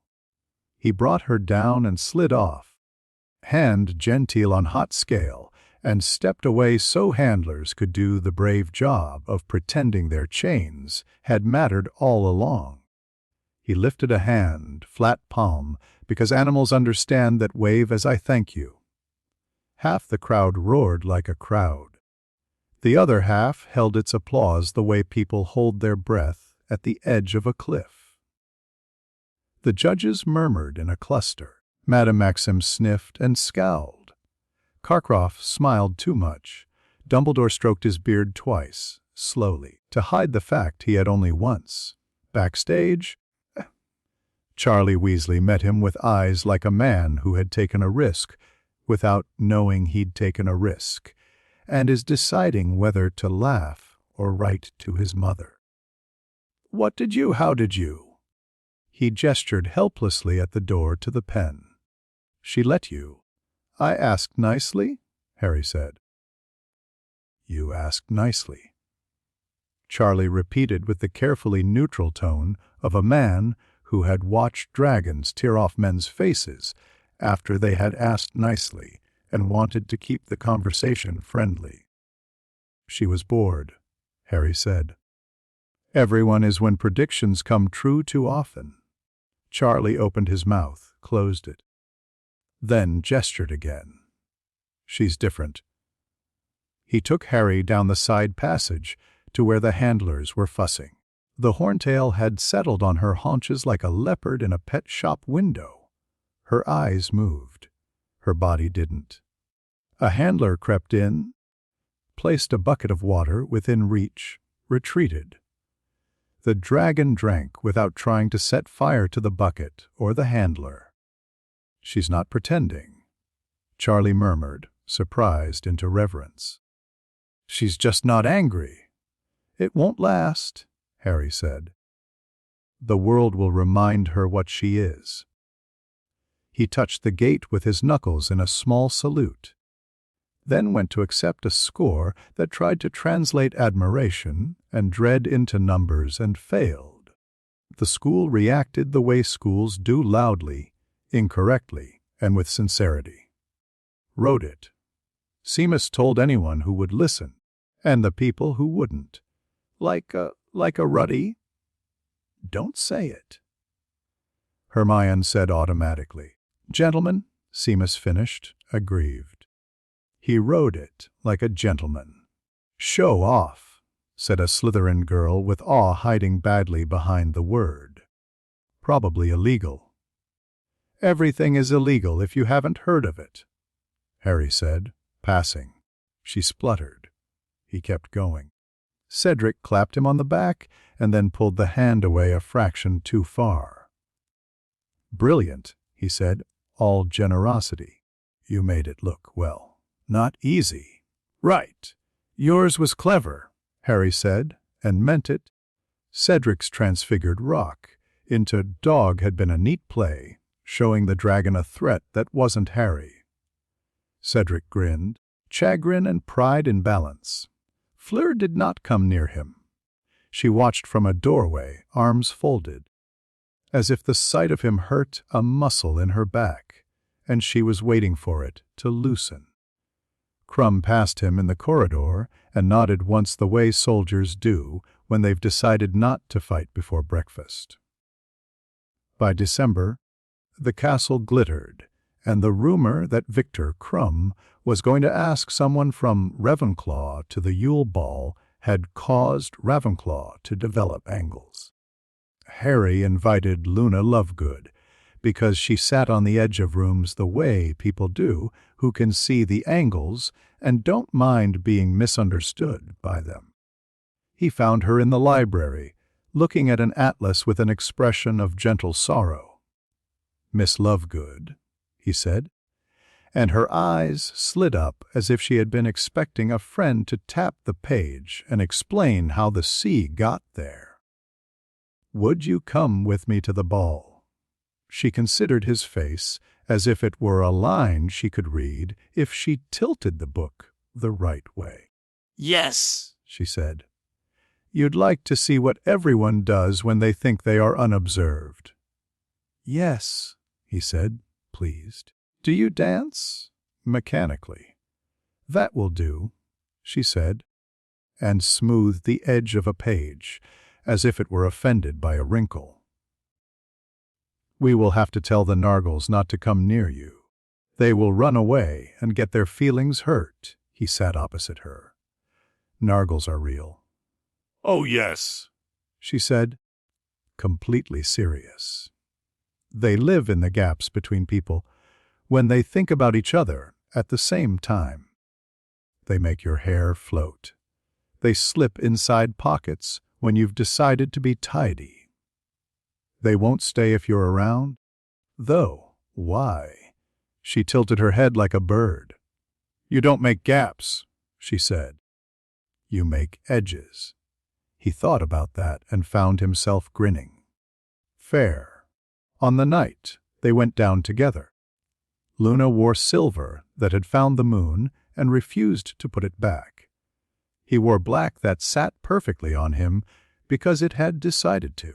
The hall had been transformed into the idea of a winter it could control. Ice obedient. Trees polite. The band had the anxious cheer of men trying to keep a room from noticing politics. Hermione came in on Victor's arm.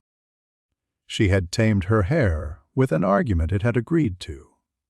Ron watched her as if he had swallowed a knife with the handle still on it. Fleur collected attention the way honeysuckle collects bees, and used none of it. Cedric arrived with Cho Chang and could not stop himself smiling at her because he'd been given permission to enjoy himself. Harry danced exactly enough. Luna followed his steps with the serene ease of someone who hears rhythm, even when it's broken. Between songs, he let conversations find him. He complimented Professor Sprout on her dress that had leaves which did small. Intelligent things when you looked away. He listened to McGonagall tell him, with relief disguised as scolding, that dancing was not an exam. He stood with Hermione and Victor for one song, watching the rest of the room try to decide if it should be jealous. Hermione rolled her eyes at him once when Ron and Padma walked by, Ron doing his best to march and dance at the same time. Harry raised a brow. Shall I twist this? She shook her head. Not tonight. He left the drama where it belonged, just enough to keep people busy, and not enough to break anything they would need tomorrow.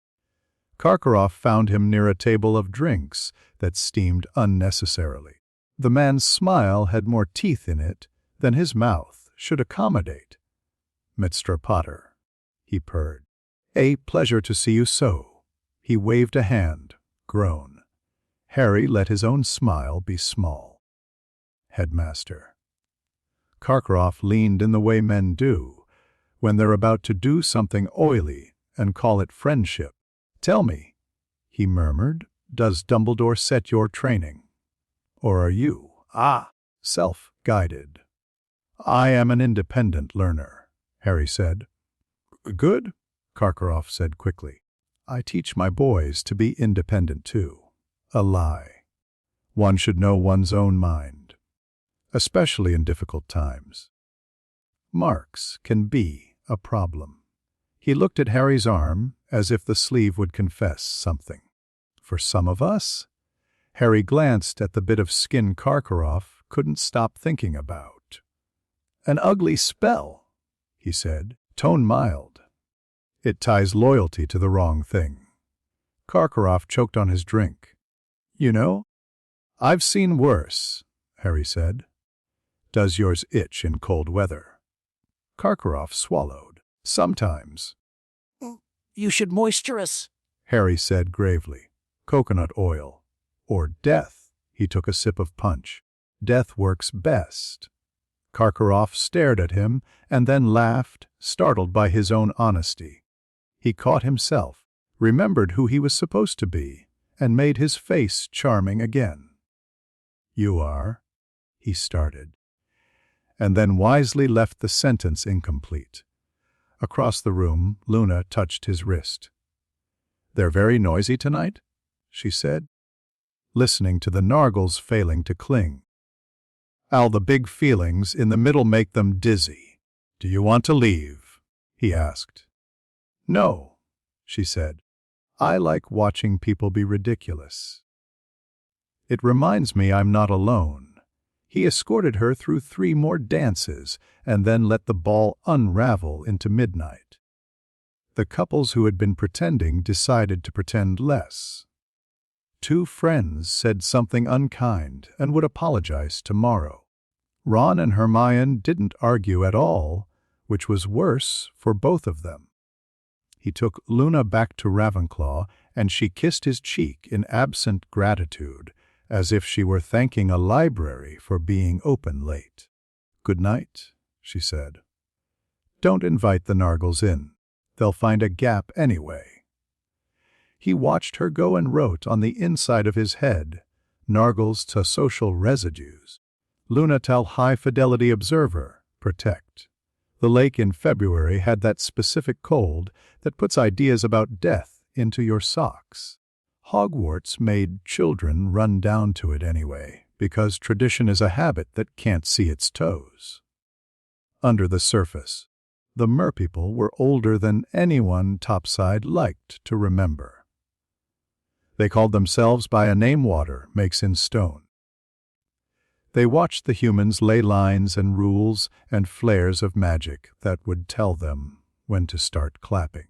They disliked the way ropes feel when they are anchored to nothing but human confidence. The elders gathered in a ring below the weed line. Their hair moved with patience.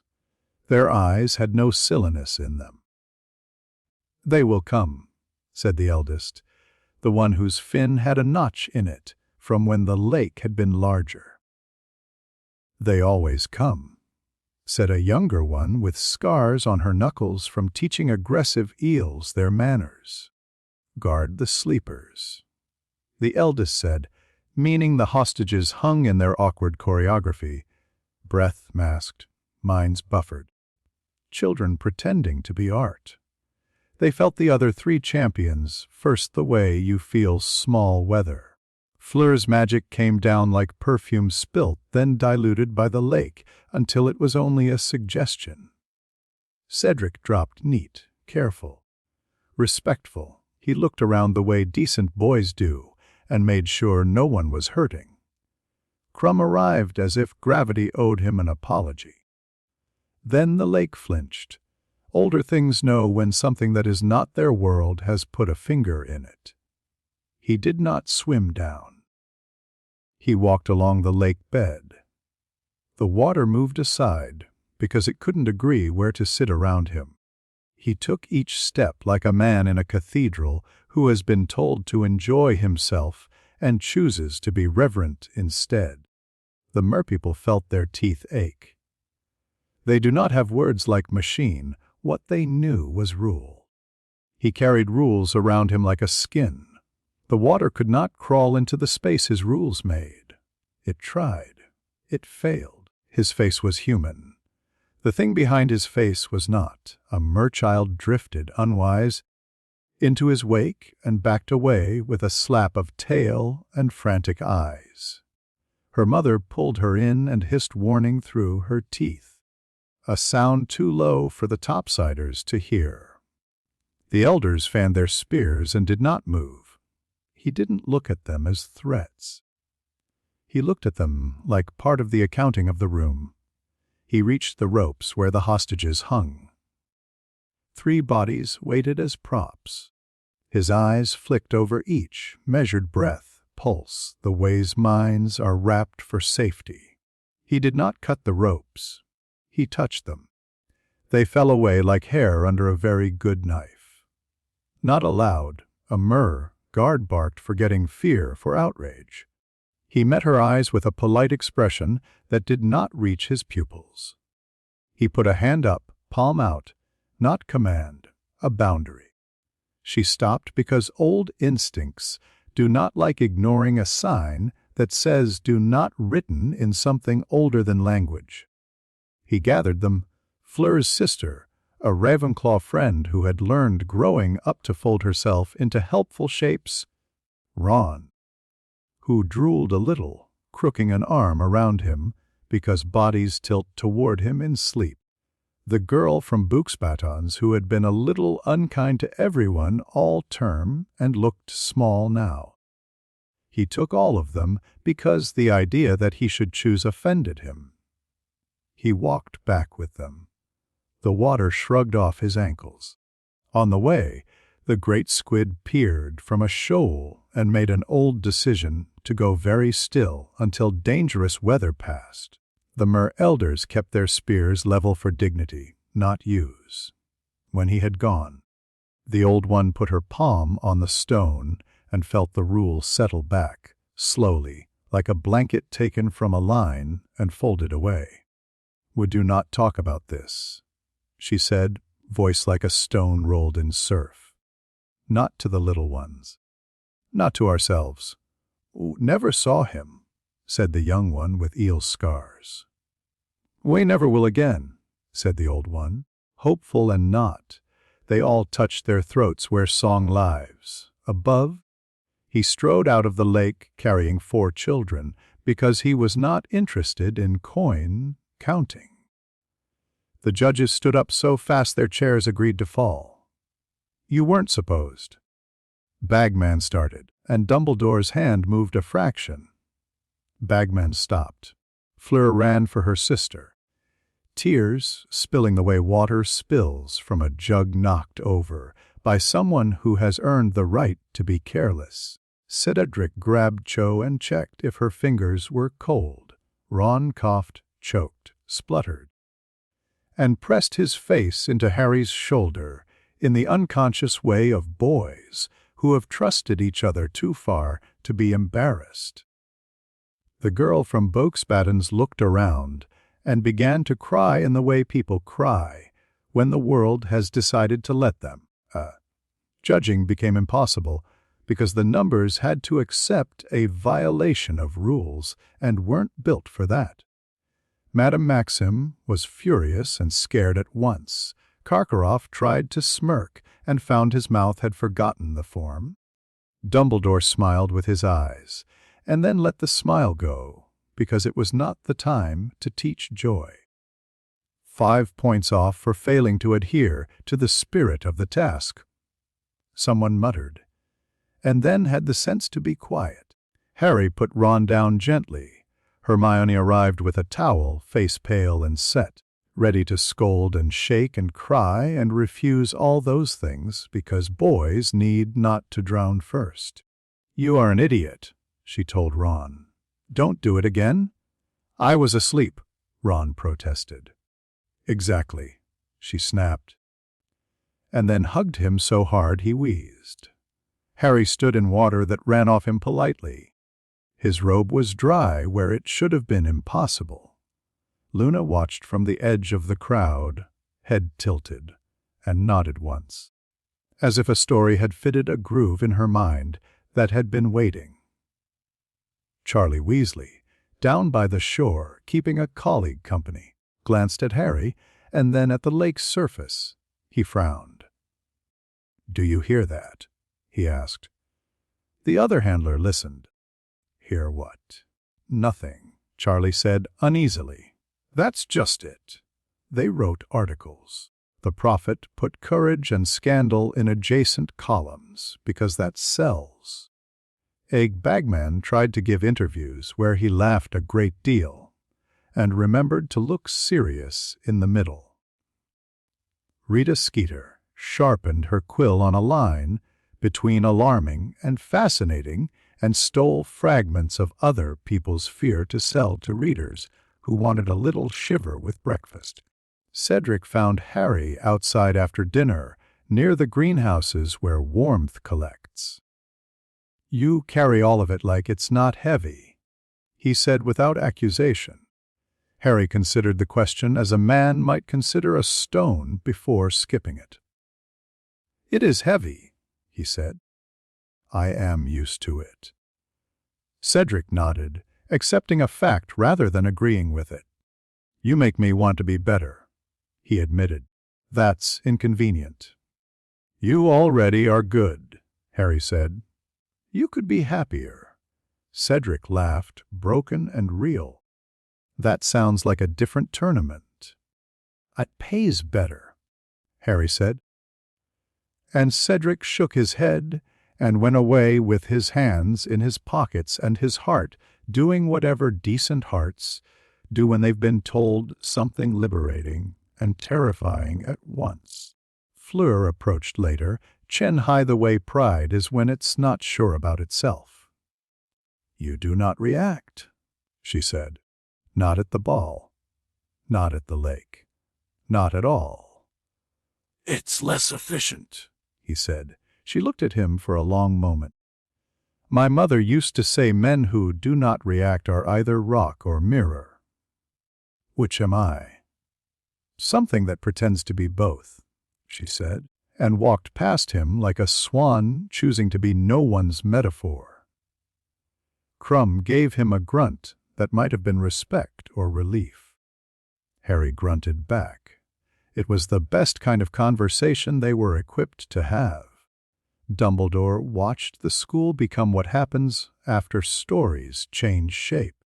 He stacked lemon drops into a pyramid and let it fall because some structures are meant to be temporary. At staff table, he spoke less and watched more. In his office, the instruments that once broke when Harry walked by had begun to merely stutter. Even devices learn. McGonagall adjusted her spectacles twice in one sentence and told herself off in the mirror for doing it a third time. Snape stopped trying with legilimency and started teaching harder. Lupin wrote a lesson plan that tried to remove the word Dementor from the children's mouths, and found it stuck there anyway. Harry slept badly one night and stood at the window of his dormitory watching Snow make rules for the grounds. Hedwig came and perched where Wind wants to be. He put a finger under her beak, and she closed her eyes in the satisfied way owls do. The castle settled around him like a shirt he'd worn so long it had taken on his shape. He wrote in his notebook, small, neat columns, Japanese running quick like watered-down rock. He noted task 1 Horntail receptive to respect, Handler class morale, Karkaroff interest, Dumbledore caution, or Ball social graph perturbation executed, Evlers minored, Karkaroff probe, A dark mark. Discussioned data, Lunaga anomaly high valued. Task 29 Mers age, anchor lines old, or a test on hydrodynamics successful. Cultural impact, vow of silence, probable, human narrative friction high. He underlined lunar and vow and closed the book. The school slept. The tournament moved on its rails. He had not yet decided, on certain nights, whether he was enjoying himself. He kept going anyway. The game had asked for more pieces. He had supplied them. The board would answer in kind. Chapter 10. The Dark Lord's folly, the Porky spat them into damp grass and old names. Cedric landed first, knees buckling. Harry, who was not a boy in the ways that mattered, touched down as if gravity owed him interest.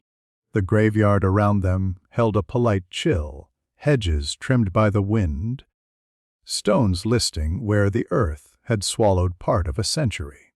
The angel on the nearest marker had been carved with hands that believed in gentle outcomes. "We're," Cedric began, turning. "Wand up, doing everything right." "Graveyard," Harry said, and moved his hand without moving it. Cedric's wand hand went suddenly heavy. The boy blinked and found he could not take another step. The world folded around him, soft, invisible. A stasis bubble the size of a cupboard. Wrapped in camouflage, wind went round it. Sight slid off it. Sound decided it had somewhere else to be. Cedric looked like a boy who had been told to close his eyes and keep quiet in a game that had become something else. Harry put one finger to his lips.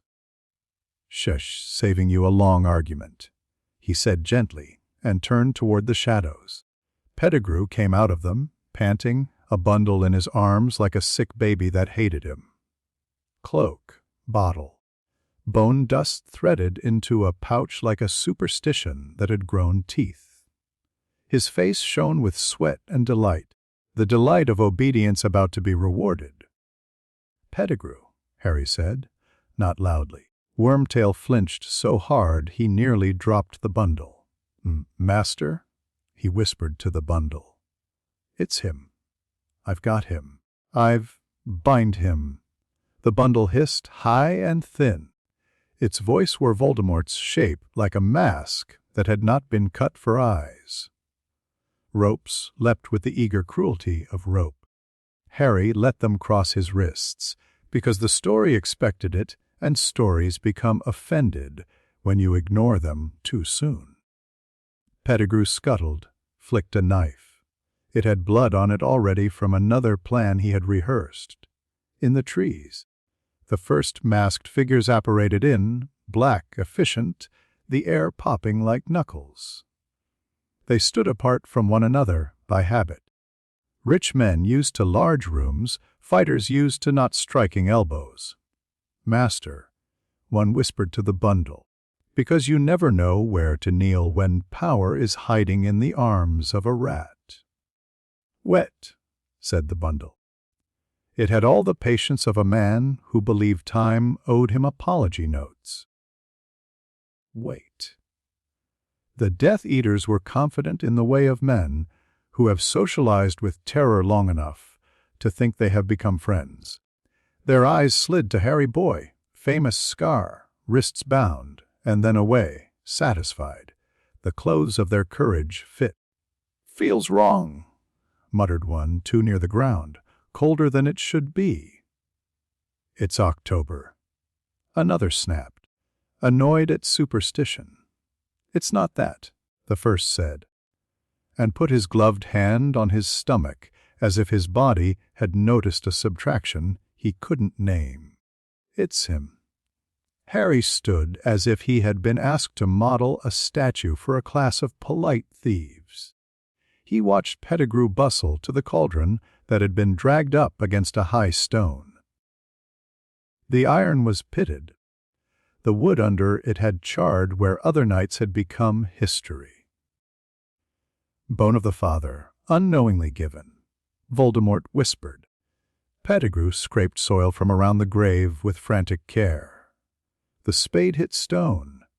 The smell that came up was the clean, unpleasant honesty of closed rooms opened. Harry walked over in his mind and wrote symbolism trumps physics. Binding relies on narrative frames, cost minimal, effect trace, level link to genetic signature. "Flesh of the servant, willingly sacrificed," Pettigrew said, and cut his own hand off. Harry watched and thought thematically tidy. Geometrically wasteful, any competent anchor would have asked for a smaller tithe. Overkill reads as faith to amateurs. "Blood of the enemy." Forcibly taken. Pettigrew panted, and turned with the knife and a vial, eyes wet with triumph and pain. Harry angled his head. "You can ask nicely," he said. Silence. Voldemort breathed from the blanket. Pettigrew nicked Harry's arm. A bead of red hung bright. Harry looked at it, then at the cauldron, where the liquid had gone an unpleasant shade of nursery blue. "Too much copper," Harry noted. "Your salts are off. Your base is wrong for heat retention. You'll get a body that fluctuates." Pettigrew blinked. "What? I am instructing you," Harry said. He used the tone he used for first. Years who should have known better, but might improve if humored. "You've grounded the ritual in symbols. Fine. You haven't compensated for the failings of your vessel." Pettigrew swallowed. "Master?" "Add the blood," Voldemort hissed. The blanket twitched with impatience. "No."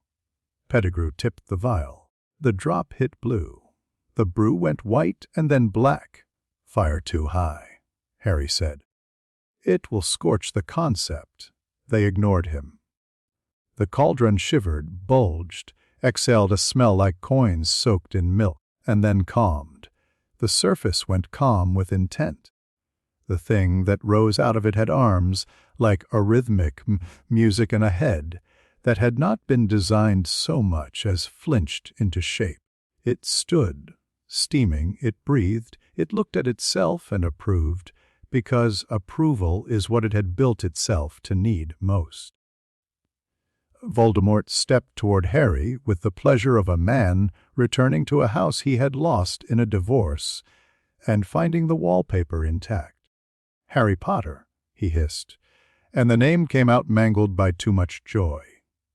"At last, Tom," Harry said, and the name landed without flourish.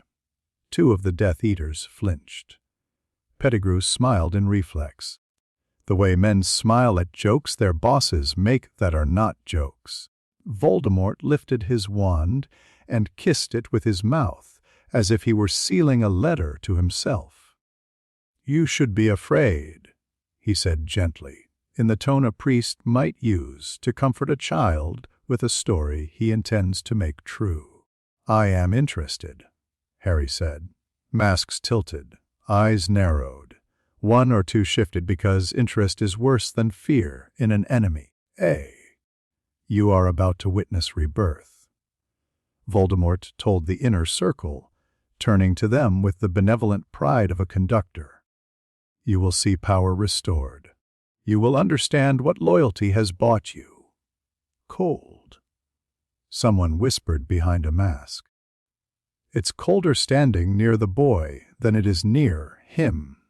Voldemort raised his arms as if the air itself were an audience he had paid for. I, who have traversed valleys of shadow, who have been less than spirit and more than memory, who have worn the world like a bad coat and shed it." "Why Horcruxes?" Harry asked, curious and mildly irritated. "Why fragments at all?" Silence clicked into place, not all the way, just enough to make the next word loud. Voldemort blinked. "I beg your pardon." "Why cut your soul into brittle pieces?" Harry said. "Why scatter your backups across objects that attract accidents and thieves? This is the part of your method I don't respect." The Death Eaters looked at each other. One made the muffled cough sound men make when they don't want to laugh. Another said, too softly, "Merlin." Voldemort's face arranged itself back into lesson mask. "Because the greatest of old magics requires the greatest of sacrifices," he said. "Because to go beyond death, one must commit to the form." "Sentiment," Harry said. "Numbers don't care about sacrifice. Anchors do not eat prayers. Your approach lacks centralization. A phylactery would have solved 90% of your resilience problems and left you with integrity." Fay. Voldemort stopped and heard himself. He folded frustration into charm. "How old are you?" "Old enough to recognize bad engineering," Harry said. "You lose stability each time you snip and stash. Every copy costs you resolution. You are a painting of yourself." Voldemort glanced at his gloved hand. The new skin over new bone was perfect only if you didn't know what perfection looks like scaled. "Yet I stand," he whispered, reasonable, coaxing the narrative back. "Yet I return." "Yes," Harry agreed thoughtfully. "Poorly. The Death Eaters made the small. Involuntary noise clever men make when someone says a thing they had been almost ready to say to themselves." Voldemort's smile lost a tooth. "You will not leave this place alive." "You mistake my ambition?" Harry said. Voldemort remembered his lines. He turned back to the circle, voice swelling. "Witness," he called, and his echo answered from stone to stone. "Witness as the boy who lie vidi. The Avada Kedavra you use," Harry interrupted, "is sloppy. You rely on intent like a crutch. The wand movement you favor focuses outward and disperses too quickly at range. You could adjust the motion to narrow beam width and increase penetration. But then you'd find you had to fix the pronunciation habits you've casually abused for 40 years. "Silence!" Voldemort snapped. color rising where blood had finally agreed to circulate. Also, Harry continued, friendly, if you're going to do possession, and I'm not saying you should, you need to stop treating minds like rooms you can move into. They're not rooms. They're nations. You brought a flag. You forgot you needed roads. The circle had gone very still. Masks made small, creaking noises as men frowned under them.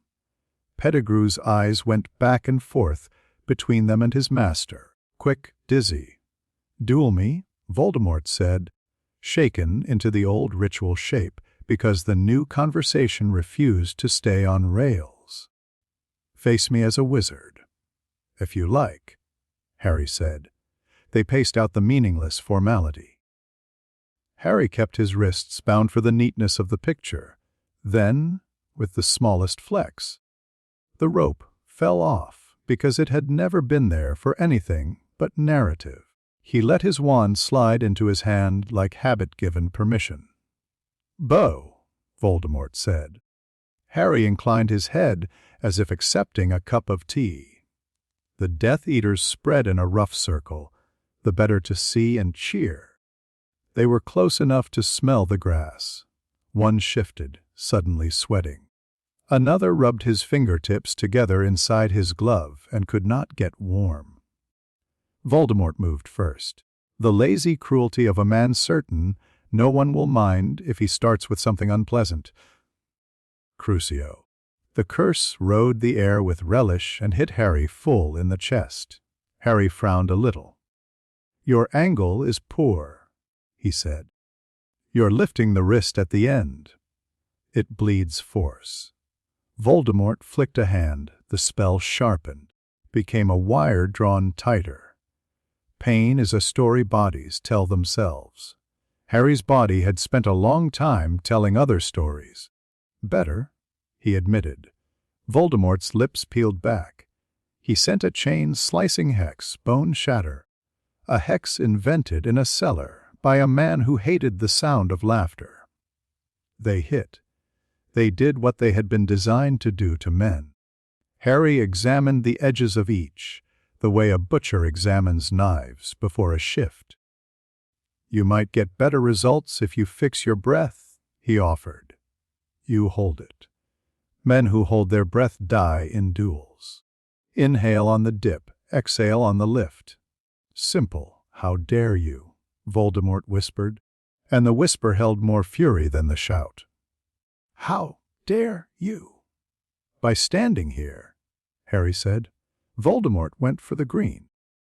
He enjoyed its theater too much to lead with it.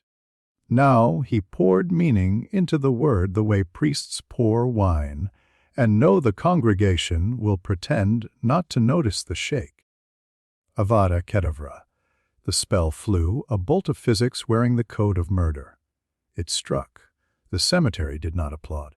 Harry looked down at his chest, as if glancing at a watch he had no intention of wending. "Shall we try again?" he asked. "You have time." Voldemort swayed. For a fraction, his face was younger. Shock making him a boy in a boarding house told his father is not coming. Then he found rage and climbed into it. He threw everything. Curses collected in a cloud around the point they were supposed to meet. They went off with neat little bangs as they failed to register the target as configured. The air stank of burned intention. Harry let it play over him like weather and made 2 notes: core power, significant; technique, theatrical; discipline, none. "You are nothing," Voldemort spat, high, thin. "An accident, my accident?" "Hello, Tom," Harry said quietly. "My name is Inevitability." The Death Eaters looked at one another as men do at a play that has become too good to be funny. One's hand shook.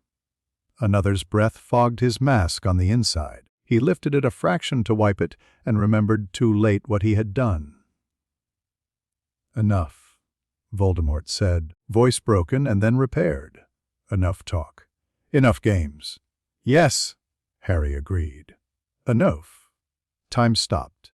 It didn't slow, it didn't smear. It halted obediently. Wind went still in leaves. The smoke from the cauldron hung in a thoughtful loop.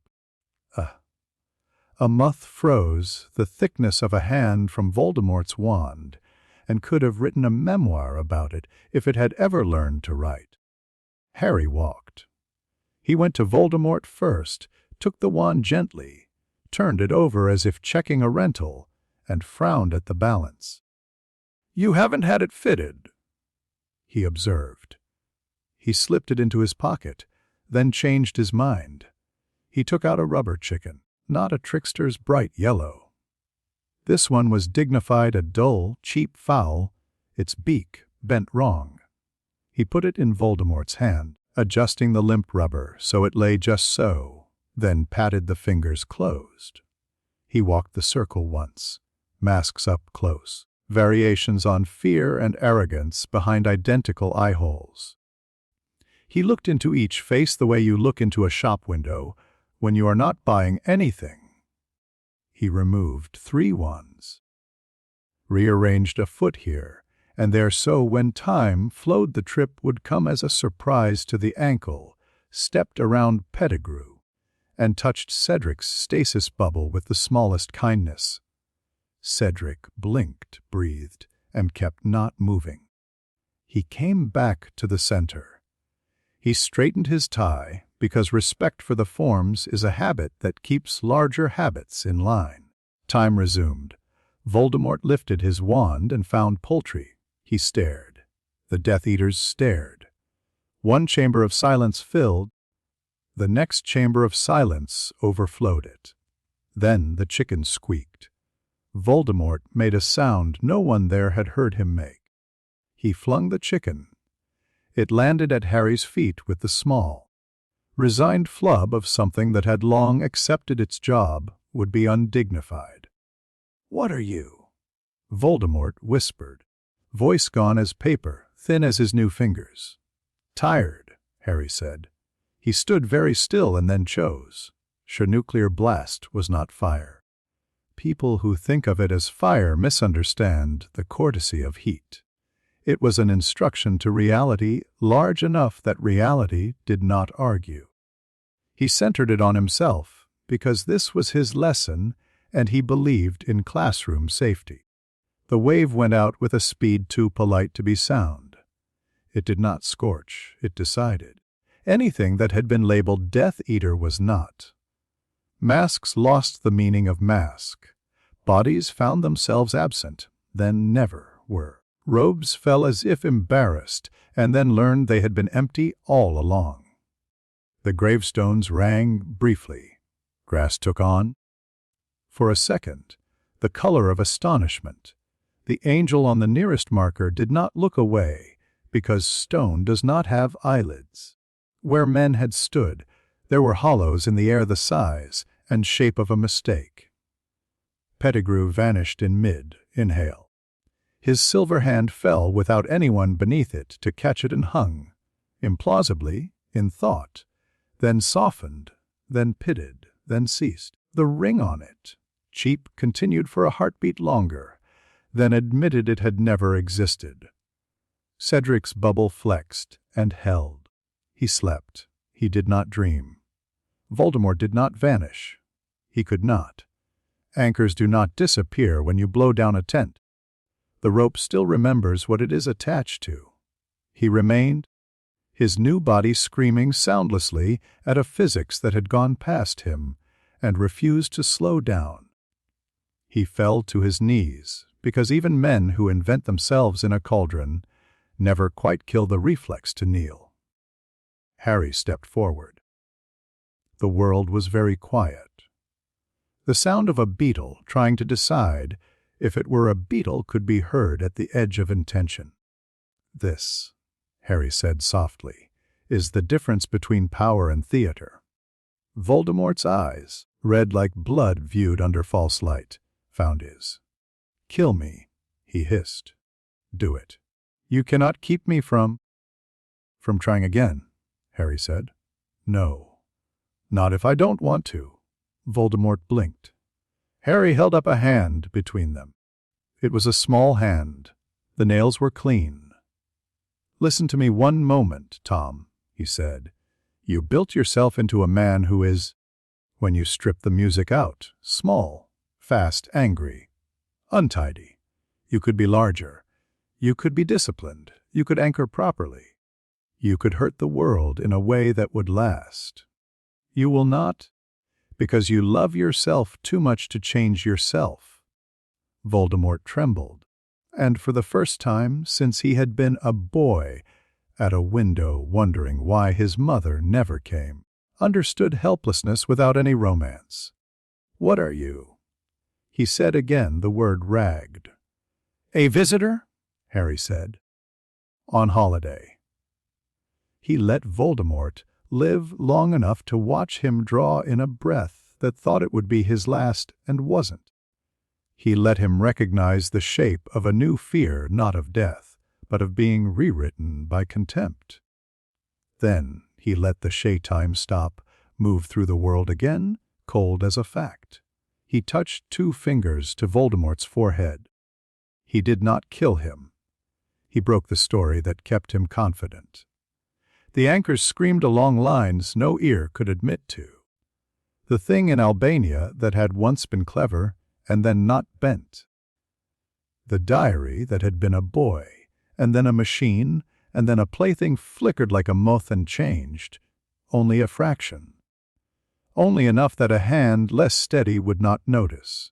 The cup in a vault far away grew a hairline crack too fine for goblin fingers to feel. Small imprecisions, enough to make future rituals falter.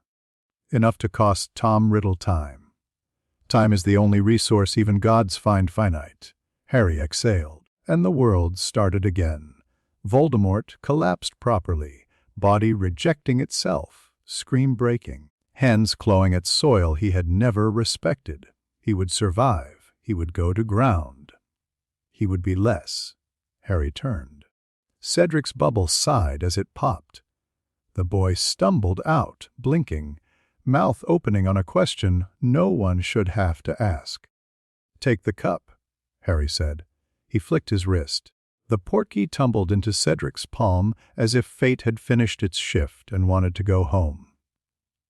"No, Harry." "What?" "It's a portkey," Harry said. "Hold on." Cedric held on. The world obliged him by removing him from it. Harry stood alone in the graveyard with a dark lord, 3/4 of an argument, and an angel who had seen worse and couldn't say so. He looked at the place where the Death Eaters had not been. He tilted his head, considering. He summoned a breeze small enough to move ash and large enough to make it look like weather. He set a sigil under the soil that would make Auror tracking Charmzoms, honest about what had transpired and lie to reporters sufficiently to keep children sleeping. Then he looked down at Voldemort one last time, because manners do not cost much. "Next time," he said, "bring a better wand." Voldemort wheezed something that might have been a laugh and might have been a sob. Harry left. He did not apparate. He walked to the gate of the graveyard because walking registers on magic in useful ways. At the gate, he reached into the air and pulled in a line the castle knew. The world folded round him in a manner that had learned to be polite about it. Behind him, little Hangleton remembered that it was a village. The angel remembered that she had wings, and also that she could not move them. The grass remembered not being flattened. The night remembered the precise temperature it had chosen at sunset, and was smug about being consistent. Back in Hogwarts, the stadium was a mess of noise. Cedric arrived with a lurch and a gasp, clutching the cup, and then dropping it like something that had lied. He took 3 steps, looked around as if for witness, and found a nation's worth. His Harry's. He couldn't finish the sentence because it had too many directions to choose from. Dumbledore was moving before the boy had chosen any of them. McGonagall moved with him, thin and rigid as a rule. The crowd learned how to be quiet very fast. "Where is he?" Dumbledore asked, hands on Cedric's shoulders. Steadying without pinning, Cedric swallowed.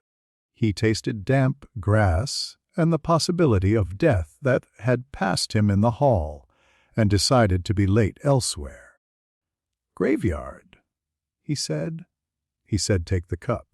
He said now. Snape stopped breathing and then did it again on principle. Harry stepped into the far corner of the pitch, as if the air had simply remembered him. He looked as tidy as boys look when they have taken off their tie, because it was strangling them and do not want to be scolded. The stadium exhaled. Dumbledore crossed to him in 4 long steps that admitted to being a run only when no one else was looking. "Harry." "Professor," Harry said, and his voice had the same polite weight it had had that morning at breakfast when he had asked for jam. Dumbledore scanned him the way mothers do when their children come in with their shirts torn and smiles too large. He saw nothing wrong and refused to trust his eyes. "We're resolved," Harry said. "Different problem now." "Witches." "Politics," Harry said. Behind Dumbledore, Cedric stood with a face made of 3 parts relief and 1 part fury at not having the right words. Fleur stared at Harry as if he had fountain pens where his teeth should be. Crumb looked at the sky and then back at Harry as a bird might look at the man holding out a handful of seed that smelled like traps. Screaming started in the stands, on schedule. People who had been holding themselves together did maths badly and lost count of their own breaths. Madame Pomfrey stormed out with chocolate, bandages, and the polite fury of women who fix the world after men perform in it. Aurors would arrive later, too late, with wands and questions, and the suspicion they were going to be asked to change names in a ledger no one had told them existed. Dumbledore did not ask the right question. He put a hand on Harry's shoulder briefly, warm, human, and then removed it, because the shoulder under his palm had felt like a thought trying too hard to be a person. "Come," he said. "We have to deal with matters." "We always do," Harry said. They walked in together, leaving the pitch to decide whether to develop legends or rumors. Behind them, Cedric looked down at his hands. He would remember holding a cup that had been a door, and the way a friend had told him to go and not to ask, and he would build himself around that instruction like a tree around a nail. In the graveyard, what was left of Lord Voldemort made an old decision to run. It would be some time before he remembered he had ever pretended to his servants that this was called strategic retreat. He crawled into shadow and story. The ritual that had made him would begin to itch. The anchors, he trusted, would slip in their sockets the tiniest amount. He would not sleep well. He would tell himself that was because he had been close to triumph. He would be wrong. Chapter 11. The aftermath of divinity, Cedric hit the grass like a dropped photograph. Still, color-leached. For a half-second the stadium cheered, because sound doesn't know when to stop. Then the front rows saw his face. "Hey, "Cedric!" Cho's voice cracked. Madame Pomfrey was already moving. Wand a metronome diagnose. Stabilize. Demand the world obey. She froze. No pulse, she said to the air that had just learned what silence weighs. No. Harry walked out of the dark mouth of the maze, hair neat, tie crooked where he'd corrected it by habit. He took in the tableau. Cedric's gray mouth, Pomfrey's hands, the billion-eyed thing a crowd becomes when it smells tragedy, and knelt. "Don't—" Pomfrey started. He touched Cedric's sternum with 2 fingers, as if ringing a bell that had been told to be quiet. The grass remembered mornings. Cedric's chest surged, breath ragged in, eyes flew open. He gagged, coughed, looked straight up into the night, and began to laugh and sob at once, a sound only the resurrected make. The stadium made a noise like weather reversing. Madame Pomfrey reeled back a fraction, and then did not. Medicine remembers to be professional even when it has been insulted by miracles. "Mr. Diggory," she said sharply. "Follow my voice. How do you feel?" Cedric blinked, gulped, swore softly, then found words. "Cold," he said hoarsely. There was a Harry graveyard," he said. "Now I left, then nothing, and then—" He turned his head. "I was falling forever. Then I got bored." His eyes found Harry glazed and very alive. "You said now," he whispered.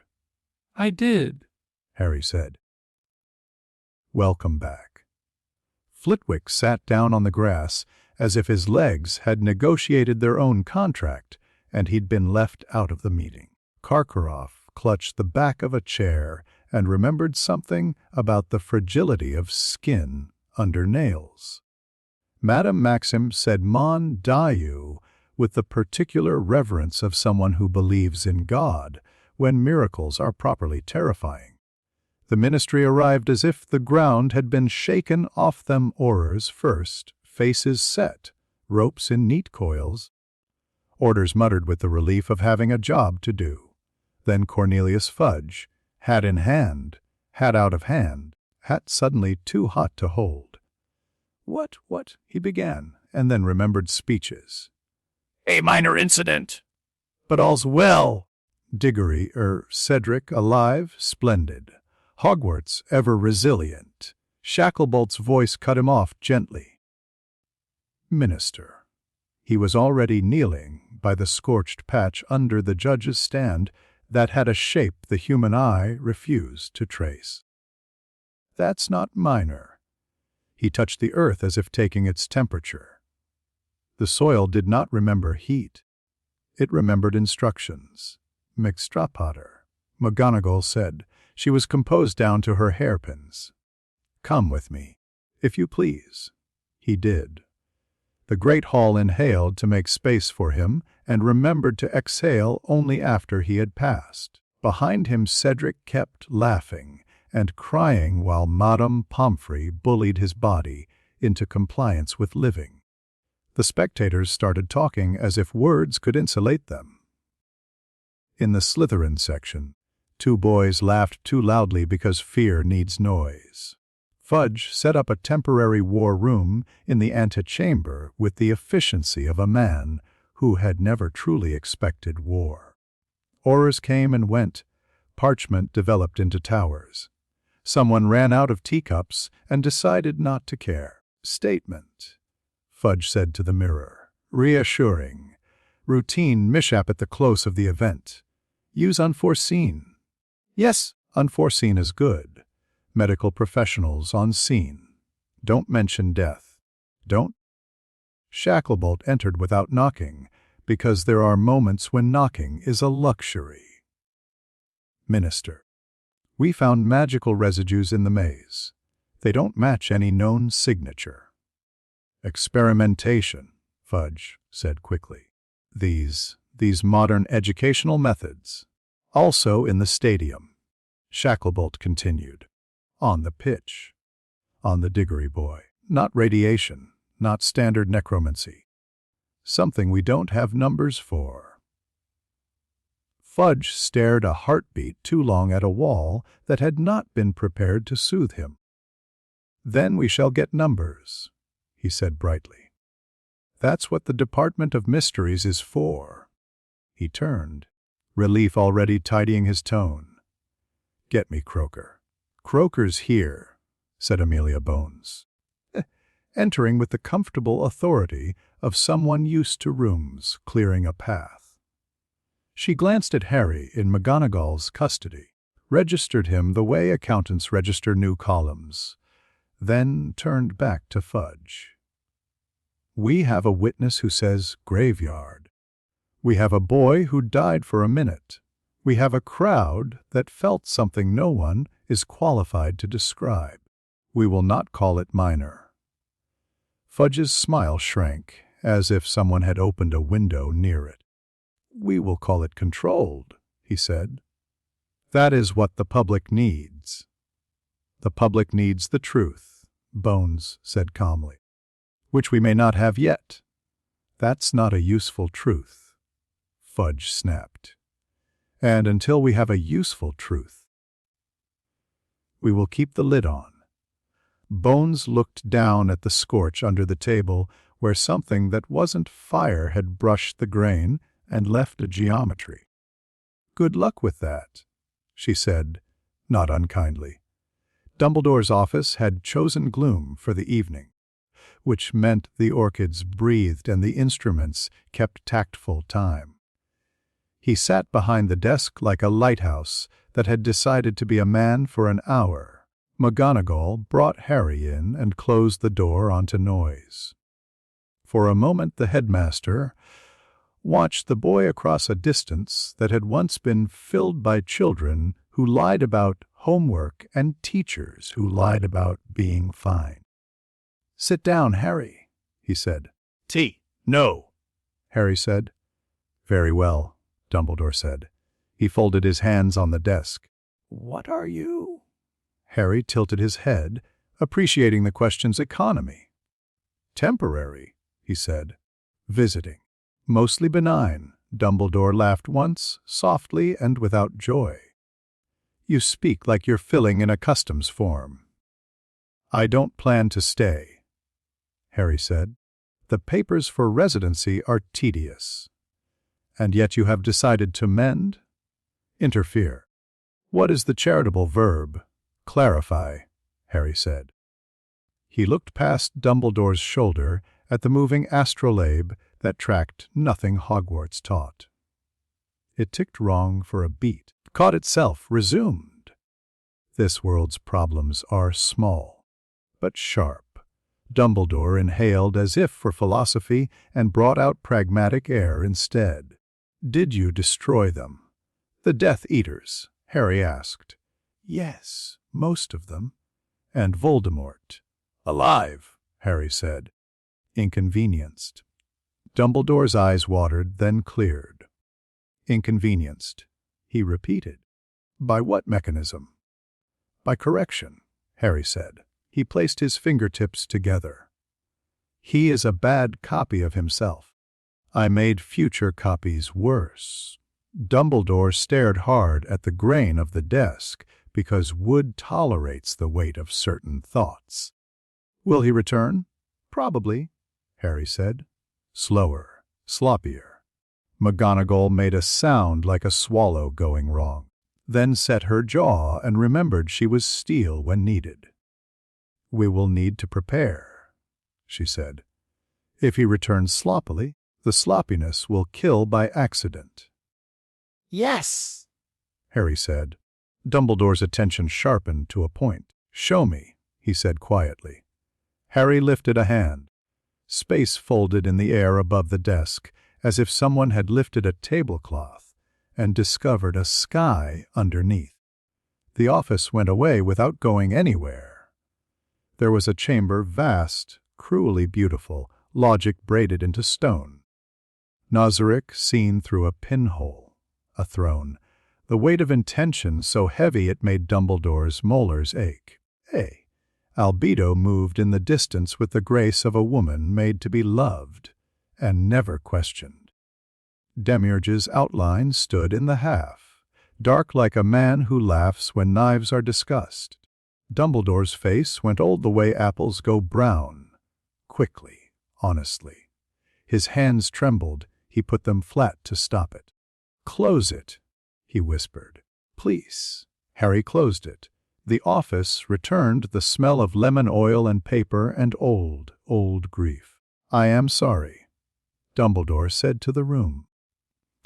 Which is what men say when a belief must be folded away, and they don't know where to put it. He looked up at the boy with the terrible neatness. "How much time do we have with you?" "A term." "Perhaps 2, Harry said. "Then the door closes, one way or another." "And in that time, what do you intend?" Dumbledore asked. "To fix what can be fixed without breaking more," Harry said. "To leave tools. To be bored." Dumbledore laughed again, choked on it, and let it come. "Boredom," he murmured. "There is something awful about power unsupervised by wonder." "I agree," Harry said. "It's why I play games." "Then let us make a bargain," Dumbledore said. "Brisk now, because brisk is the plaster you put over a wound you cannot yet name. Will permit you to clarify within constraints. You will warn me before you act in ways that will alter the world materially. In return, we will not attempt to clear you from the board." "You could try," Harry said, without vanity. "I have no intention of wasting people," Dumbledore said. "Do we understand one another?" Yes, Harry said. "I will break fewer cups if you tell me where they are." Dumbledore leaned back, dragged both hands through his hair in a gesture he would not allow students to see. "Minerva," he said without looking away from Harry, "please fetch our colleagues. We'll need a plan. Bring Severus. He's about to be vital, and I dislike it when he doesn't prepare." McGonagall nodded and left. The door closed on the headmaster and the intruder. "It is not my habit to beg," Dumbledore said, "but I will ask you this as a favor to our world. Try to make the gifts you leave survivable." "I will," Harry said. "I prefer order." "I thought so," Dumbledore said. He did not reach for a lemon drop. His hand wouldn't have found the bowl. By morning the world had learned what Hogwarts already knew: something mathematically indecent had occurred. McUSA convened at 4 a.m. New York time in a conference room that looked like it owed a debt to Art Deco and a newer debt to municipal carpet. Madam President Barnaby tapped her nails on a folder stamped Desta Urbi NCESISLs. "We are not touching this," said the head of federal horrors, and then looked at his staff as if asking permission to be braver. "Correction, we are touching it cautiously." "Any evidence of cross-border leakage?" Barnaby asked. "Just the screaming," an analyst said. It was very British. A junior undersecretary, pale with the love of procedure, raised a hand. "If there is an actor generating non-standard magical effects, we must consider classification as entity. Entities require liaison through ICW. ICW will meet at noon," Barnaby said. And the room groaned because ICW meetings have been known to last until the next government is elected. Across the Atlantic, the ICW extraordinary session looked like every extraordinary session it had ever held: too many chairs, not enough oxygen. "Order," said the chair witch, with the confidence of spells layered on the word for 1,000 years. We have reports of total erasure events in Scotland. We have credible witnesses using the word Dementor as if it were a noun that exists. We have a resurrection." "Impossible," said the delegate from the French ministry, then winced as 3 separate reputable sources handed him testimony. "Very well. Problematic.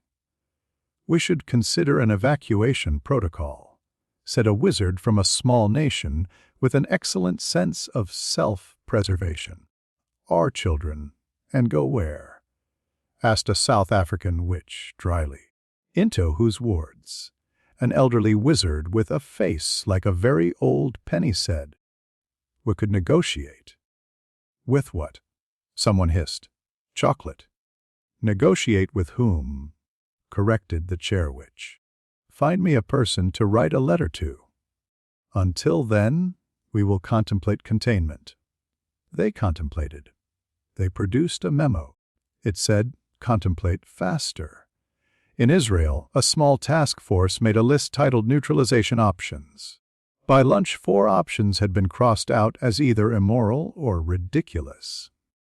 Option 5, approach Hogwarts librarian for thread, remained circled twice with a notey, she knows everything anyway. They filed the page in a drawer that always smelled faintly of cloves and agreed to pretend they had not filed it. In Russia, a department nobody named aloud floated recruitment.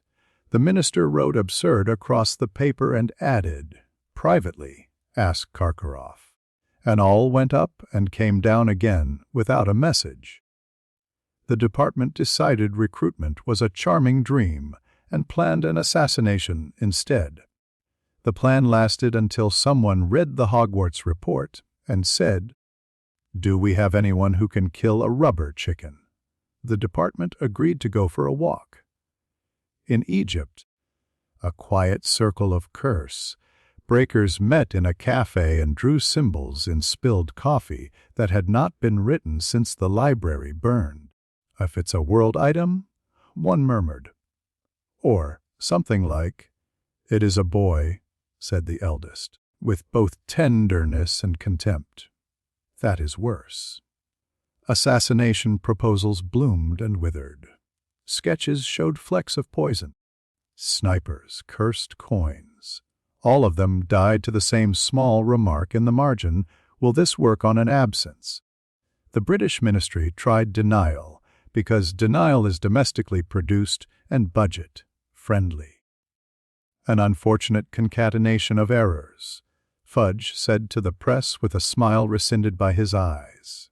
Mishaps in the maze. A fainting fit.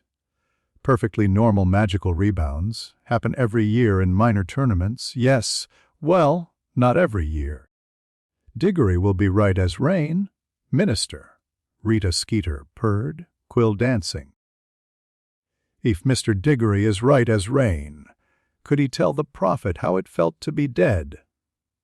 Fudge's mouth made an O that did not produce sound. Dead. He laughed. My dear Miss Skeeter, boys faint. Cedric. Skeeter's photographer asked, because some photographers are human in the ways that count. Cedric, wrapped in blankets and dignity, cleared his throat. I stopped, he said, voice even, like a clock. There's a moment when you know you're a story for someone else. Then he glanced at Harry, who stood to the side as if he'd been placed there neutral. Then I wasn't. He swallowed, put me back. The newsroom went quiet, as it never does. Rita's quill hesitated. She wrote put me back in large letters, underlined, then added a neat curl to the K that looked nervous. Croker from the Department of Mysteries sent up a note. It read, energy signature incompatible with any known branch, not curse, not charm, not sacrament, vector resembles instruction, not force. Further testing impeded by absence of residue. Below it, in a different hand, what do we call a thing that leaves no fingerprints? Fudge tried a second press conference. He used the words reassure and contain until they sounded like furniture polish. Halfway through, he stumbled. Our partners at Azkaban have assured me, he began, and then faltered because there were no partners there anymore, just walls, water, and men with lanterns who kept asking each other if they were forgetting anything important. Assured me the situation is under control. He smiled, the kind of smile that makes small children cry. Amelia Bones took off her monocle and cleaned it specifically enough to be an argument. Minister, she said afterwards, in private, stop, will look foolish and cruel. Fudge stared at his hands as if hoping for notes. What would you call it? Truth? She said. with as little decoration as we can manage. Boredom came back like an old colleague, reliable, a bit smug. The morning after the graveyard, while owls died under the weight of letters, and the prophet stapled adjectives to the front page, Harry moved through the castle like a technician. He began with wards. Hogwarts had good bones, old anchors, 4 hearts. Regrets stored in the walls like useful salt. He laid structures that didn't fight the existing grid. He asked instead of told. He ticked lines into being. The castle considered, shrugged, accepted the upgrade, like an elderly building consented to electricity. All right then. But no nonsense. Flitwick found him at a junction where 3 corridors pretended not to cross. "What?" the charms master asked mildly. "Are you doing to my house?" "Fixing the seams," Harry said. He showed him. A thread of logic woven through an old spell until the fray stopped. Flitwick looked. Flitwick is a man who cries at craftsmanship and never calls it crying. "They'll hold," he said softly. "Longer than we will." "I'd prefer they did," Harry said. He left a folder in the restricted section because the restricted section enjoys being fed. It contained a theory for fusing arithmancy with ancient runic matrices, a neat correction to Flamel's footnote on mortality and intention, and a paper labeled Patronus, an engineering approach. Madame Pince found it and nearly fainted, then hugged the folder the way some women have wanted to hug children and did not get the chance. In sat Mungo's. A night, sister making the rounds found a parcel on the lycanthropy ward, anonymous brown paper, string tied with exact kindness. Inside a booklet titled Lunar Lycanthropy, Cycle Interruption Through Fixed, Point Charm Work. It read like a recipe written by a saint with a degree. The first patient they tried it on slept through moonrise with nightmares, but no bones breaking. By morning the ward staff had cried in 4 different cupboards and agreed never to speak of it except in prayers. At breakfast, Dumbledore unfolded a paper of his own, thin, closely written, signed anonymous, and then not for glory in a different hand. It mapped a modification to the school's boundary that would allow in children who were not owned by a wand. He put it in his pocket and did not look at Harry, because sometimes gratitude hurts too much to aim. Hermione found a sheaf of notes in her bag that night, tucked so neatly she thought she must have filed them herself. On magical formal systems proofs and pitfalls. She sat on her bed in the girls' dormitory and read until her eyes hurt. When she got to the section on why hope works better than fear in spellcasting, she put her face in her hands and made a noise that wasn't crying and wasn't not. Ron watched her and tried to make a joke, then didn't. He went down to the common room, found a chess set, and set up the pieces with unusual care. "All right," he told the board. "No cheating tonight?" The board did not answer. It had learned humility the hard way. The international panic acquired shape. Reports crossed desks attached to names people had assumed would never be in the same paragraph. An ICW subcommittee drew up an extreme entity engagement protocol. Its bullet points included "do not send teenagers," which made 3 members of the committee wince. A clandestine cell in France built a curse inside a piano and discussed inviting Harry to a recital. They disbanded when the piano ate the curse and played a C major so beautiful one of them burst into tears. "We're out of our league," the cell leader said, relieved. Meguse floated the idea of a liaison, a brave young auror with diplomatic instincts to humize the entity. The list of candidates dwindled to 2, then 1. Then none when the sole survivor of the committee's standards read the Hogwarts file and said, "I prefer to die at home. Thanks."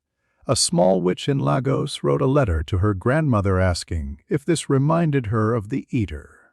Off, paths from the story. Her grandmother wrote back yes.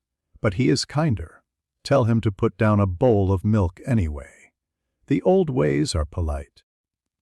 By week's end the British ministry attempted a last cover, up high academic language.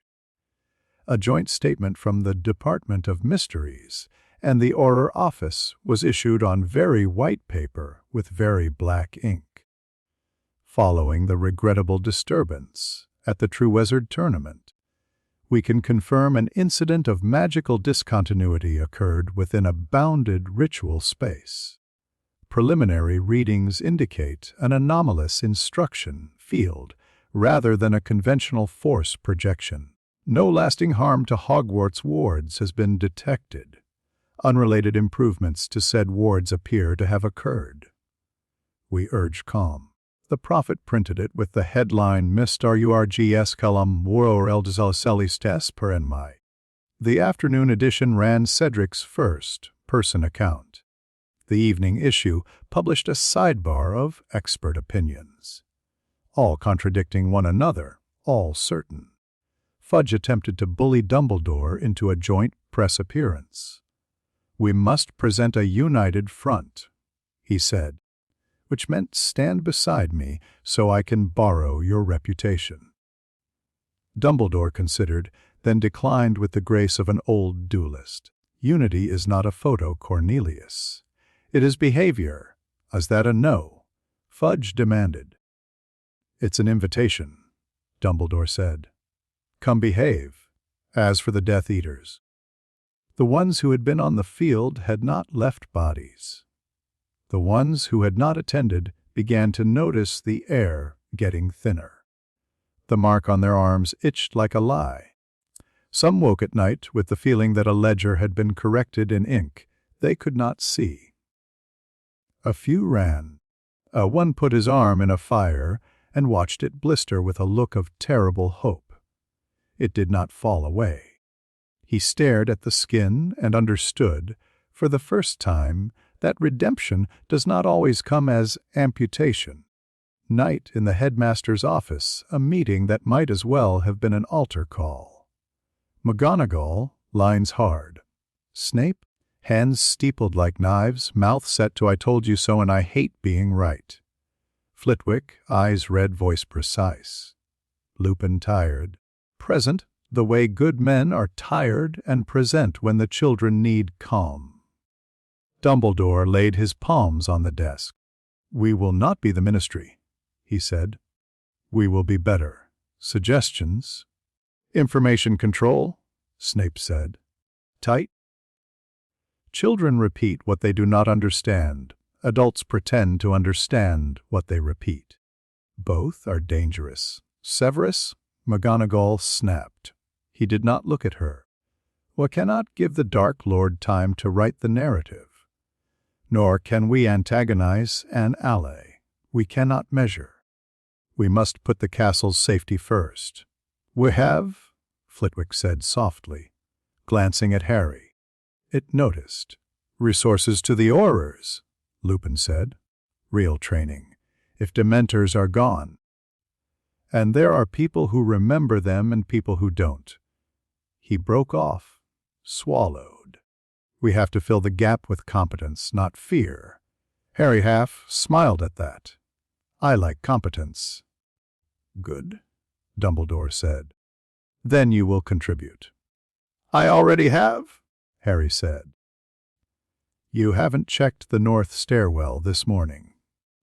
They checked. The stairwell's unstable landing had become honest. No more traps for first years late for breakfast. McGonagall covered her mouth and did not say thank you where students could hear. "And the library," Harry added. "What about the library?" Madame Pince said sharply, arriving from nowhere like a summoned demon. "Nothing," Harry said. "Yet." Pince narrowed her eyes. made a note in a ledger that had devoured would be vandals and vanished. Dumbledore rubbed his eyes. "Time," he murmured. "We have bought a little.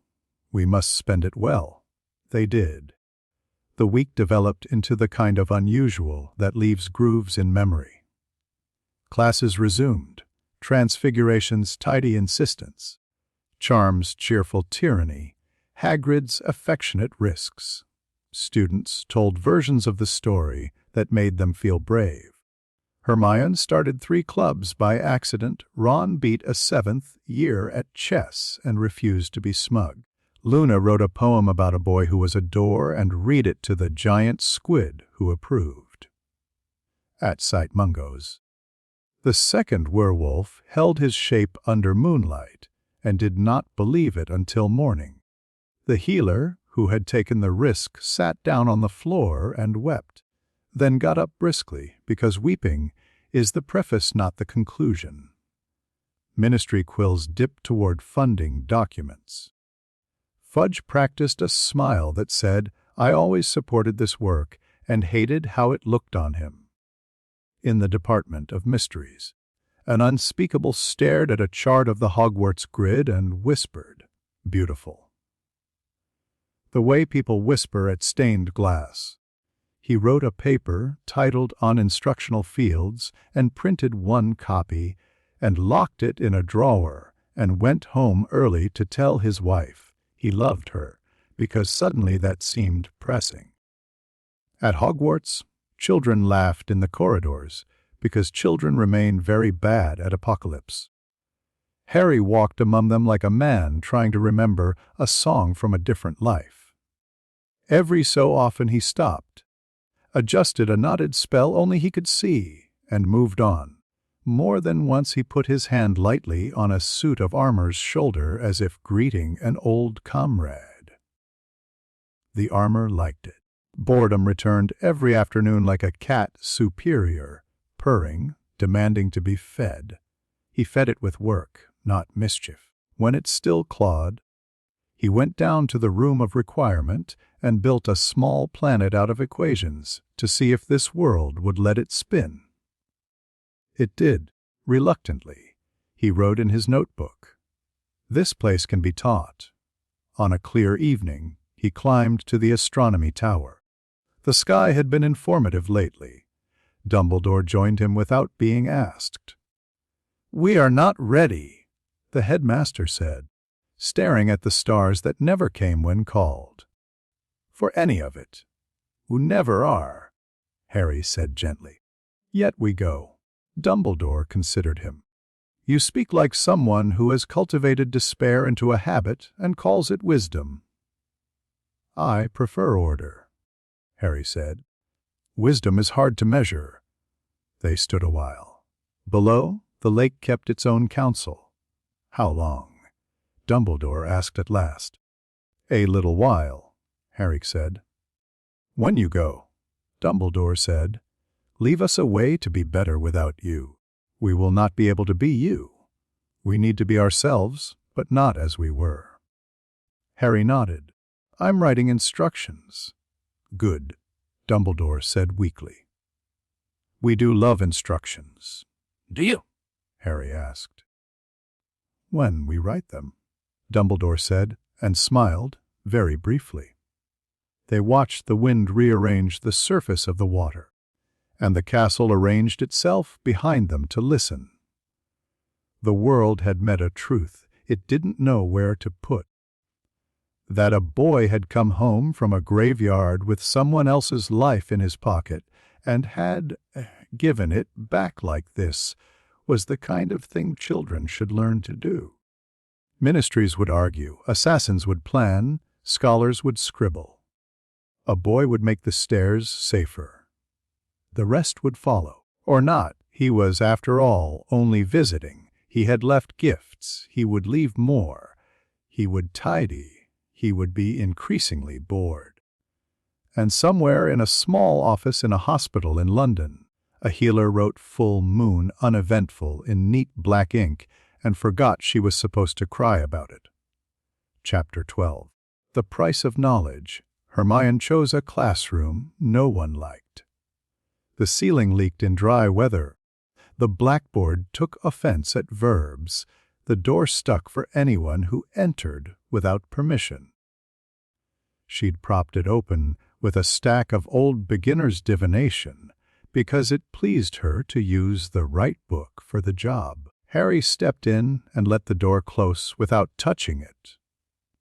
The room became private. Hermione stood behind a desk laid out like a solicitor's table. Notebooks, loose parchment, a muggle ring, binder she'd charmed to tolerate quills. She had drawn lines between items with colored thread, fixing connections into the wood itself. Her hands shook once. She placed them flat until they remembered who they belonged to. "All right," she said. "No interruptions." He inclined his head. She began with the troll. "The skull wasn't crushed," she said. "The bone sutures showed uniform inward pressure. Not a blunt object. Not a spell I can find. The angle was wrong. It looked as if the air inside its head decided to be smaller." She slid a rubbing across. He glanced, mapped it to his memory of the room, the scream, the tidy collapse. He did not confirm. He did not deny. "The devil's snare," she went on. "Everyone makes fire. You aged it. Time spent is irreversible, except a breath isn't when you do it. Plants don't go gray. They did." Another page. His eyes ticked down columns. She had measured from ashline to floor. She'd timed the rate of wilt in 3 control samples because she didn't trust her own instincts enough to rely on them. She pushed on. K's frozen in a ring without frost on the floor. An air clamp that doesn't exist in any text. A thread from that to a neat card reading Quidditch, curse unaffected. Quirrell's sabotage failed while you apparently struggled. You weren't struggling. A thread to mirror. Fracture under observation. You cracked an artifact that should have cracked you. She swallowed. He watched the throat muscle move, catalogued fear, and will fighting and both staying. "Dementors," she said, barely above a whisper. People argue about whether they remember them at all. But the window on the train frosted from the outside, and Lupin looked at you afterwards like he'd left a door open in his head. Our reports talk about robes with nothing in them. You weren't cold. She looked up raw. You were the only warm thing. Silence sat in the room like another chair. She set the last file down very gently. "Your wand work is wrong," she said. "Not sloppy, precise. But the signature I measured off your Alohomora after curfew in week 4 isn't wand, core aligned. It's like the wand's along for the ride. You're doing arithmetic and letting wood pretend to help." He could have lied. Lies make nice bandages. They don't hold under running water. He did something worse. "What are you afraid of?" he asked. She laughed once, brittle. "I'm terrified you'll tell me I'm right." He let out a breath. "Then you are brave," he said, not as a compliment, only as fact. "Because you've made yourself sit here anyway." She nodded once. "Who are you?" "A visitor," he said, choosing the smallest box that would hold the truth without splitting. "Temporary. Harry is safe. Elsewhere. He will return. I am studying." Her shoulders loosened the smallest degree, Murphy's law of fear. The first thing people relax is always the muscles they can't afford to. "From where?" "Another world," he said. "Not metaphor. Not travel brochure." "That's," she stopped herself from saying impossible. "Unlikely," she corrected, which pleased him. He gestured to the thread web. "You've earned precise answers. A beat. With a choice." Hermione's breath caught. Choices at 11 had been about pudding, at 12 about friends, at 13 whether to cheat time to save a cat. This felt like all three wearing each other's clothes. "I can take this from you," he said, cleanly. No bone, saw obliviation. A firm hand on the memory, filed in the drawer it belongs. You'll sleep and wake, and spend your extraordinary mind on essays, and arithmancy, and campaigning for better elf rights. You'll be happy, or at least not hunted by questions. "And the other," she whispered. "You help me document this world properly," he said. "Not to conquer it, to understand it, to leave it better organized than I found it. You will be afraid more often than you like. You'll have to lie, by omission, at least, to people you love. You will see a little of what I am, a tilt of the head. You may not like it." She shut her eyes. "Do you?" She forced the question out. "Do you respect me?" "Yes," he said, unadorned. "Then don't decide for me," she said, and opened her eyes. "I choose the second," he nodded. Relief didn't register, a new column did. Ground rules. You tell me when I am becoming a problem I can't see. You ask questions until your questions have to stop. You leave if you are in danger you can't accept. "And you," she said, surprising herself at the steadiness. "You don't use me to make your work easier." "I use your mind," he said, clinical. "Not your soul." She half laughed, half gasped, because the sentence terrified and consoled at once. "All right," she said. All right. They worked.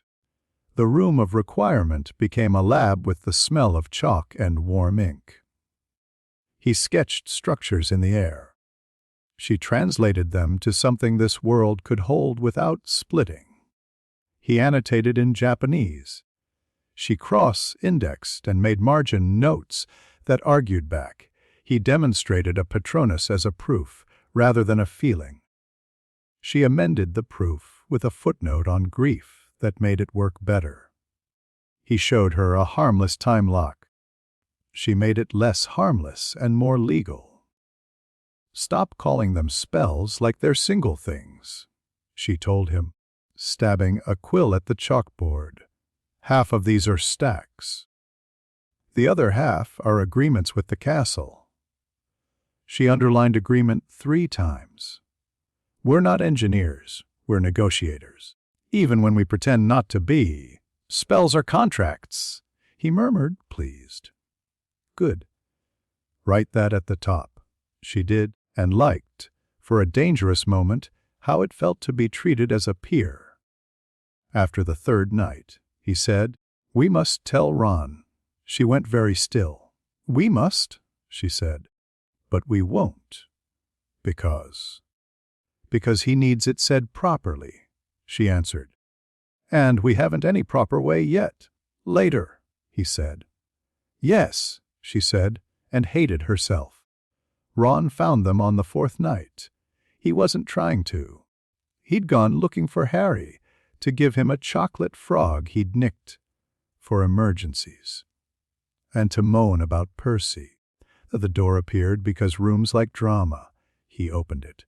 Because he's a Weasley, and Weasleys open things that say, don't. There they were, chalk on sleeves.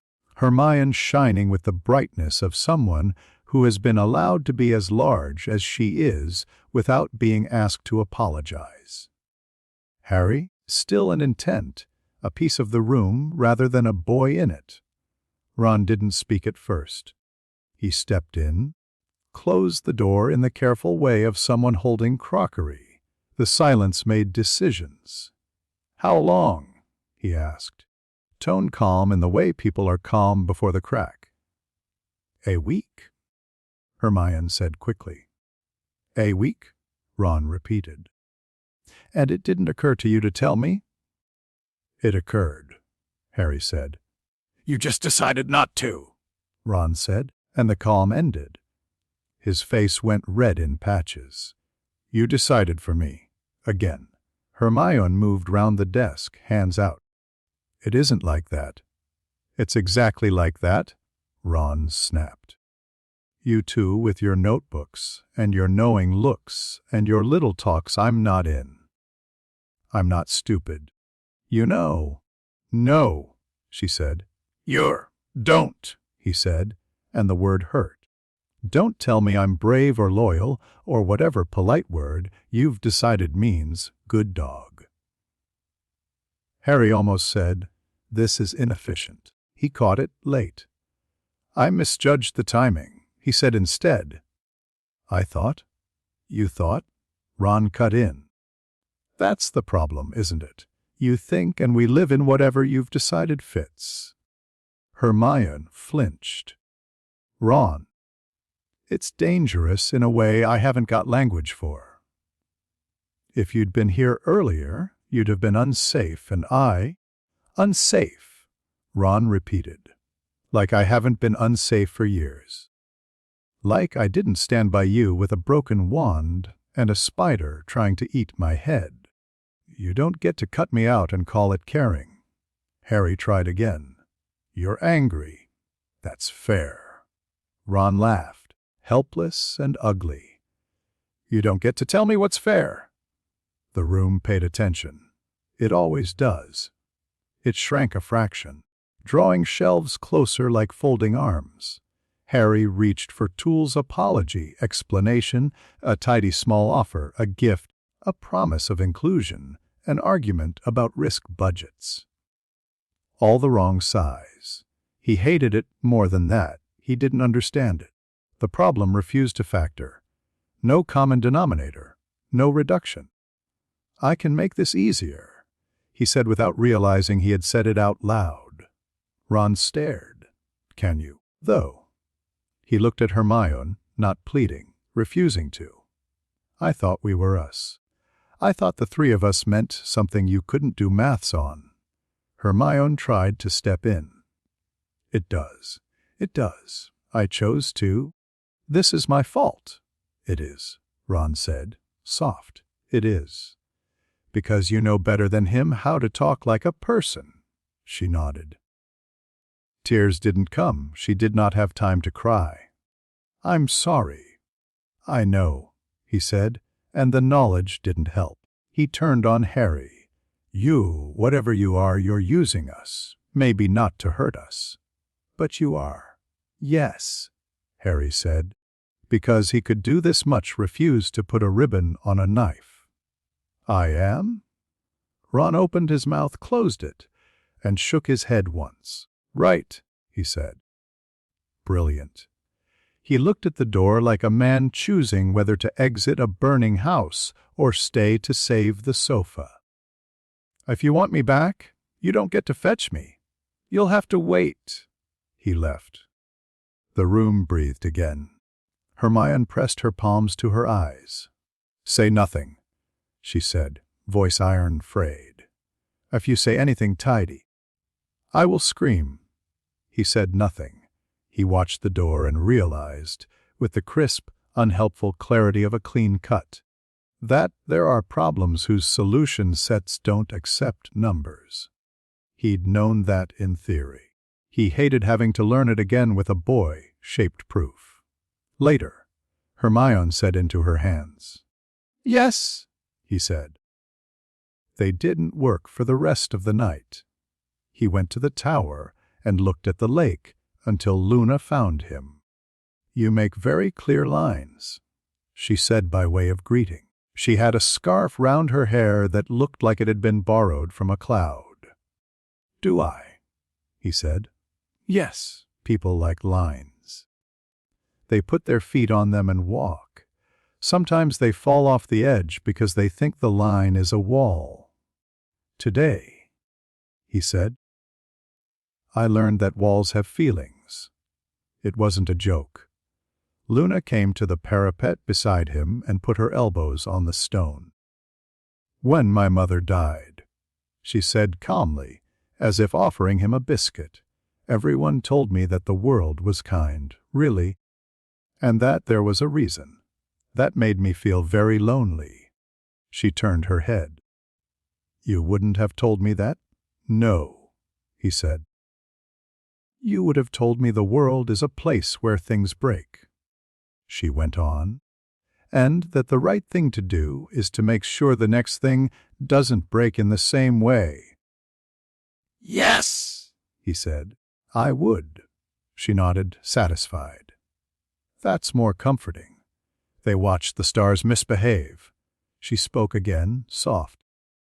You don't have a ghost, she said. Most people do. The little echo that follows them about, reaching for all the times they didn't choose. You don't. Perhaps I put mine away, he said. No, she said thoughtfully. You filed it. She smiled at the sky. You're not cold, you know. People think you're cold. You're not. You're tidy. He found he liked that. Thank you. You're going to leave? She said. Not a question. Wes. Good, she said, which should have stung and didn't. If you stay, we'll all become edges. Is that bad? It's boring, she said, and laughed, delighted at her own good sense. Death's not scary. It's tidy. It's the bits before that are messy. He remembered late-night guild voice, chat, touch me and Pereroncino arguing about loot tables, Olbert threatening to curse the random number generator, someone singing off key. This was as close as he'd come. His mouth almost smiled without help. Want to see a door? He asked. Yes, she said immediately, then added, I won't go through. Weiss, he said. Dumbledore waited until midnight to ask, because midnight is when people stop lying about what they want. McGonagall came with chalk and disapproval. Snape arrived like a bad mood carrying a wand. Flitwick brought 3 different measuring devices, and the joy of a man who loves his subject more than he thinks he should. The office had been cleared. The portraits were empty. The former headmasters had tacked to burn. You are certain this is wise? McGonagall said, which meant necessary. No, Dumbledore said. But it will be done whether we are present or not. Harry had drawn a circle the size of a classroom, exact to a hair. Silver thread lay in double helix with black chalk. Runes set at the quarters were not from any alphabet they taught, though Flitwick squinted and murmured delightedly, Look.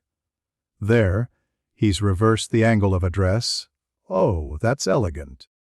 Snape stood with arms folded. Explain the risk?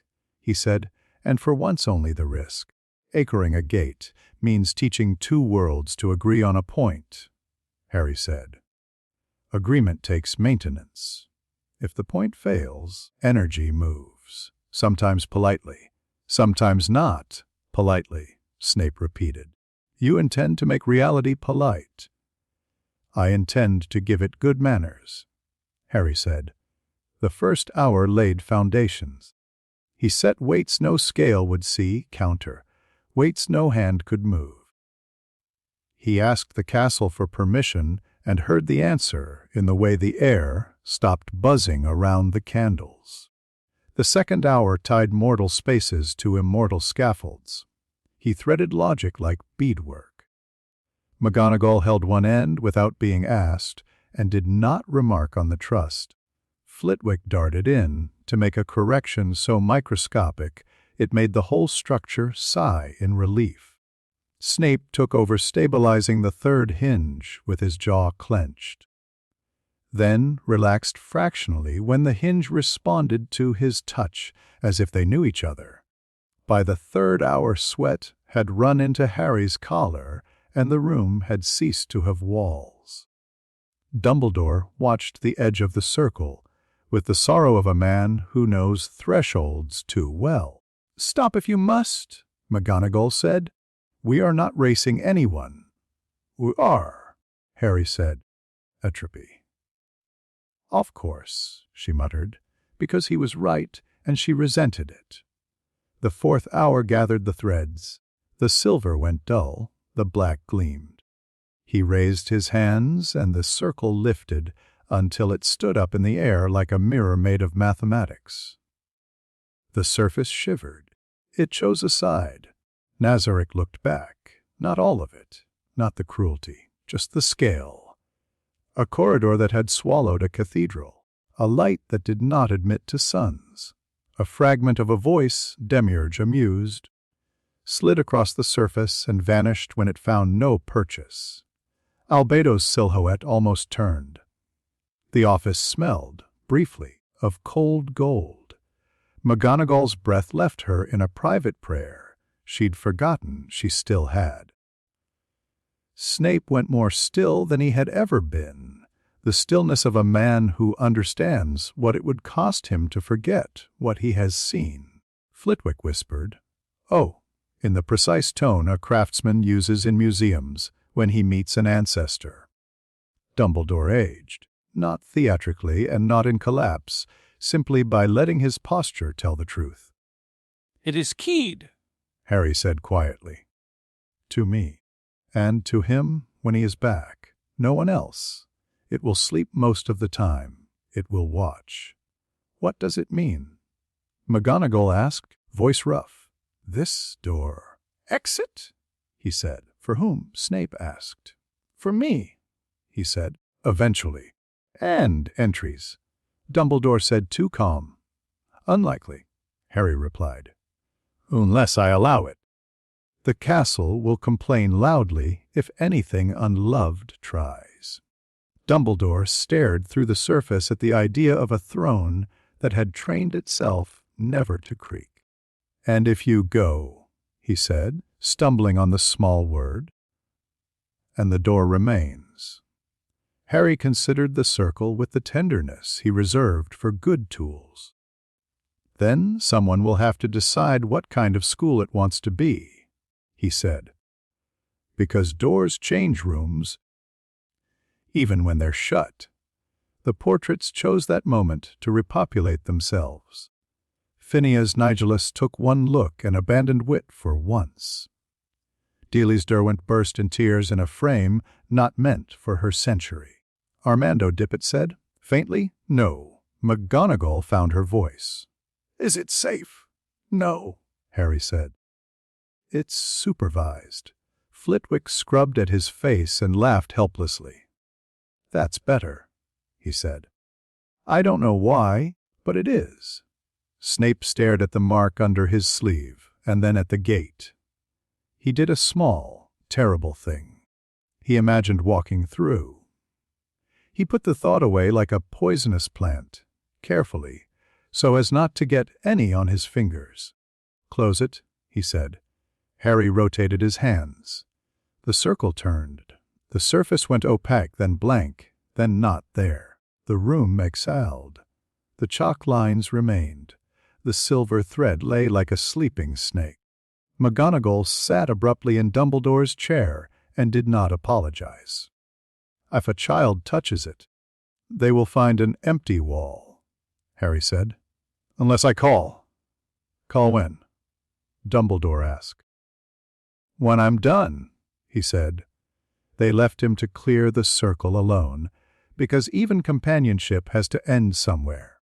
He wiped chalk, the cloth came away gray. He coiled thread, it lay warm against his palm. Dumbledore stood at the window, watching the lake fail to reflect the moon properly. "Thank you," the headmaster said. "For what?" Harry asked. "For showing me the difference," Dumbledore said, "between hope and denial." He nodded because he had nothing useful to say. Outside the office, corridor light fell in strips. He walked within them like a boy going back to bed late, careful not to wake the house. On the stairs down he stopped, put a hand on the stone and felt the gate hum deep inside the castle's bones. A hinge, a promise, a problem. In the common room, Hermione slept upright over a book with her mouth doing a small stubborn line in its sleep. He put a blanket over her. Ron's bed upstairs was empty. He didn't search. Some things should not be fetched. He went to his dormitory. Hedwig watched him from the bedpost with the kind of patience only predators and archivists have. He scratched her breastbone until she chittered her satisfaction. In the dark, he owned the failure he couldn't factor. Power had taken him to a graveyard and out again to a lake and down, into a dragon's confidence and back. It had not kept a boy his friend. It would not. That wasn't what it was for. He lay down, stiff, and closed his eyes. The gate hummed in the stones like a clock. In his mind he arranged a sentence for the notebook. Some equations require two unknowns who forgive each other. In the morning he would make porridge too thick. He would hand Hermione tea the way soldiers hand ammunition. He would not speak to Ron first. He would find Luna at the parapet and ask whether Nargles liked doors. She would say, only if there are hinges, and he would laugh, which wasn't the same as being happy and was, perhaps, enough. The school slept round him. Somewhere, far away and very near. A throne room stood at 3 in the morning again, as it always did, as it always will. A gate waited. A choice collected interest, and in a leaky classroom, colored threads lay quiet over evidence of a boy who wasn't and a friend who still was. Chapter 13. The countdown. The prophet learned a new punctuation mark. It looked like a question mark that had swallowed an exclamation point and tried to pretend it liked the taste. Her-ar-y-o-t-r. Our haro, tir-mphi brishar tiri-i-of-r-tid, tir-h-un-k-no-w diamantars d-i-d shiwa-ivar-ext. Minister source define Exist. On Tuesday, the midday edition led with a photograph of Harry in profile, the sort of shot photographers call forgiving. The headline tried to be brave, thboywho ratio endund. By the evening, the paper had split itself neatly down the spine. One side printed a full-page portrait that made him look beatific. The other ran a cartoon of a crown sitting on a school desk with a question at WHO Pete. The letters page bloomed into horticulture. Half a column from a witch in Kent. We must pray for him. A quarter page from a wizard in Leeds. All great men are misunderstood. A neat paragraph from a goblin solicitor reminding everyone that legal personhood does not confer divinity. A child's scrawl. Harry Plell's come to my birthday. A stark, furious note from a muggle, born healer explain Azkaban. They could not. With the Dementors gone, erased, unwritten, whatever honest word you liked, Azkaban was a building with no personality. Cold stones. A logistical problem. The warders tried to behave like men who had never outsourced dread. They did rounds with lanterns that found nothing to complain about. The prisoners screamed less and slept more and woke confused, unsurprised by a world that hadn't hurt them during the night. New panic took the old panic's place. What keeps them in? What keeps us honest? The prophet sent a reporter who lasted 2 hours, and then wrote a piece titled EMTINSSW Bars that made readers put the paper down before breakfast. Outside the ministry, protests took turns. In the morning, witches and wizards in their best robes, with respectable banners, Assisio ebleidoif ats nema more columbran and Uals. At lunch, students with handmade signs and clever slogans. Chanting because rhythm makes fear tidy. At night a smaller crowd, faces shadowed, holding candles. Someone sang. A woman cried until the wax ran onto her glove and hardened like a decision. Conspiracy gossips did their work with the vigor of a summer flu. A pamphlet in Nocturne Alley, THC Condison. Insisted Harry was a muggle weapon. An altar in a small chapel near Godric's Hollow lit candles to the returned.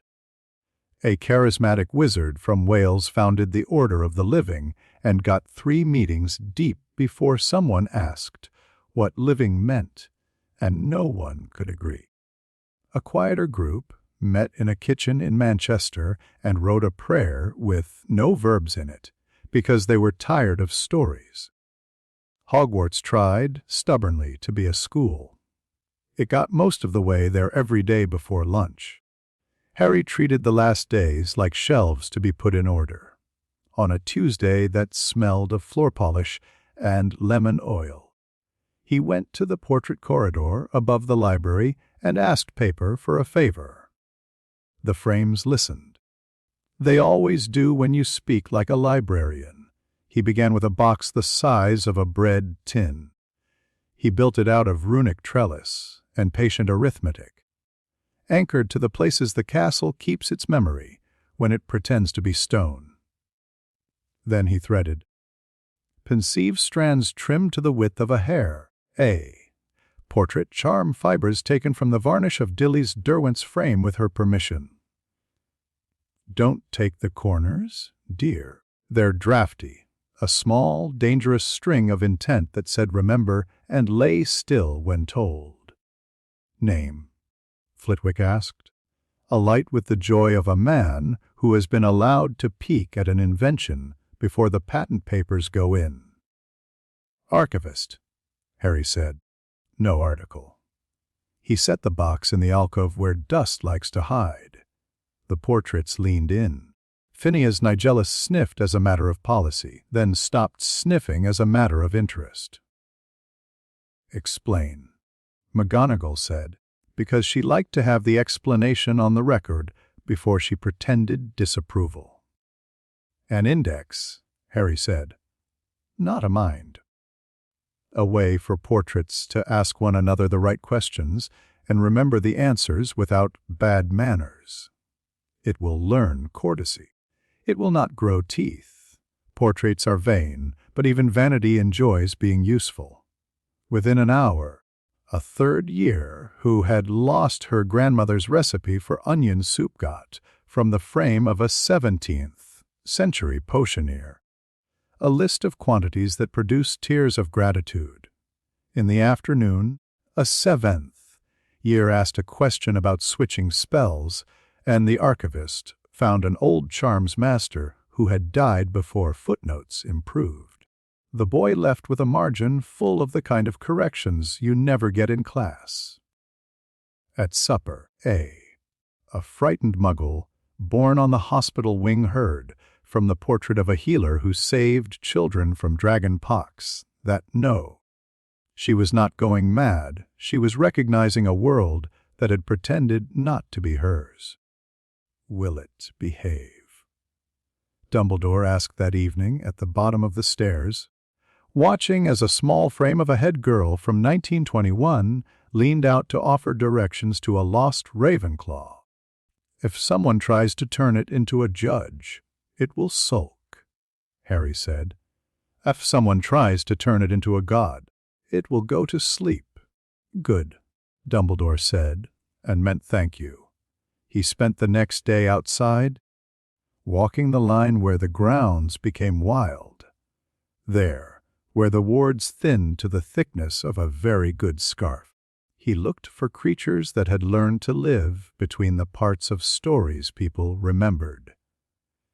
He found a knock hare, a rabbit with antlers like polished walnut that thumped the ground to draw lightning away from its burrow. He found a mossworm, all green, a snake that had never learned to be a dragon because ambition is a learned vice. He found a hinter, white, fragment of fear that busy people leave behind on long walks. He gave it a name. It vanished with relief. Uncatalogued, he noted to Hermione, who had braved wet grass and ink at the same time. Not harmful, not yet, she said, scribbling. Everything becomes harmful if someone mounts it in a drawing room. He left little charms on bracken, a tag and a blessing, tiny flags in quiet colors. We know you're here, be safe. The grounds made space. The day after, he visited schools. Boak's batons got a thing of beauty. A weather loom hung high above the orchard, invisible to anyone who hadn't asked it nicely. It tugged storms into health, taught hail to be less dramatic, encouraged frost to avoid the rose garden without making the roses vain. Madame Maxim put a hand on it and forgot, for a second, to be suspicious of gifts. Durmstrang woke to find a spell in their dueling hall that made Dark Mark magic itch like a badly made glove. Karkaroff touched his arm, startled, then angry, then strangely, quietly relieved. He didn't write a thank you. He did dismiss a class early and sit for 20 minutes listening to his breath go in and out like an honest man's. Ugado's sky cartographers found, one morning, new constellations drawn faintly in the air above the observatory. Not added, translated, gently, their names in a language stars understood and children found marvelous to pronounce. A student traced one with her finger and felt, for the first time, that the faraway loved her back. Mahaudokoro received a set of coin-sized charms in a lacquer box heat, discipline anchors. They led over. Ambitious flyers train at noon without falling from the sky with heat, sick wings. A teacher wrote a paper on thermals that made the old guard grumble and then change their lesson plans one by one because they were not fools. Ilvermorny, suspicious of things that came across oceans and had funny accents, found a thin booklet in the library slot on wards and welcome. It outlined how to widen a school's invitation to catch children who didn't yet know that a stick might love them. The cover said anonymous. A sticky note said, "Give the credit to a first year, they need it." The librarian did. The first year cried, and then went outside to teach a friend to conjure a bubble. Koldovstorets woke to nothing obvious. The gift there was quite a small change in a gate rune that meant children on their way in wouldn't be asked, by accident, to choose between safety and home. Someone who had suffered under the old rune noticed. He nodded once to the air, and didn't tell anyone why he was soothed. He left 3 things in Sight Mungo's beyond the lycanthropy cure. A charm that told healers when an illness was lying, a lullaby that made bad pain talk instead of scream, and a tiny, petty correction to the cafeteria tea urn, so it would stop pretending to be hot when it wasn't. The matron wrote a thank you to no one and pinned it to the staff notice board with 2 drawing pins and a bless you under her breath. He saved Hedwig for last, because some work requires a quiet that people mistake for sorrow. They went to the astronomy tower at dusk. The sky was full of laws. She came to his wrist with the possessiveness of someone who has done her duty and expects her treat. He pulled a scrap of bacon from a pocket because he had learned to plan for particular hungers. "Hedwig," he said softly. She clicked her beak, that deep, satisfied sound that means I know my name and I know you know it. He laid his left hand under her talons and his right over her breastbone. He felt the contract like a long thread running from his sternum into hers. Familiar magic is sweet, old, and deeply arrogant about its understanding of loyalty. He touched the arrogance and set it down. "I'm going to open the door," he murmured. "You can still come and go." He smiled small. "You already do." Her eyes fixed on his with that uncanny focus owls have when they are measuring your soul for draughts. He undid the knot without cutting it. Release, not rejection. The thread returned to his chest and became memory. A matching thread in her breast settled into the muscle and became something less easily named. She swayed. He steadied her. For the first time since he had borrowed this life, A feeling got past the suppression and left a fingernail scratch. She pressed her head to his mouth. It was clumsy and perfect. A sound escaped him he would later refuse to translate. "Harry will come back," he said, his voice more human than he liked. "He'll need you." Hedwig made a small, outraged noise that meant obviously. "Watch over him," he said. "Choose your own skies in the meantime." She lifted, settled, lifted again, restless with a new kind of air. He held his wrist up. She did not take it. She hopped to the parapet, looked at him once hard, and flung herself into the wind. White, then not, then a dot against a line of cloud. The world felt, very briefly, well run. He stood a long time because the tower didn't mind standing with him. When he went down, he wrote only one line in his book, "Let go without letting drop." The oars came on a Thursday because bureaucracy loves Thursdays. They brought 10. They should have brought better verbs. McGonagall met them at the gates, her expression wearing the school badge's lion as a small, fashionable snarl. Amelia Bones was there in person, sensible boots, sensible wand, a monocle that could have cut through foolishness. Fudge arrived late, breathless, had already defeated. "Headmistress," Bones said, which made McGonagall blink once and then accept a title that had skipped a cue in public. "Amelia," she replied. "To what do we owe the pleasure?" She did not apologize for the sarcasm. The sarcasm had earned its place. "We have to discuss an arrest," Bones said carefully. "For questioning." "Off a child," McGonagall said. "Off a phenomenon," Fudge blurted. We must demonstrate that the ministry, maintains order." "By removing it?" Dumbledore asked, arriving as if he had grown in the lawn overnight. He looked older, and yet very much the sort of man who could throw a minister into a lake if required. "Be showing that we can ask questions without being turned into ice," Bones said. Harry came down the steps. He had cleaned his glasses. He looked like a boy who has agreed to be in a play because the teacher asked nicely. "If it helps," he said, "I consent." McGonagall's nostrils flared so finely even cats would have admired it. "You do not." "Not if coercion?"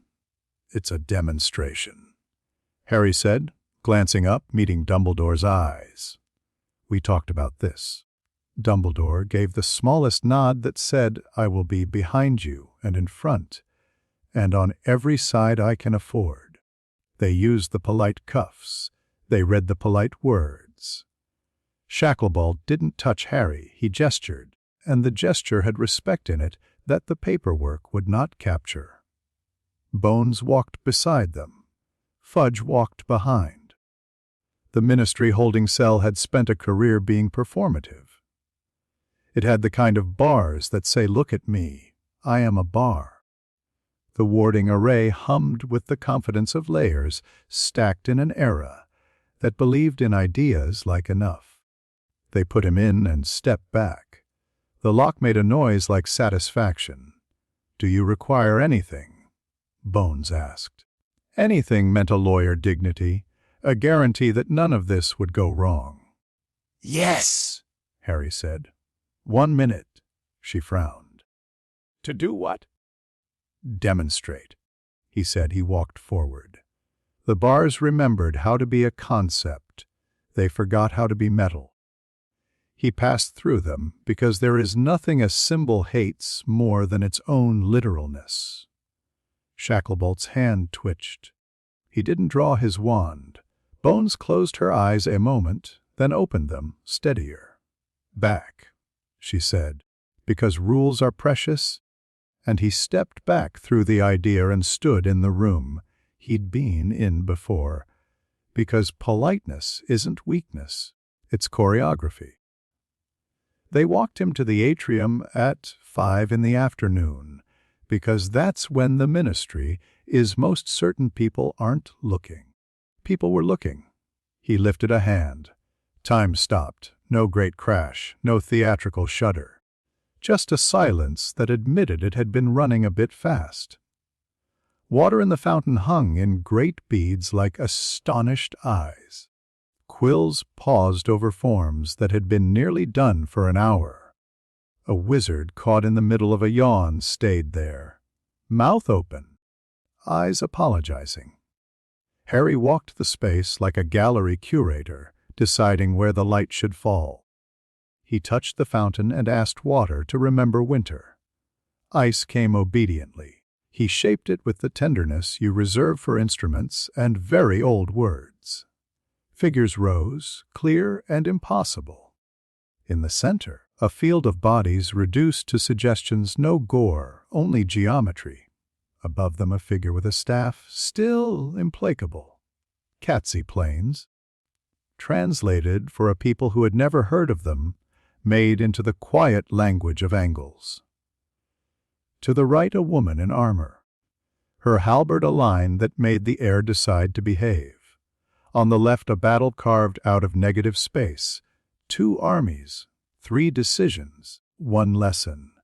At the base, lower and near a small, precise cascade of scenes that made sense only to him. A circle of friends laughing around a table no one else could see. A throne room at 3 in the morning. A boy in a cupboard counting the dust as it fell. He set a final figure at the edge of a door. Not open. Not shut. Waiting. He stepped back. He wrote in a band of frost above the fountain letters neat, legible from every angle, Tre deis remoian. Time resumed, and the atrium screamed, then hushed itself, then became a kind of church with desks. Bones lowered her wand, which she had raised without noticing. "You could have killed us," she said. "Not a question." "Yes," he said. "You didn't?" she said. "No," he said. Fudge swayed where he stood. He took off his hat in a motion that had not been rehearsed, and crumpled it in his hands the way some men crumple apologies. What happens in 3 days?" he said, terrified of being given an answer he would have to act on. "I leave," Harry said. "Just?" Fudge worked his jaw. "Leave." "Yes," Harry said. "And he returns." He gestured to his chest, to the shape underneath. "The boy you keep writing about will be a boy again." Shacklebolt's shoulders dropped, a fraction. "We will be responsible." Then. "You always were," Harry said. They escorted him out because escorting makes people feel like this world is manageable. Reporters pushed forward, and then remembered their mothers and stepped back, for once. He walked the corridor with his hands loose at his sides. Back in the castle, McGonagall scolded him in a whisper as ferocious as a shout, because whispering is what you do when you want only one person to be improved. Dumbledore sat in his office and did not move for 5 minutes.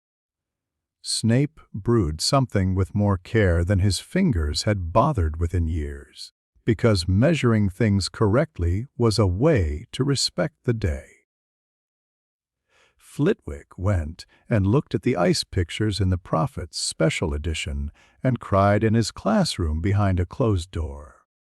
Luna brought him a cinnamon bun and said, "Doers will be jealous." And he nodded because it made sense if you stared at it sideways. Hermione wrote. She wrote until her hand ached. Then she changed hands and wrote more.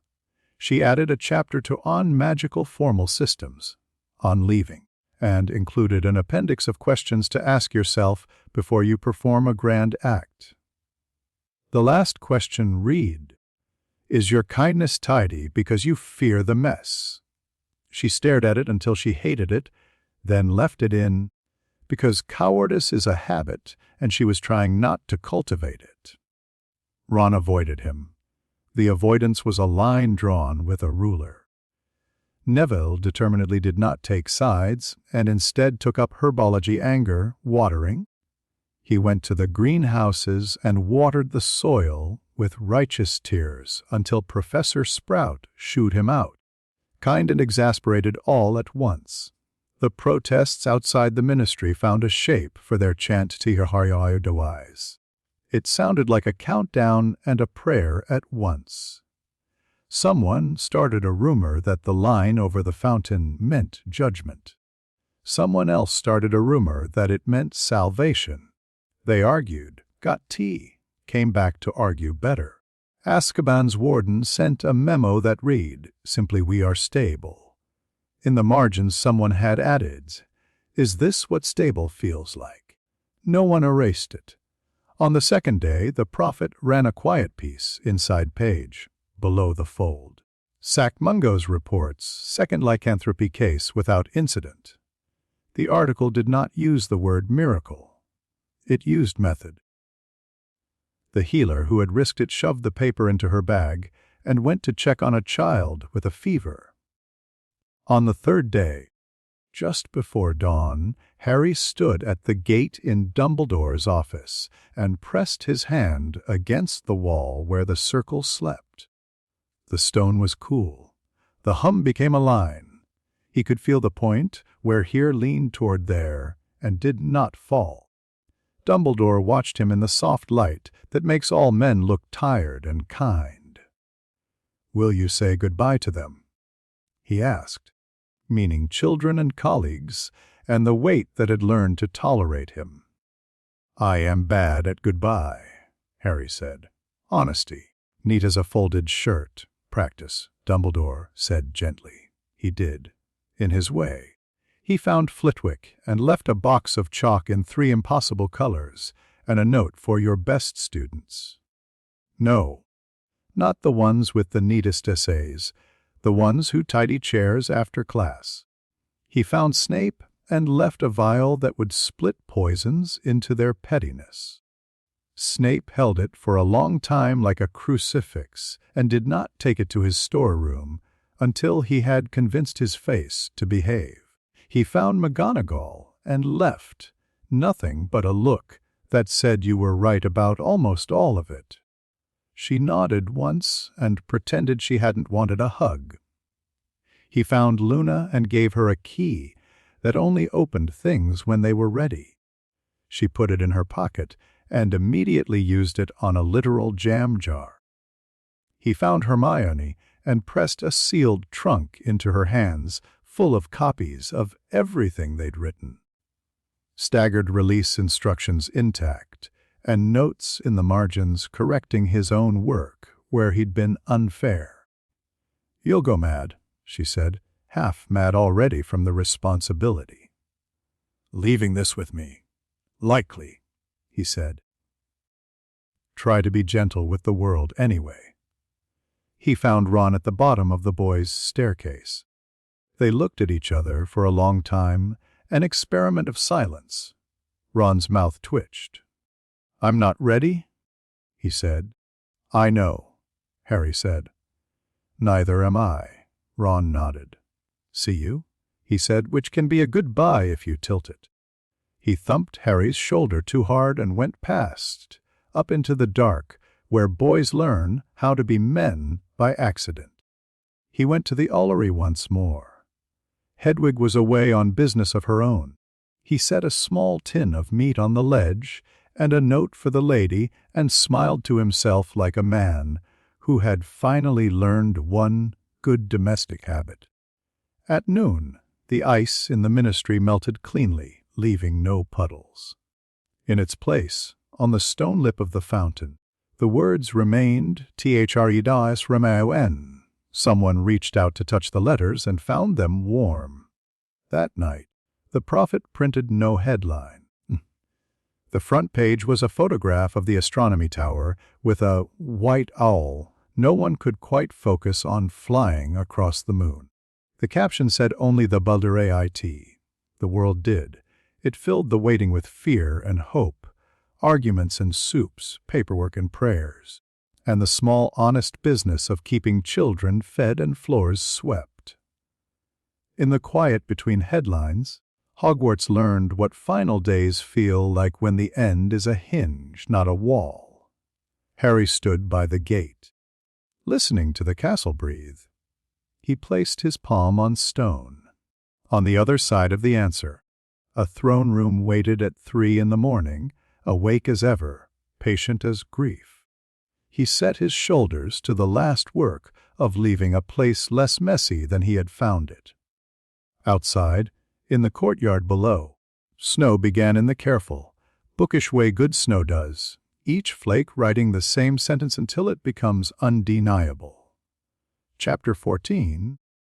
The Return. He had 3 stops left. At dawn the cliffs looked honest, gray damp, the sea rehearsing its lines against rock. The cave mouth hid between weeds and wet shadow, the way guilt hides in family stories. Waves breathed in and out. Kelp made small courtesies to the tide.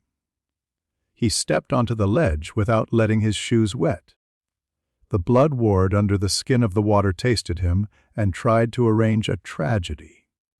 He corrected it gently, like a teacher turning a child's hand away from the stove. Inside, green light did its best to be haunting. It was a good cave.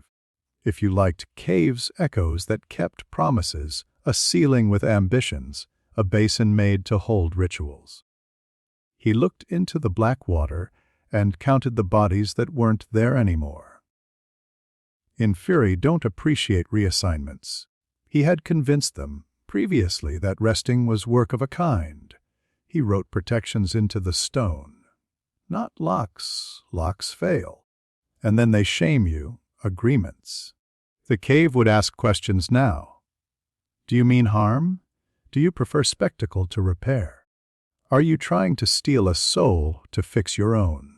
If the answers came wrong, the passage would change until the intruder forgot why they had come or learned something and turned back. He left a trellis for magic darker than anger and lighter than grief. If something like a Horcrux ever tried to take up residence again, the cave would itch and send word to the archivist. On the lip of the basin, he scratched a small sigil that meant, roughly, don't do this. There are better recipes. A boat waited, unnecessary. He touched it anyway and turned it from a trap into a seat. Someone someday would need a quiet place to be brave and cry. Let them sit down. He came out blinking into thin sun. The sea pretended not to have noticed him. The gulls were busy. The gaunt shack had never been loved.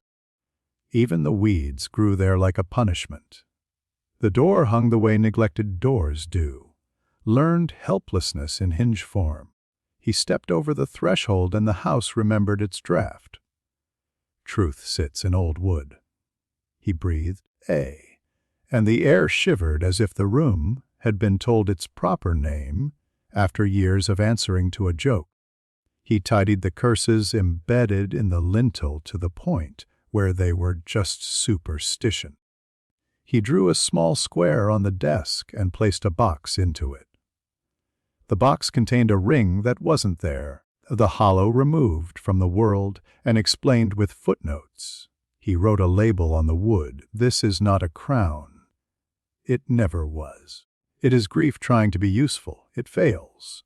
Beneath it, smaller, if you are angry, sit down. Anger and chairs go together. He made 3 changes to the house that no one outside would perceive. First, a sound anyone standing in the middle would hear. Faintly, the noise of wind through summer fields, as if there had been a season here that wasn't all winter. Second, a correction.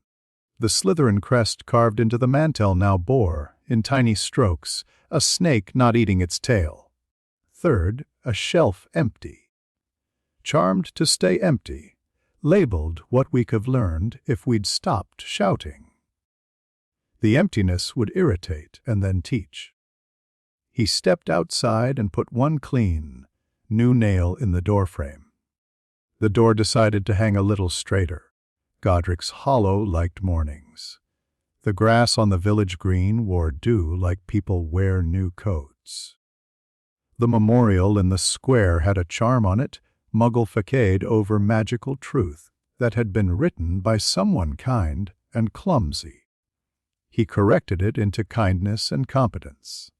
Muggles would now see what they should, a simple, handsome stone with names. Wizards would see more a relief of two young parents who had hoped for the boring future all young parents deserve. He changed the inscription by the smallest amount. Once it read, "The last enemy that shall be destroyed is death." Now it read, "The last enemy that shall be destroyed is neglect." He added 3 names that belonged but had been forgotten. 2 neighbors who had lied to men in dark robes about not seeing anything, and a midwife who had stood in a doorway with a rolling pin and been left out of every story. At the cottage itself, still ruined in the careful way of museums, he lifted the dust off a cot and let it settle on a shelf instead. He adjusted the border so that people who came to stare would pause, as if they had been asked their business by a good-natured bouncer and had to answer properly before their feet moved.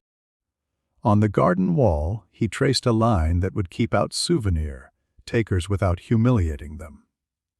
If a hand reached to pry up brick, the brick would feel like a broken promise.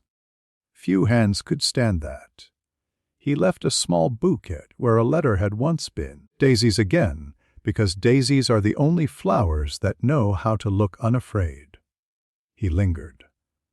Not for sentiment, for accuracy. Enough is different from everything. He left. He made his last rounds like a caretaker who refuses to leave a loose screw for the next shift. In Dumbledore's office he placed a book on the desk and kept his hand on it until the room recognized weight. The Hallows, a manual and a warning. The cover looked modest. It held diagrams and corrections and 3 pages written by someone who had learned to outthink death once and decided not to be tempted again. Dumbledore stood at the window until the light told him he'd been dignified long enough and came to the desk. His fingers hovered. "Is it kind?" he asked. He meant, does it laugh at the boy I was? "It is strict," Harry said. Dumbledore opened to the first chapter, a diagram of a wand, annotated with the kind of steady contempt good teachers reserve for bad shortcuts. He read a paragraph, then another. His teeth came together, not quite a clench. "I wanted," he said softly, "so little, and it did so much damage." "You wanted to mend a grief," Harry said. "You chose the wrong tool. Will the world forgive me if I become sensible now?" Dumbledore asked wryly. "Probably not," he said, "but it will be better organized."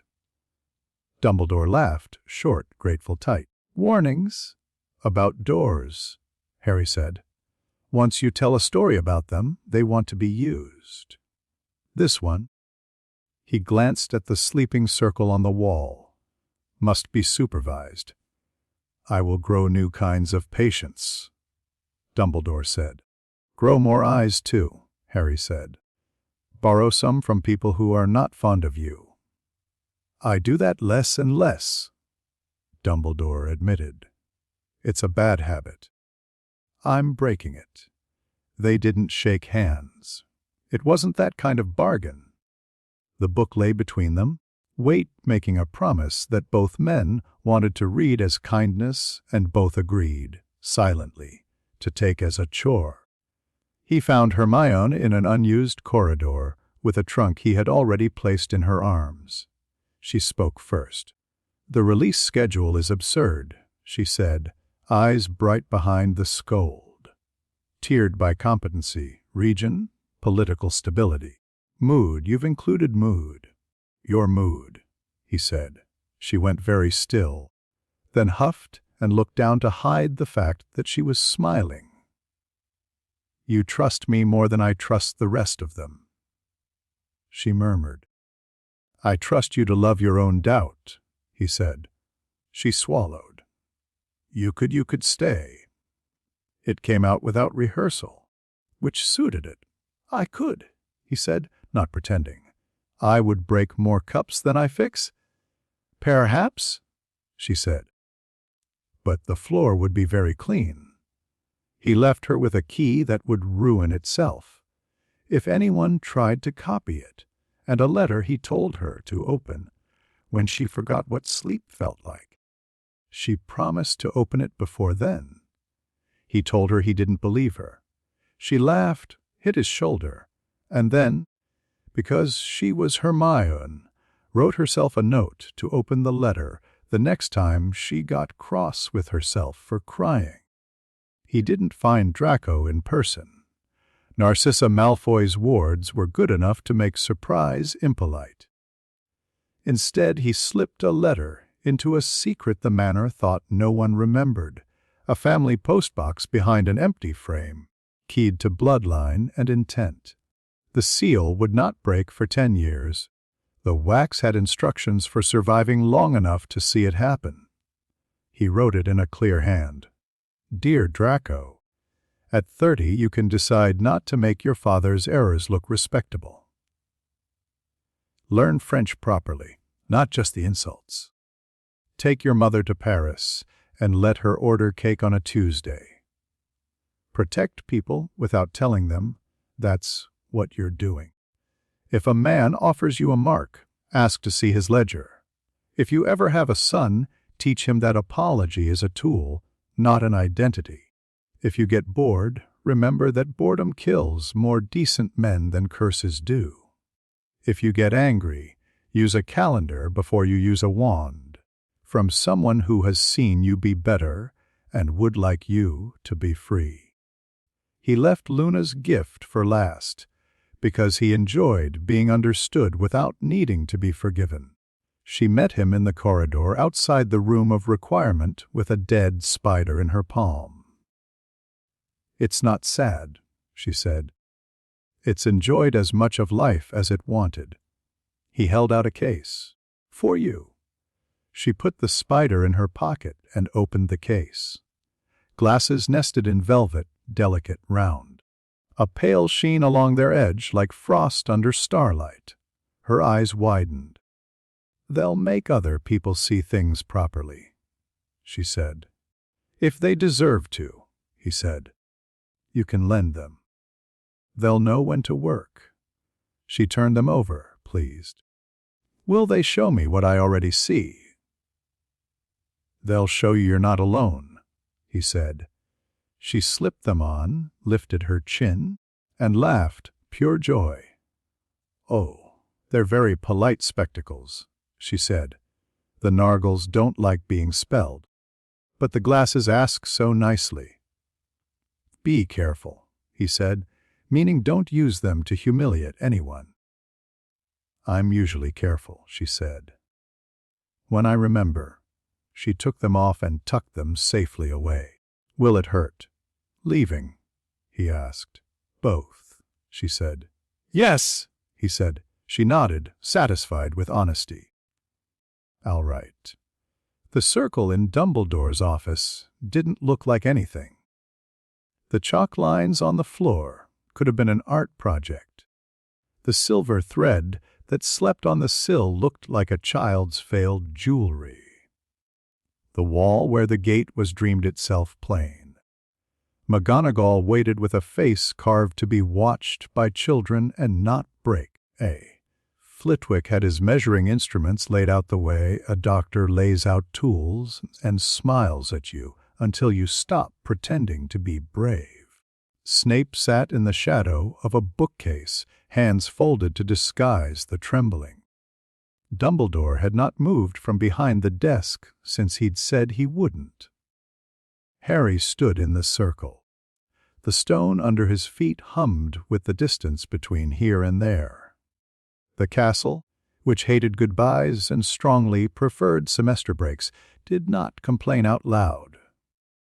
"You are certain?" McGonagall said.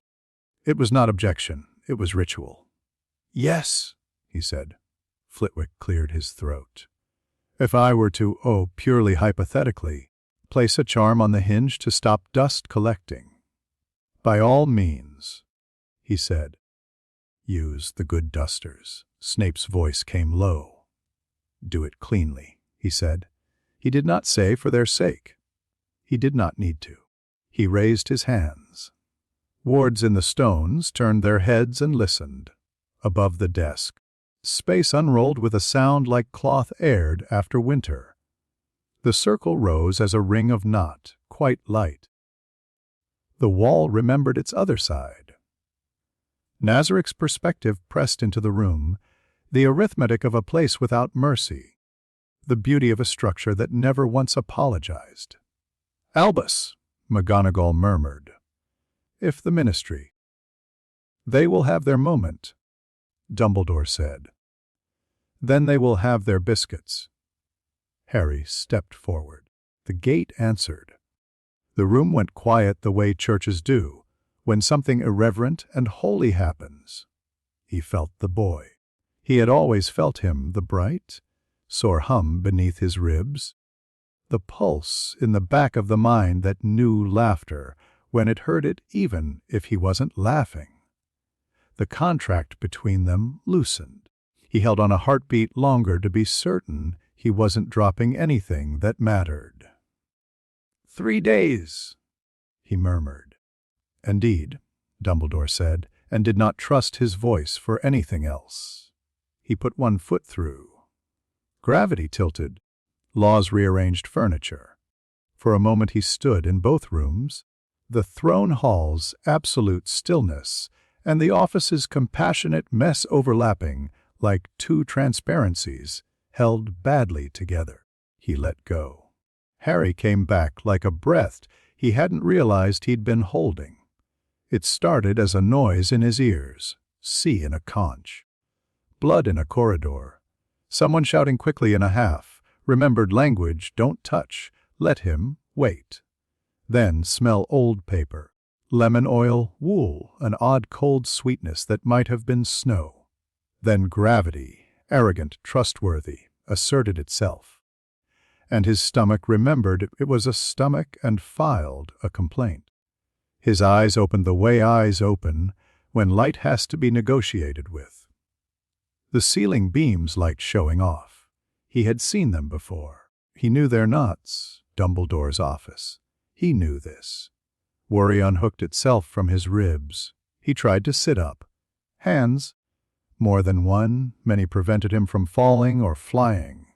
Harry, Dumbledore said, and his voice had stopped pretending to be anything but relieved and afraid. Easy. He looked left and right. Professors, walls. The clock that insisted on being wrong. McGonagall's mouth pressed into a line he had learned as comfort. Flitwick's eyes wet, which seemed private and therefore important. Snape with his teeth bare, not a smile, a catastrophe held still. Was I? His throat rasped. How long? 3 months, Dumbledore said softly. Harry stared. The shelf with the odd silver instruments had a crack in a glass that hadn't been there before. How did he know that? He reached for the table and found he wanted tea more than answers. 3 months. He repeated, but the time wouldn't add up. Wouldn't balance against the weight in his bones. Memory broke over him in pieces. A dragon lowering its head as if to greet a prince. Ice ringing like glass, a mirror cracking around his face. Laughter at a joke he didn't understand about a chicken, the owl's heartbeat under his fingers. No, that couldn't be his. And the wet salt smell of a cave where no one drowned. He tried to catch any of it. It went through. He touched his forehead. The scar burned with the embarrassed heat of a fresh lie. What happened? He asked. Small. No one answered the way he expected. Dumbledore looked like a man who wanted to kneel and wouldn't. McGonagall made a sound like a cat deciding whether to scratch. Snape spoke. "You will tell us," he said flat. "I don't know," Harry said, and hated the nakedness of the sentence. "I dreamed," he faltered. This felt like admitting he had cried. "I dreamed I was—" He shook his head. "Someone else." Dumbledore put a hand on the desk and steadied the furniture as if that would help steady the child. "You have been unwell," he said carefully. "We have managed." "Managed what?"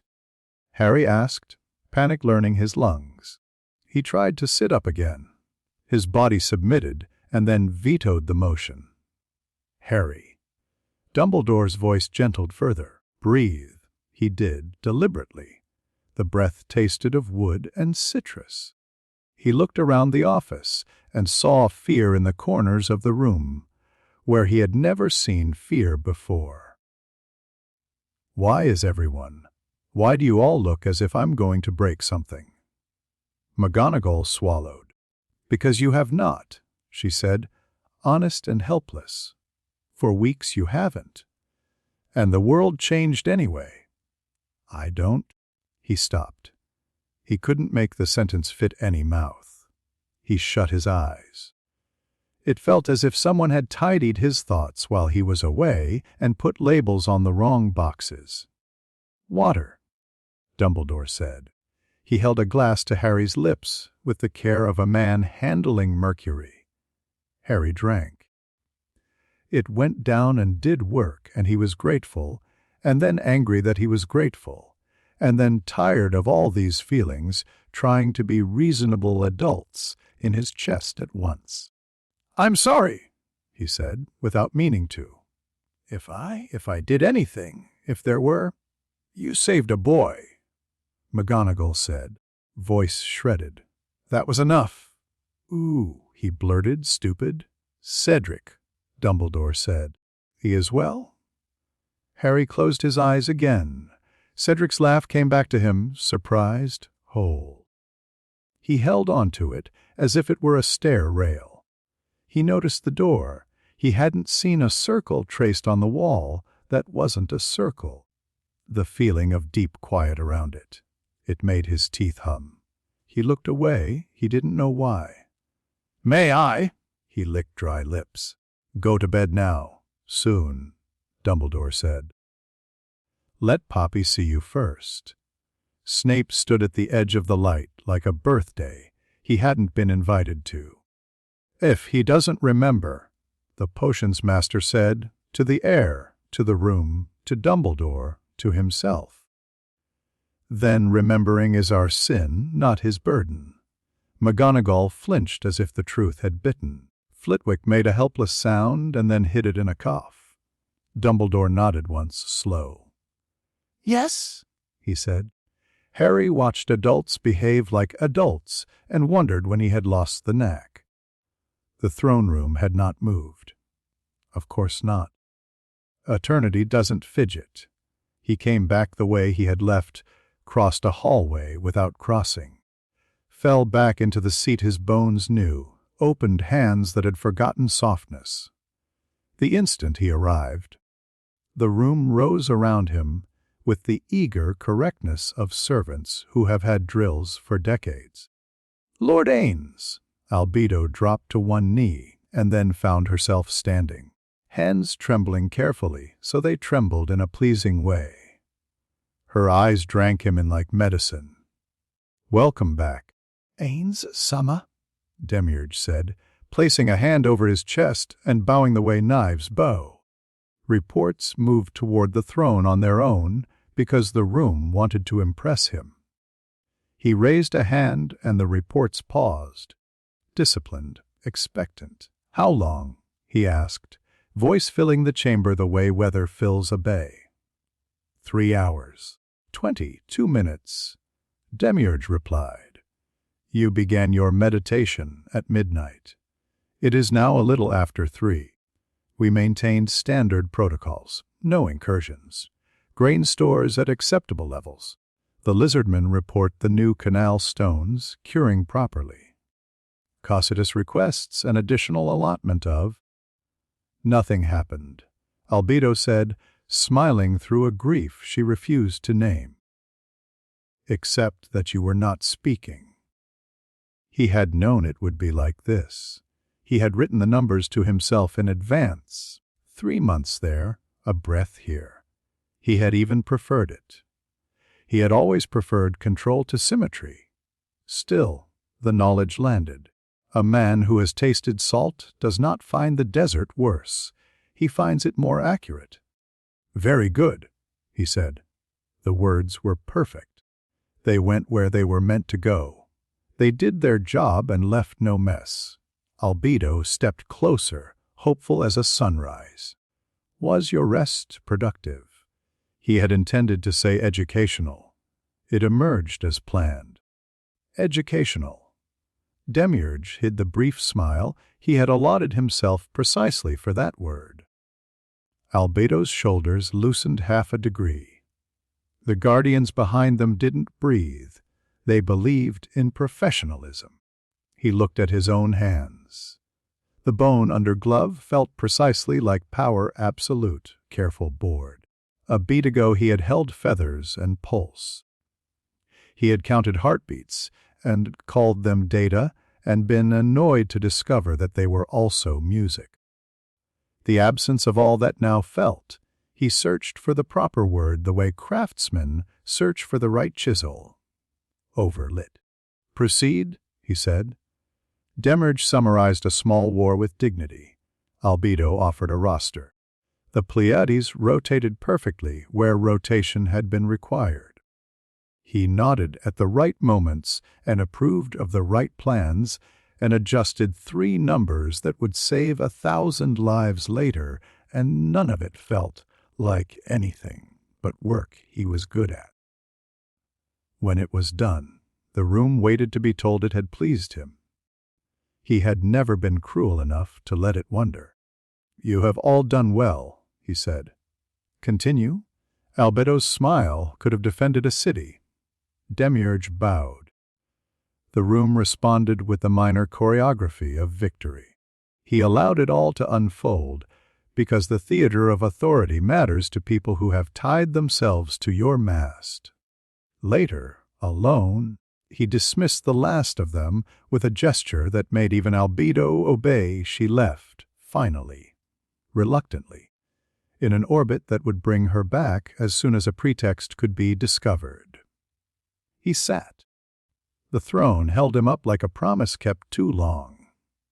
He turned his head naturally toward where the scrying pane would be. He had installed it earlier against his better judgment, then forced himself not to look. He did not need to. He had nothing to check. The world he had tidied would tick without him. He looked anyway. The pane bloomed at a thought. Hogwarts' skyline appeared in night hues. The tower was a dark pencil against a blue that wasn't quite honest. In an office, a boy propped up against cushions, hair like an apology, glasses askew. Dumbledore sat near him, turned so his body told the boy he wasn't blocking the door. McGonagall stood in the doorway as if doorways needed her permission. Snape's head was bent in a posture that looked like prayer until you remembered him. Harry said something he couldn't hear. The boy's face made an expression he remembered using to negotiate with dragons. Then he laughed, small, wrecked. The sound did not come through. He drew his hand back from the pane, as if it were a hot surface. The taste of mortality remained in him like a spice he had allowed once and could now recognize in any dish. It did not make him weak. It made him aware of the difference between absence and restraint. Eternity stretched out, civil, well, ventilated, heavy. He thought of the cave and its agreement, the shack and its empty shelf, the hollow and its revised inscription. He thought of a girl in round glasses wearing rounder ones and saying, delighted, polite spectacles. He thought of a boy with ginger hair who had not forgiven him and whose forgiveness he discovered with the flat, irritated surprise of a scientist who didn't order this result mattered. He straightened in his throne. The weight of the crown was precise and correct and dull.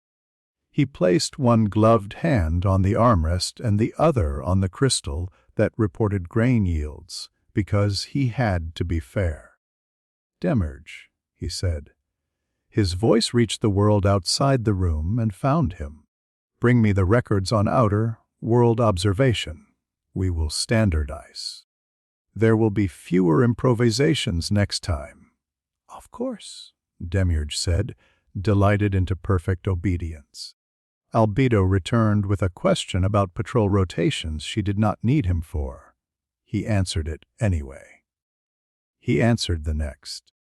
He did the work, because the work had kept him from breaking long before Harry had learned to say please to a dragon. He would not do this again, he told himself, and knew he was lying. Not soon, he amended, and allowed himself that smaller truth. He would measure the gap and decide. He would call it good governance. He would leave the word lonely to the poets and to owls. He turned off the pain. The throne room remembered how to be his only sky. Somewhere, a castle hummed around a door and practiced being safe for a boy who had not asked for any of it. He closed his hand into a fist and relaxed it. "Bone, glove, air, work. Next report," he said. Nazarick obeyed. Chapter 15. The New Game Eye. Harry, 1 year later, the corridors still looked the same until people walked in them. They parted for him now in tidy, guilty waves, first years clutching books, 7th years pretending they had somewhere to be. Eyes went wide and then polite. A whisper passed along the stone like draught, "That's him." It never landed on a noun everyone agreed with. Hero, monster, miracle, problem. He smiled the way you smile at relatives you don't remember inviting for Christmas. "Morning, Harry," Dean said. Deliberately normal morning. He liked Dean for the effort. It cost. In defense, Professor Lupin had come back with new lines and a manner like a blanketsy warm, worn thin. The lecture was good. The practical was better. Halfway through, the demonstration shield failed in a manner no one had predicted. The blackboard considered becoming a door. The class held its breath the way it always did when things bent. They looked at Harry. He looked at Lupin. Lupin nodded, "Your call." Harry raised a hand, and the board remembered it was chalk and wood. The room exhaled, half relief, half disappointment. After class, a second year waited by the door, plates tight, courage tighter. "Sir," she said, and glared at herself for the sir. "My mum says you're dangerous, but the papers say you saved Mr. Diggory. Which is it?" "The papers," he said. She frowned. "Which papers?" "The ones written by people who were there," he said, and she went away satisfied in the tidy way sensible answers satisfy children. Friends were what they had been, and also not. Ron hovered at the start of sentences and changed his mind. Harry knew the shape of the joke he would once have made and hated the H when he didn't make it. They played chess sometimes. Ron won. It helped and didn't. When Harry moved a knight, Ron watched the piece as if it might decide to move itself. Hermione was phenomenon and person at once. Her desk had grown a second desk. Her bag had become a filing system. Sleep had become a rumor. She still asked if he'd eaten. He still lied. Once a week they went to the lake and didn't say the words gate or letters or release schedule. It worked as medicine for about an hour. Luna remained herself and more so. She wore the glasses he'd given her as if they were part of a private uniform, on for kindness, off for letting people keep their illusions. Once she stopped him on the stairs. "You're doing it again," she said. "Doing what?" trying to take a shape for people," she said sadly. "It's very polite of you. It's also very boring. Leave them the mystery. It keeps their teeth sharp." He laughed properly then, once in the dust of the landing. It alarmed a suit of armor, which wrote a strongly worded letter to the Registrar of Unusual Noises. Luna wrote the reply and soothed it. The fragments came in dreams, ice singing, a dragon glancing down with conspiratorial patience. An office humming around a circle laughter that didn't belong to his mouth, but had lived in it for a while and refused to pay rent. He woke with his heart too large and the certainty that he had forgotten something necessary, like his own name or how to breathe under cold water. During the day he tried to catch the edges, then let them go, because catching hurt. He found the gate by accident the first time. Wandering in Dumbledore's office to deliver homework, the headmaster marked his essays as if he were a student again, and it was almost funny. His fingers tingled when he passed the empty circle on the wall, as if it were a socket with the plug missing. He turned to ask a question and found a note, square of thick paper, lying where important letters prefer to land. "You were an adequate host. The door is open should you prove interesting enough to visit." He read it twice, then again 3 months later, when the words had grown smaller and bigger at once. The handwriting made his stomach pitch unpleasantly, familiar and not, his and not, like a nickname used by someone who didn't have the right. He put it away. He took it out. He kept taking it out. Daily life found him anyway. Detention with Filch for refusing to allow the new anti-graffiti charm to target only swears words have rights. He argued. McGonagall privately agreed. Filch privately disagreed with everyone about everything. Breakfasts in a hall that felt like a train station for scholars. Quidditch practice in a sky with rules too well. Behaved. The snitch arithmetic, the cheers learned. A 7th year asked him to touch a broom before a championship match, for luck. He obliged, and the broom behaved, which did not help. He learned how to be watched. He learned not to flinch when first years asked whether death talks. He learned where to put his hands during interviews, not in pockets that read as dangerous. He learned to be kind on schedule. At night, when the castle sounded like a sleeping beast forgetting to snore, he went to the gate and stood a short distance away. He did not touch it. He did not speak. Sometimes he held his breath as long as he could and told himself that the pressure in his chest was an honesty he owed no one. The world, the department was christened 5 times. On the paperwork, it read Office for Dimensional Contingency and Response. In the corridor, people said the door lot. On the Prophet Society page, the ministry's new toy. In indictments, ODCR. In the canteen, Odd Corps. The mandate fit on a placard: anticipate, analyze, avert. The budget didn't fit anywhere. In its first week, the office bought 3 artifact lockers, 2 containment charms from a firm in Madrid that would later go bankrupt for being clever at the wrong hour, and a kettle. In its second week, it hired a Muggle-born physicist because Amelia Bones had learned the hard way that some problems get offended when the wrong vocabulary is used. Reports multiplied. Most were noise. A witch in Devon found a door in a hedgerow that opened onto a field of lemons. A clerk in Prague claimed his desk changed places with another desk, and so did he. A boy in Cairo painted a square on a wall, and his sister walked through it and came out taller. ODCR filed, investigated, or wrote in neat ink probably lies. Some incidents were not lies. A group calling itself the True School tried tear magic in a warehouse in Birmingham. They had copied the notation from Hermione's first paper, badly, without the footnotes.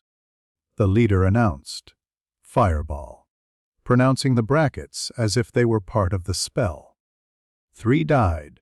1 became a cautionary tale for healers about burns that didn't understand flesh, and 1 wept to a reporter about dreams of endless corridors. The prophet ran iamitatio and artisis sesti tiems alight and a thoughtful column 2 pages later about literacy and death. Another set of enterprising idiots rented a barn in the fens and attempted a time stop. They got the first syllable SC with feeling. Then were found 8 hours later, motionless and furious, their mouths choked with unspent seconds. It took a team from the Department of Mysteries, a healer from St. Mungo's, and a farmer's dog to get them out. The dog received a medal. The men did not. Progress argued with fear in every house that read. On one side anew, practical arithmancy that made charms lift a little easier. A proof about patronesses that helped witches who'd never seen joy grow enough of it to stand between themselves and disaster. Wards that were less superstition and more architecture. On the other, funerals with eulogies that included the words experiment and promise. Mothers cutting articles out of papers and putting them under bread boxes as if starch could make the news safer. Boakspattens published a paper on weather looms. Durmstrang quietly lost 3 boys and quietly gained a headmaster who wouldn't hide in his office when letters came from frightened mothers. Mahadokoro introduced heat, discipline anchors in a ceremony that involved students cheering and 3 dignitaries pretending not to be seasick at the demonstration. Ogadu mapped the new constellations and gave them names that translated as welcome, hold, no more. Hogwarts surpassed itself. The archivist became a school within the school. Portraits no one had bothered for a century found themselves in demand. A second corridor of frames was hung to hold 4 new commissions. The healer who had invented the pain lullaby, a muggle, born arithmancer who had discovered she could translate fear into numbers and back. A head girl from 1921 who taught a generation how to sharpen a question, and an empty frame labeled for the student who will put us all out of a job. Slytherins began taking copious notes in charms. Hufflepuffs filed better complaints. Ravenclaws fought over seminar sign-ups like poets. Gryffindors stopped punching doors, most of the time. The castle changed shape. A new tower, only half a story, stubbornly sensible, housed the visiting scholars and their kettle wars. Flitwick's office acquired rotation. You had to ask the archivist for a meeting slot, and the archivist obliged like a kindly aunt. Children learned to say instructional field without laughing. The gate on the wall hummed through the stones, and the headmaster had learned how not to flinch. It was not neat. Libraries argued with themselves on rainy afternoons. Old families closed ranks and opened trust funds. The prophet ran Maryland WITH Mass one morning and WEAR Los Angeles Ourkyle that evening. A small, loud group staged a vigil outside Hogwarts with banners reading Nunno Godes and Nunno Moen Stars and Nunno More, then went home because it rained. In kitchens and shops, and between friends on public benches, Britain chose sides without admitting to it. Most chose to keep the tea hot and the conversation going. A third. Hermione, she was the youngest published theorist in a century, and wished the fact would stop introducing itself before she did. On good days, the work sang. Flitwick and Vector Co. taught a seminar on formal systems, and she kept pace because she had put some of the stones in the river. The 3rd years she tolerated sternly came alive when she let them translate grief into charms that asked for fewer scars. The book she had never intended to assemble grew on her desk. On magical formal systems, a practical reader. It had too many footnotes. She loved it anyway. On bad days, the work howled. She read a report about the Birmingham boys and wrote in the margin, in very neat script, no brackets in incantations, then put her head down on the paper and wished she smoked. A professor in Spain called her fatally nervée. A man in Paris called her a genius. A woman in India called her precisely as cautious as she ought to be and sent a bar of chocolate. Hermione saved the wrapper and the chocolate. She wouldn't always.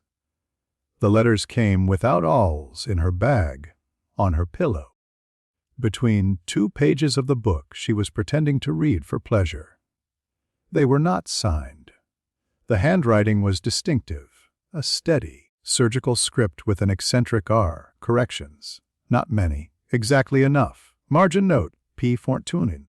Your proof assumes good faith from the field. Don't. Try this boundary condition. Section on Patronus, the proof is fine. The footnote on grief needs cruelty.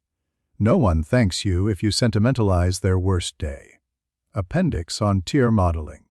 Add the paragraph about failure modes. Specifically, make the numbers big enough. People underestimate explosion. She learned to be grateful and afraid at once. She made the changes she could justify to herself, wrote no in black ink where she couldn't, and kept the letters under her bed as if they might catch fire if she moved them anywhere else. She wondered if she hated him. She decided hatred was labor she couldn't spare. The trunk's lock opened on schedule, peeled back strata of work like geological layers. Week by week, she released the diagrams and the practices, first to Flitwick, then to colleagues vetted with ruthless patience, then to schools that wrote their requests on paper that smelled of rain and stubbornness. She denied 3 ministries and a private collector. She granted permission to one small school in Peru because the headmistress's letter sounded like a woman who had put food on tables for 40 years and wanted her girls to aim high enough to be seen. Her friendships made less noise. With Harry steady, odd, honest. He watched her like a dog at a closed door, and she loved him for refusing to bark. With Ron, mended into a new shape that didn't hurt to hold often. He poked his head into the library, rolled his eyes at her stack, and put a cheese sandwich on the top book without embarrassment. With Luno, a long string of conversations no one else admitted to enjoying. At night she dreamed of a chalk circle and woke to the sound of a clock that wasn't there. In the morning she didn't write about it, because some facts are better left in rooms that aren't yours. One letter arrived folded twice, the crease like a promise. You are getting kinder. Good. Don't mistake gentleness for holding back the good knife.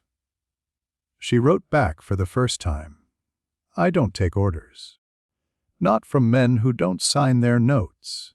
She hid the letter in her bag. The reply was under her teacup at breakfast. You take orders from the work. It's the only authority you respect. That's why you're dangerous and safe. She didn't show anyone. She put the exchange in the same drawer where she kept the handkerchiefs she pretended she'd never needed. Nazarick, he watched the world in a circle the size of a platter's platter. He rationed himself and failed. The pane turned obediently on the stand beside the throne. The throne never creaked. He sat the way kings in paintings sit when they like the painter and the painter likes them. On weekdays he watched Hogwarts. Scholars trooped in and out of the new tower. Flitwick's hands sketched proofs in the air until the air learned. A A child in Hufflepuff colors wept because a charm had finally gone round the corner. He adjusted the view with 2 fingers and didn't think of the H that sometimes followed A. On Saturdays, he watched newspapers in 20 countries tell the same story badly and praise or fear the same boy with adjectives that meant we are scared because we love him. He preferred the quiet photos, a hospital ward with fewer scars, a headmistress signing a treaty with women in practical shoes, a research assistant frying eggs while checking a proof.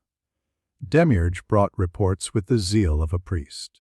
Outer world observation protocols have been standardized, he said, delighted at the words. Our scouts have learned to step back from threshold effects early. Losses are within expected parameters. Losses will be lower, Ainz said. His voice sounded like a judgment and a condolence. We are training for surprise, not attrition. Albedo came with worry packaged as adoration. Was the trip satisfying? Educational, he said crisp. It satisfied her, which was the duty of some words. Later, alone, he said the rest to no one in particular. Insufficient. He allocated resources to research, more to anchors, less to war scenarios, more to a project Demiurge called Door Etiquette with enthusiasm and a pen. He pulled old guild notes from long, archived chat logs and wished. With the dry, bright ache that doesn't trip suppression systems because it's practical, that someone were here to argue about jokes and loot. On a morning when Nazarik's artificial sun held at patient noon, a scout's report from the world he'd left arrived. Quadrupedal Units 305 returned from Highland excursion. Contact with cold, elemental fauna encountered composition unknown, behavior polite, effect on local weather minimal. No hostilities. Observation: the castle objected to our boots. He laughed aloud once. He stopped himself. He told Demiurge to send a fruit basket through the narrowest gap, and then canceled the order with a tiny shake of the head. Best not to make gifts part of the ritual. He stared into the orb and let the restlessness rub the inside of his bones until it warmed the room. Surprise had been the drug. He had kicked it and kept the memory. He wanted it again in new packaging. He would find it. He would design it if it wouldn't come on its own. Find me other worlds that will think to say no, he said to the research team he had assembled, because hope should be scalable, not ones that will kill us, ones that will argue properly. They bowed and scattered. Albedo waited. Ainz, Sama, she said, soft and certain. You are? Busy, he said. He almost said lonely. He did not. The orb showed a boy in an office standing very still near a blank circle on a wall. Excellence and boredom looked at one another across 2 universes and made no promises. V. The gate, the report, was thin and quiet, stamped ODCR and internal in a way that made everyone who saw the stamp look over their shoulder. Harry read it on the stairs, back against a cool stone that had learned to sympathize with boys who didn't want to sit or stand. Confirmed sightings. 2 ice creatures near Glencoe. Crystalline bodies, movement like wind remembering a shape, no sounds, no malice. Witness says they bowed at the river. Water froze and then resumed, no injuries. Head auror notes. If they're scouts, they have table manners. He folded the paper. He unfolded it again. He refolded it in a manner Hermione would have bullied him for, and then smoothed it again, because he could hear her voice in his head getting cross about creases in official documents. He went to Dumbledore's office without thinking about the decision. Sometimes it was easier to hear the castle tell him no than to tell himself. The gargoyle stepped aside without a password, because some rituals learn new rules. The office was empty of people and full of expectation. The circle slept and hummed. The book about the hollows sat open to a page about the arrogance of stones that think they can bargain with grief. A lemon drop lay beside it, ignored. He stood near the gate, near enough that his teeth buzzed. Not so near that his hand did something before he meant it to. On the desk, under a paperweight shaped like a phoenix feather, lay the note he had read too many times. You were an adequate host. Door is open, prove interesting. He didn't lift the weight. He didn't need to. Harry, said a voice from the doorway. McGonagall. It meant, are you all right, and don't do anything alone. She came in halfway and stopped because she had learned to let boys decide without making them lonely. I read the report, he said. He didn't turn around. They bowed to the river? They did, she said. I like beings who respect water. He almost smiled. What would you do? Men, she said softly. I would put on a pot of tea, then write 6 letters to people I trust, then go and stand where I could see them. And then, she added, I would come back alive and scold my younger self for being an idiot. Would you go through? He asked. No, she said. Then, after a breath, not alone. He nodded without meaning to. She left him to the room and the hum. He felt her hand on the world, steadying it just enough that his decision didn't topple anything by accident. He took one step closer. The circle woke under the wall in the way of beasts that have been well trained, eyes open, teeth hidden, breath in check. The humming turned to a line, and the skin on his arms prickled, as if he'd remembered an old scar he never had. He reached into his pocket, habit, and touched the note from ODCR, because paper is company when people can't be. 3 paths, he told himself. He had learned to make lists even for feelings. Close it. See him. Wait. Close it. Ordinary life, or as ordinary as a life, can be when people keep writing hymns or warnings instead of letters. Close it and anger some of the wrong people and soothe some of the wrong people. Close it and sleep. Close it and never know. See him. Walk through. Talk. Ask the question that bites his tongue at night. Why me? And why that way? And what did you do that I can't name? Walk through and come back or not? Come back changed or not? Bring war or not? Bring peace or not? Bring nothing but a better vocabulary for fear. Wait, watch the river. Learn more. Grow older first. He was 15 and already felt 90 in the morning sometimes.